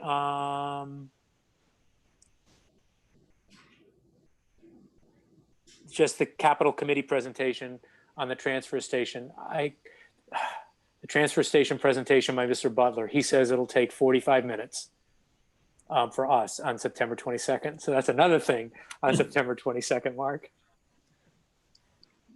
Tell him he's got 20. He's got a good slide deck. I gotta say though, and Lisa might be able to speak to this as well, but it was an incredibly engaging 45 minutes. I mean, it was very good. John did a really nice job on it. Oh, I agree. It was terrific. I think in fact, it will be 20 minutes to us is the way he described it, and 25 minutes for questions. He's going to do an abridged version of his presentation. Not all the slides. He'll give us all the slides, but he'll only talk about a select number of them. Pretty good. But one point, if I may, Marty, on the members' reports, and be very quick. So last year, we worked with the Golf Course Management Committee to do an event, Heritage Day weekend, for an ALS fundraiser. And the board had unanimously agreed that it would be good to reach out to the golf management company to do that. And I'm just curious if there's an appetite to do that again this year. I'm not sure what other activities are going to be on Heritage Day weekend, but certainly the weather didn't cooperate fully last year, but the golfers did. And I think it would be another good thing to continue to remember Mr. Wilson, Mr. Schifrin. And, at the end of the day, we're able to raise a decent sum of money, and hopefully the golf course management company would be amenable to working with us again on that this year. And I'm happy to reach out if the board is supportive of that. I'm very supportive. One thought: how late do you play golf? How late in the season? Do you play in November? So that's October. October. No, I understand. But Marty, if there's no snow, we'll play in December. No, my thought was because you mentioned Mr. Schifrin, is that with Lisa's terrific assistance, I had a conversation with Mrs. Schifrin after our determination last meeting not to do the end of August dedication of the field, and the date that Mrs. Schifrin suggested. I don't know the exact date, but I know it's in November, which is the 1-year anniversary of Brian Schifrin's passing. The And I'm just 16th, wondering, Marty. the 16th, is that, so is it too hopeful that you're going to be playing golf on November 16th to try to tie those things together? Tell you, there are years that I've worn a t-shirt in the middle of November, and the years that I'm trudging through snow in the middle of November. You just don't know. But it sounds risky for November 16th to get a lot of golfers out. It does. Yeah. Okay. Then I guess my view is to explore that with the management company, because I think it's a great idea for both Mr. Schifrin, Mr. Wilson, and the ALS cause generally. And I think everybody else is nodding agreement, Brian. Yep, agreed. Does anybody else have a member report? I'm sorry, I sort of jumped the gun on chairman's report, members report. I'm gonna give Mark's report in a minute. No, good. One quick Okay. one, if I may. Yeah, go ahead, Sam. Quickly, follow up on a comment I made at the last meeting. I continue to make progress on the tree removal policy guidelines, and my goal is to actually have something for this group to review at the next meeting, potentially to add to the list, or whenever thereabouts. But I think it's a interestingly complex process relative to state laws, but I think there's a reasonable way to untangle it in a way that will provide some increased transparency. And so I'll continue to work on that. Sam? And no, I'm sorry, go ahead, Lisa. No, are you working with Mimi on that? I know Yes, Mimi from planning board. Mimi, Okay, so she's Karen, involved and in the Aldo is draft. involved. Yeah, I had conversation with Aldo as well. So. Okay, so Mimi's involved in the draft Yep. as well. Okay. Yeah, absolutely. And just generally, I think everybody saw the email from Karen about the tree on Stowe Road. Yep. And I'm assuming the policy will address this, Sam, Yep. but obviously if there's a danger, if there's a health Yes. hazard, Yep. then That we cuts out act. very early in the decision tree. I actually saw that tree, and it gets even better. It's very near a propane tank. So if Okay. it actually falls over, it could be a very exciting event. Yeah, no, I thought the way Karen handled it was Yeah. terrific. I thought that was and, appropriate. okay. Anything else on member reports? All right, we're getting there, Mark. We're getting there. Consent agenda. Consent agenda. Are there any holes? I have a No. hole on B and C. Okay, so I move to approve consent agenda items A and D. Second. Discussion, none. Ms. Braccio, Aye. Ms. Malinowski, Aye. Mr. Shea, Aye. Mr. Stivers, Aye. and Mr. Healy is aye. All right, consent agenda item B, the one-day alcohol license applications. Yeah, so the event date on the application for the first date is wrong.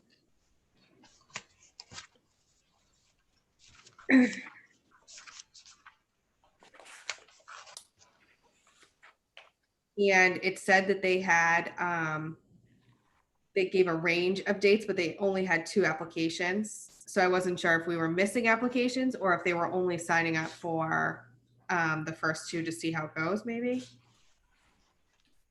I think they're only signing up for 2 at this point, but I agree with you. They did give a range, but they've only asked for the 2 dates. Okay, and on the first application, it says date of event 9/20/27. Yeah. Planning ahead. We like to plan ahead. Yeah. It's for the tricentennial. I was going to say that, yeah. I assume that matters, so I just wanted to make sure we get it fixed. Otherwise, I'm fine with it. Okay, with those corrections, I move to approve the one-day alcohol license applications for Chestnut Hill Farm events on September 20th and 27th of the year 2020. Second. Ms. Braccio, Aye. Ms. Malinowski, Mr. Shea, Aye. Mr. Stivers, Aye. and Mr. Healy is aye. It's unanimous. And C, the EDC grant proposal. Ms. Malinowski? Yes, so I did get a chance to talk to John Wood about this because I had a few questions and I just wanted to bring them up here. So he's looking to apply for a grant to purchase some items to help some to help anyone in town who needs it, local businesses, events in town, etc. So I think it's a great idea. I just wanted to make sure that when we acquire this grant, that we have clear guidelines on who's going to be responsible for managing the distribution of the items. And he and I talked about potentially Marika taking on that role just to make sure that we know who has it when. And one other thing that I I don't think we need to talk about this tonight, but we just need to figure out how we're going to store these items when they're not being used, and if we're going to put that on the town, or if the people who are using them would be responsible to store them. If the town buys them, we got to store them. I think. But you're right. You can work on the details. Do we have room to store them? I guess is my question then. Yeah, I suspect John's not there, but I He's in. Oh, he is. He's got his hand up. I thought I talked with him and this was going to be a that DPW would be able to handle this, but maybe I'm hallucinating. Which at 10:59 wouldn't surprise me. The basement at South Union. Hi, John. What's up? Now you're muted.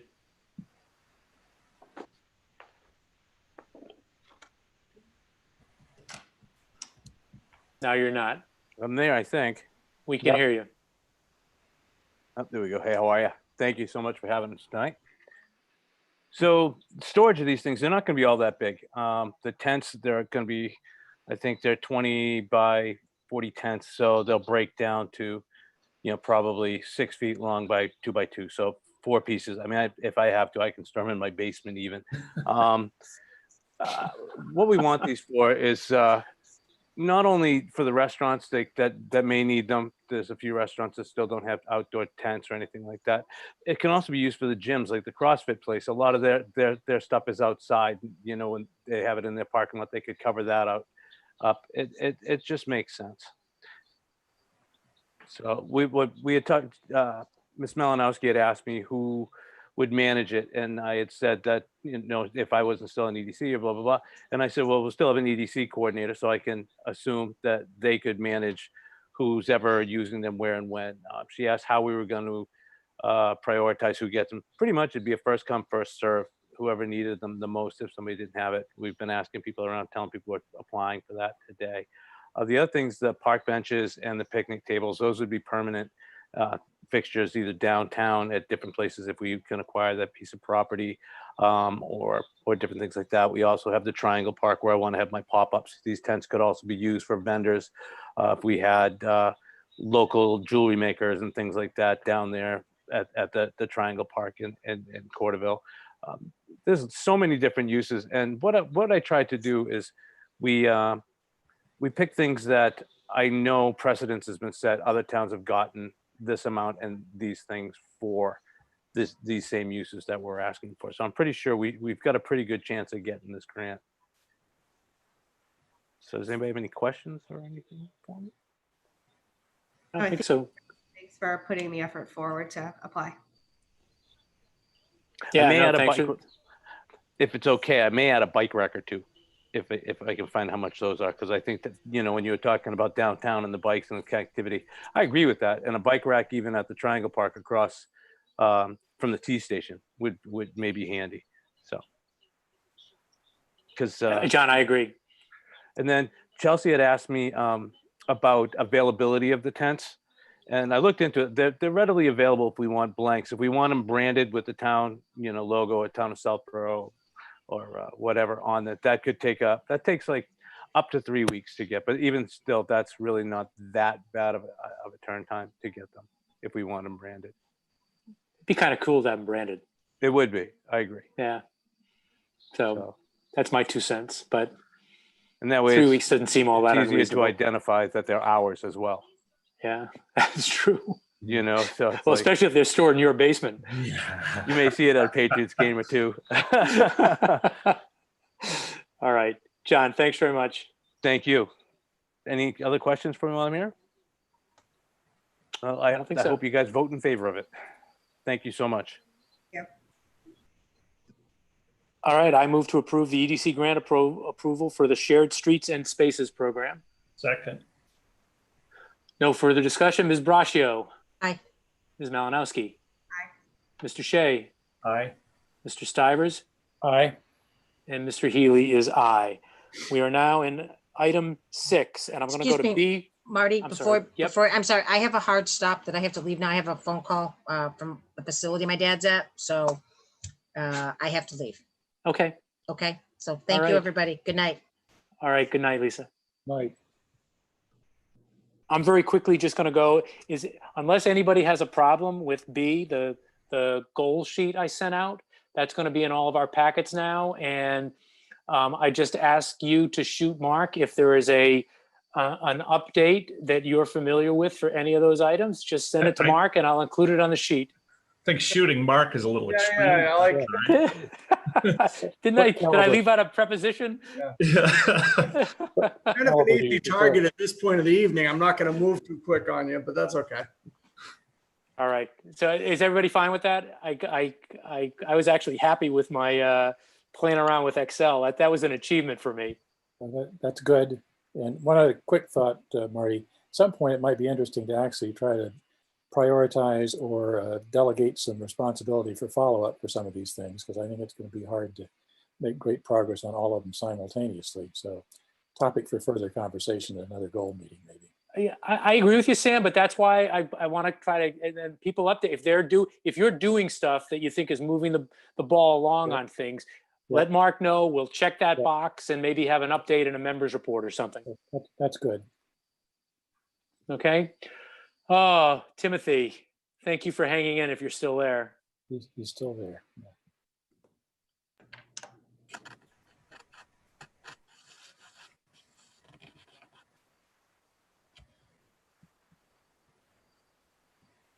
Mr. Litt, you should be unmuted. Morning. Not quite. But we're getting there. Not quite. I guess one thing I'll say on the previous item, the library is currently buying tents, so you may want to coordinate with them on that issue.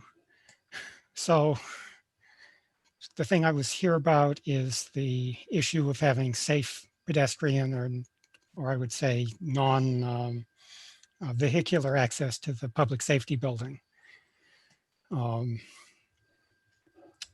This issue has been open. I put together a slide set last October or so. I sent it, I think, to your office. I think it just missed your packet deadline. It's a picture book. There are only 4 slides with words. Basically, the situation is that the building is not accessible to anyone who's not in a car. And that means that youth, disabled people, anyone who doesn't drive a car can't get there from here. And, you know, I think that the building and the services in it should be accessible to the entire community. I brought this up at the Public Safety Building Committee, and they basically said, what do you propose? Which caused me to throw together some slides, which basically said, yes, the problem can be solved. And, you know, here's a bunch of ways we could go off and do it. I won't walk you through all that. If, you know, the slide set is available. So the issue also came up at the ADA committee. They agreed that it was an issue. It's being carried as an open issue on their books. But I went back to the Public Safety Building Committee and said, okay, I mean, you have money. Your plans don't have a sidewalk from any direction whatsoever. So how do we solve this problem? And after thinking about it for a little bit, they said, well, it's too complicated for us because, well, you know, it might involve going via the school. It might involve the Main Street project. It might involve the Corderville sidewalks.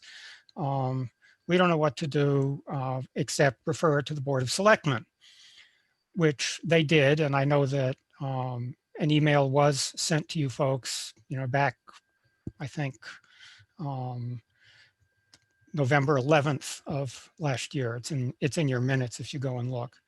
And since then, nothing's happened. So I need someone to take the lead and get together, you know, with the stakeholders.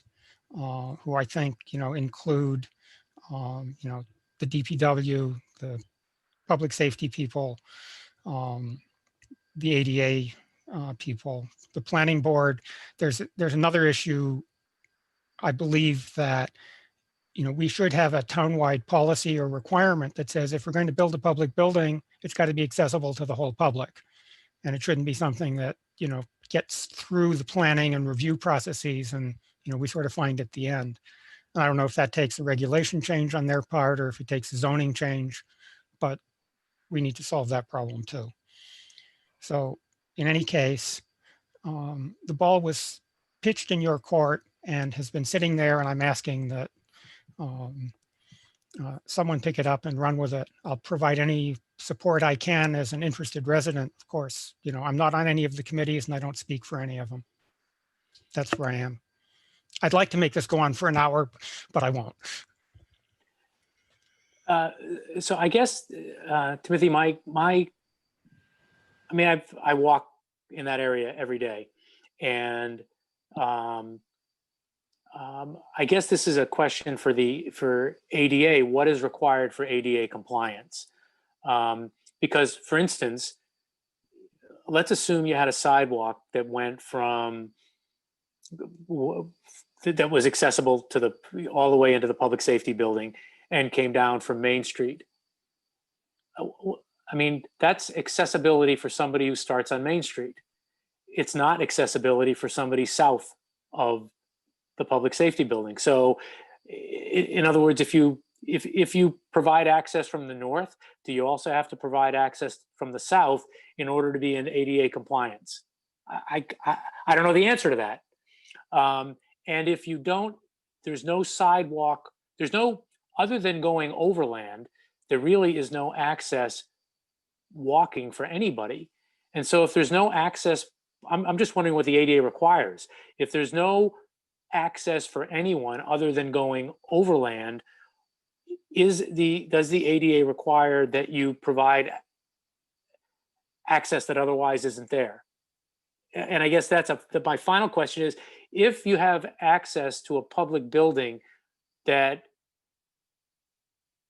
requires someone to get to the public building by car, regardless of whether they're disabled or otherwise, is that not access to the public building? And again, maybe the answer to all my questions are no, that's not adequate access, but I guess I'd like to know what the answers to those questions are. I can't hear you. You're muted, Tim. Tim, I can't hear you.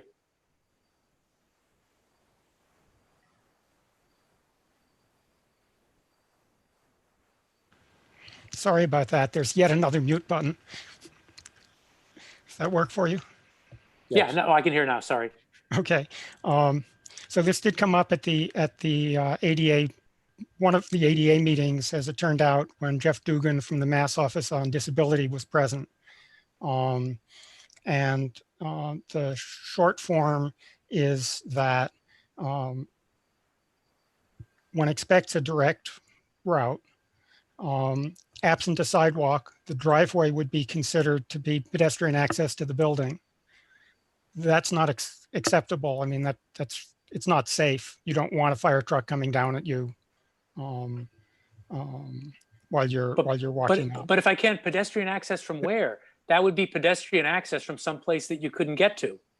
Well, actually, I think you can get there, and if you go through the slide set that I produced, if you want, I'll share the screen and show you the pictures. There are 3 or 4 possible ways to get there, including the fact that today there is sidewalk that comes down on the senior center side of 85 to directly across from the public safety building driveway. And I have seen people trying to cross the street there. I've had reports of people trying to cross the street there. There are other alternatives. You know, we could extend the sidewalk down the other side from the Woodward driveway and come up. I don't know that you want to go through all the options this evening. I'm happy to do it if you feel like you want to go into tomorrow morning. But at this point, the problem I have is that no one besides me is doing anything about investigating it or moving this ball forward. And as far as I know, it's in your court. So I'd like to get it out of your court, and then, you know, we can talk about the details. As I say, I'm happy to do it now, but I know that you've had a long evening and would probably prefer not to. Well, I'll stop talking for now, and both Brian and Sam are unmuted. Brian, why don't we start with you? So my view on this, and I agree with the point that Mr. Litt made, that the point is not to criticize what wasn't done, right? It's moving forward, because the sidewalk was not on the plans when the public safety building was built. Planning board at the time did not require it. So it doesn't exist right now. In my mind, if we are going to move forward with this, this is a capital project. As it stands right now, the town does not have the funds to undertake this work. We don't have a pocket of money available to call Karen up tomorrow and say, get engineering drawings prepared and hire a contractor and build this. It really is a separate appropriation. I think it needs to go through the capital planning process. It needs to be prioritized with the other capital projects that exist that are being contemplated for the next year. But I do think, in addition to that, I think there's alternatives we need to look at. Marty, I agree with your point. As you're look at the public safety building looking out to 85, you've got to go, I don't know what the distance is, but a significant distance across Route 9 before you get to the first business or home in that area. I think it's unlikely you're going to have any pedestrian traffic approaching from that direction, coming down the other way. And part of the reason I asked about the sidewalk continuing to the Woodward driveway, I think if people are coming down from that direction, I think we could more economically construct something through Woodward as opposed to trying to construct down 85. So I think there are other options involved. I just think that, we're not in a process to give Karen direction to do this tomorrow. I don't think we have any authority to do that. I think we need to have town meeting identify this as a project that they want to move forward with. And if that's the case, then we need to then plan the best way to implement it. Well, I might argue that, we did reserve contingency money from building the public safety building to deal with oversights and things we missed. So, and that money has been turned back from the last town meeting, correct, Mark? No, there's still money. But we don't know the price tag for the project that you're contemplating as well. Marty? Yeah, Sam. Comment. I agree with some of your questions, Marty, in that it's not clear exactly what ADA requires. It seems to me that a practical answer to that might be that it's reasonable to provide at least one pedestrian accessible route from the north up near the 85-30 intersection. And given Mr. Lipp's PowerPoint, I think there are a couple of routes there. I'd be interested in having a rough idea from Karen about what a couple of those options might cost to figure out, how much money are we talking about? Is there a much less expensive option going through Woodward, for example, that we could do to provide what I think of as at least minimum access for pedestrians there, maybe not perfect, but workable. And then that, I think, goes into Brian's point that it may well be a project that has to go in the capital budget and get town meeting support for it, et cetera. But now I don't have a good mental feel for what's involved in terms of one or two of the options that will solve the problem from access from the north.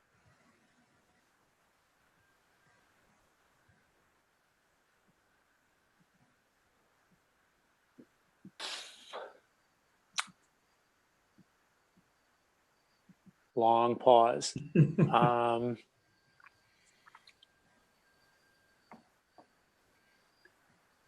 Well, I guess a couple of things. Number one, finding out a cost involved.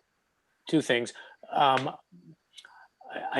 have to confess, I'm not sure who is the chair of the ADA committee, but Mark, maybe you and I can have a conversation with him or her. And again, I really want to get ADA compliance is not only, important, it's required. I remain unconvinced right now, but I'm susceptible to being convinced that it's required. Now that doesn't, then if it's not required, then the question is it the right thing to do? But that's a different discussion. I guess so those two things, I think the point by Brian and Sam to find out the cost is a first step of a couple of different options. And the second one, I need to satisfy myself that it's required, because it's a different conversation if it's required than if it is something we should consider doing. Those are just two different things. Bill Sines is the chair of the ADA committee, I think, at this point. Oh, okay, all right. So those are two steps, Mr. Litt, that we are going to take to, I don't know if advance this is the right word, but to address the legitimate issues you've raised and see where we are in hopefully just a few weeks. Let me know what I can do.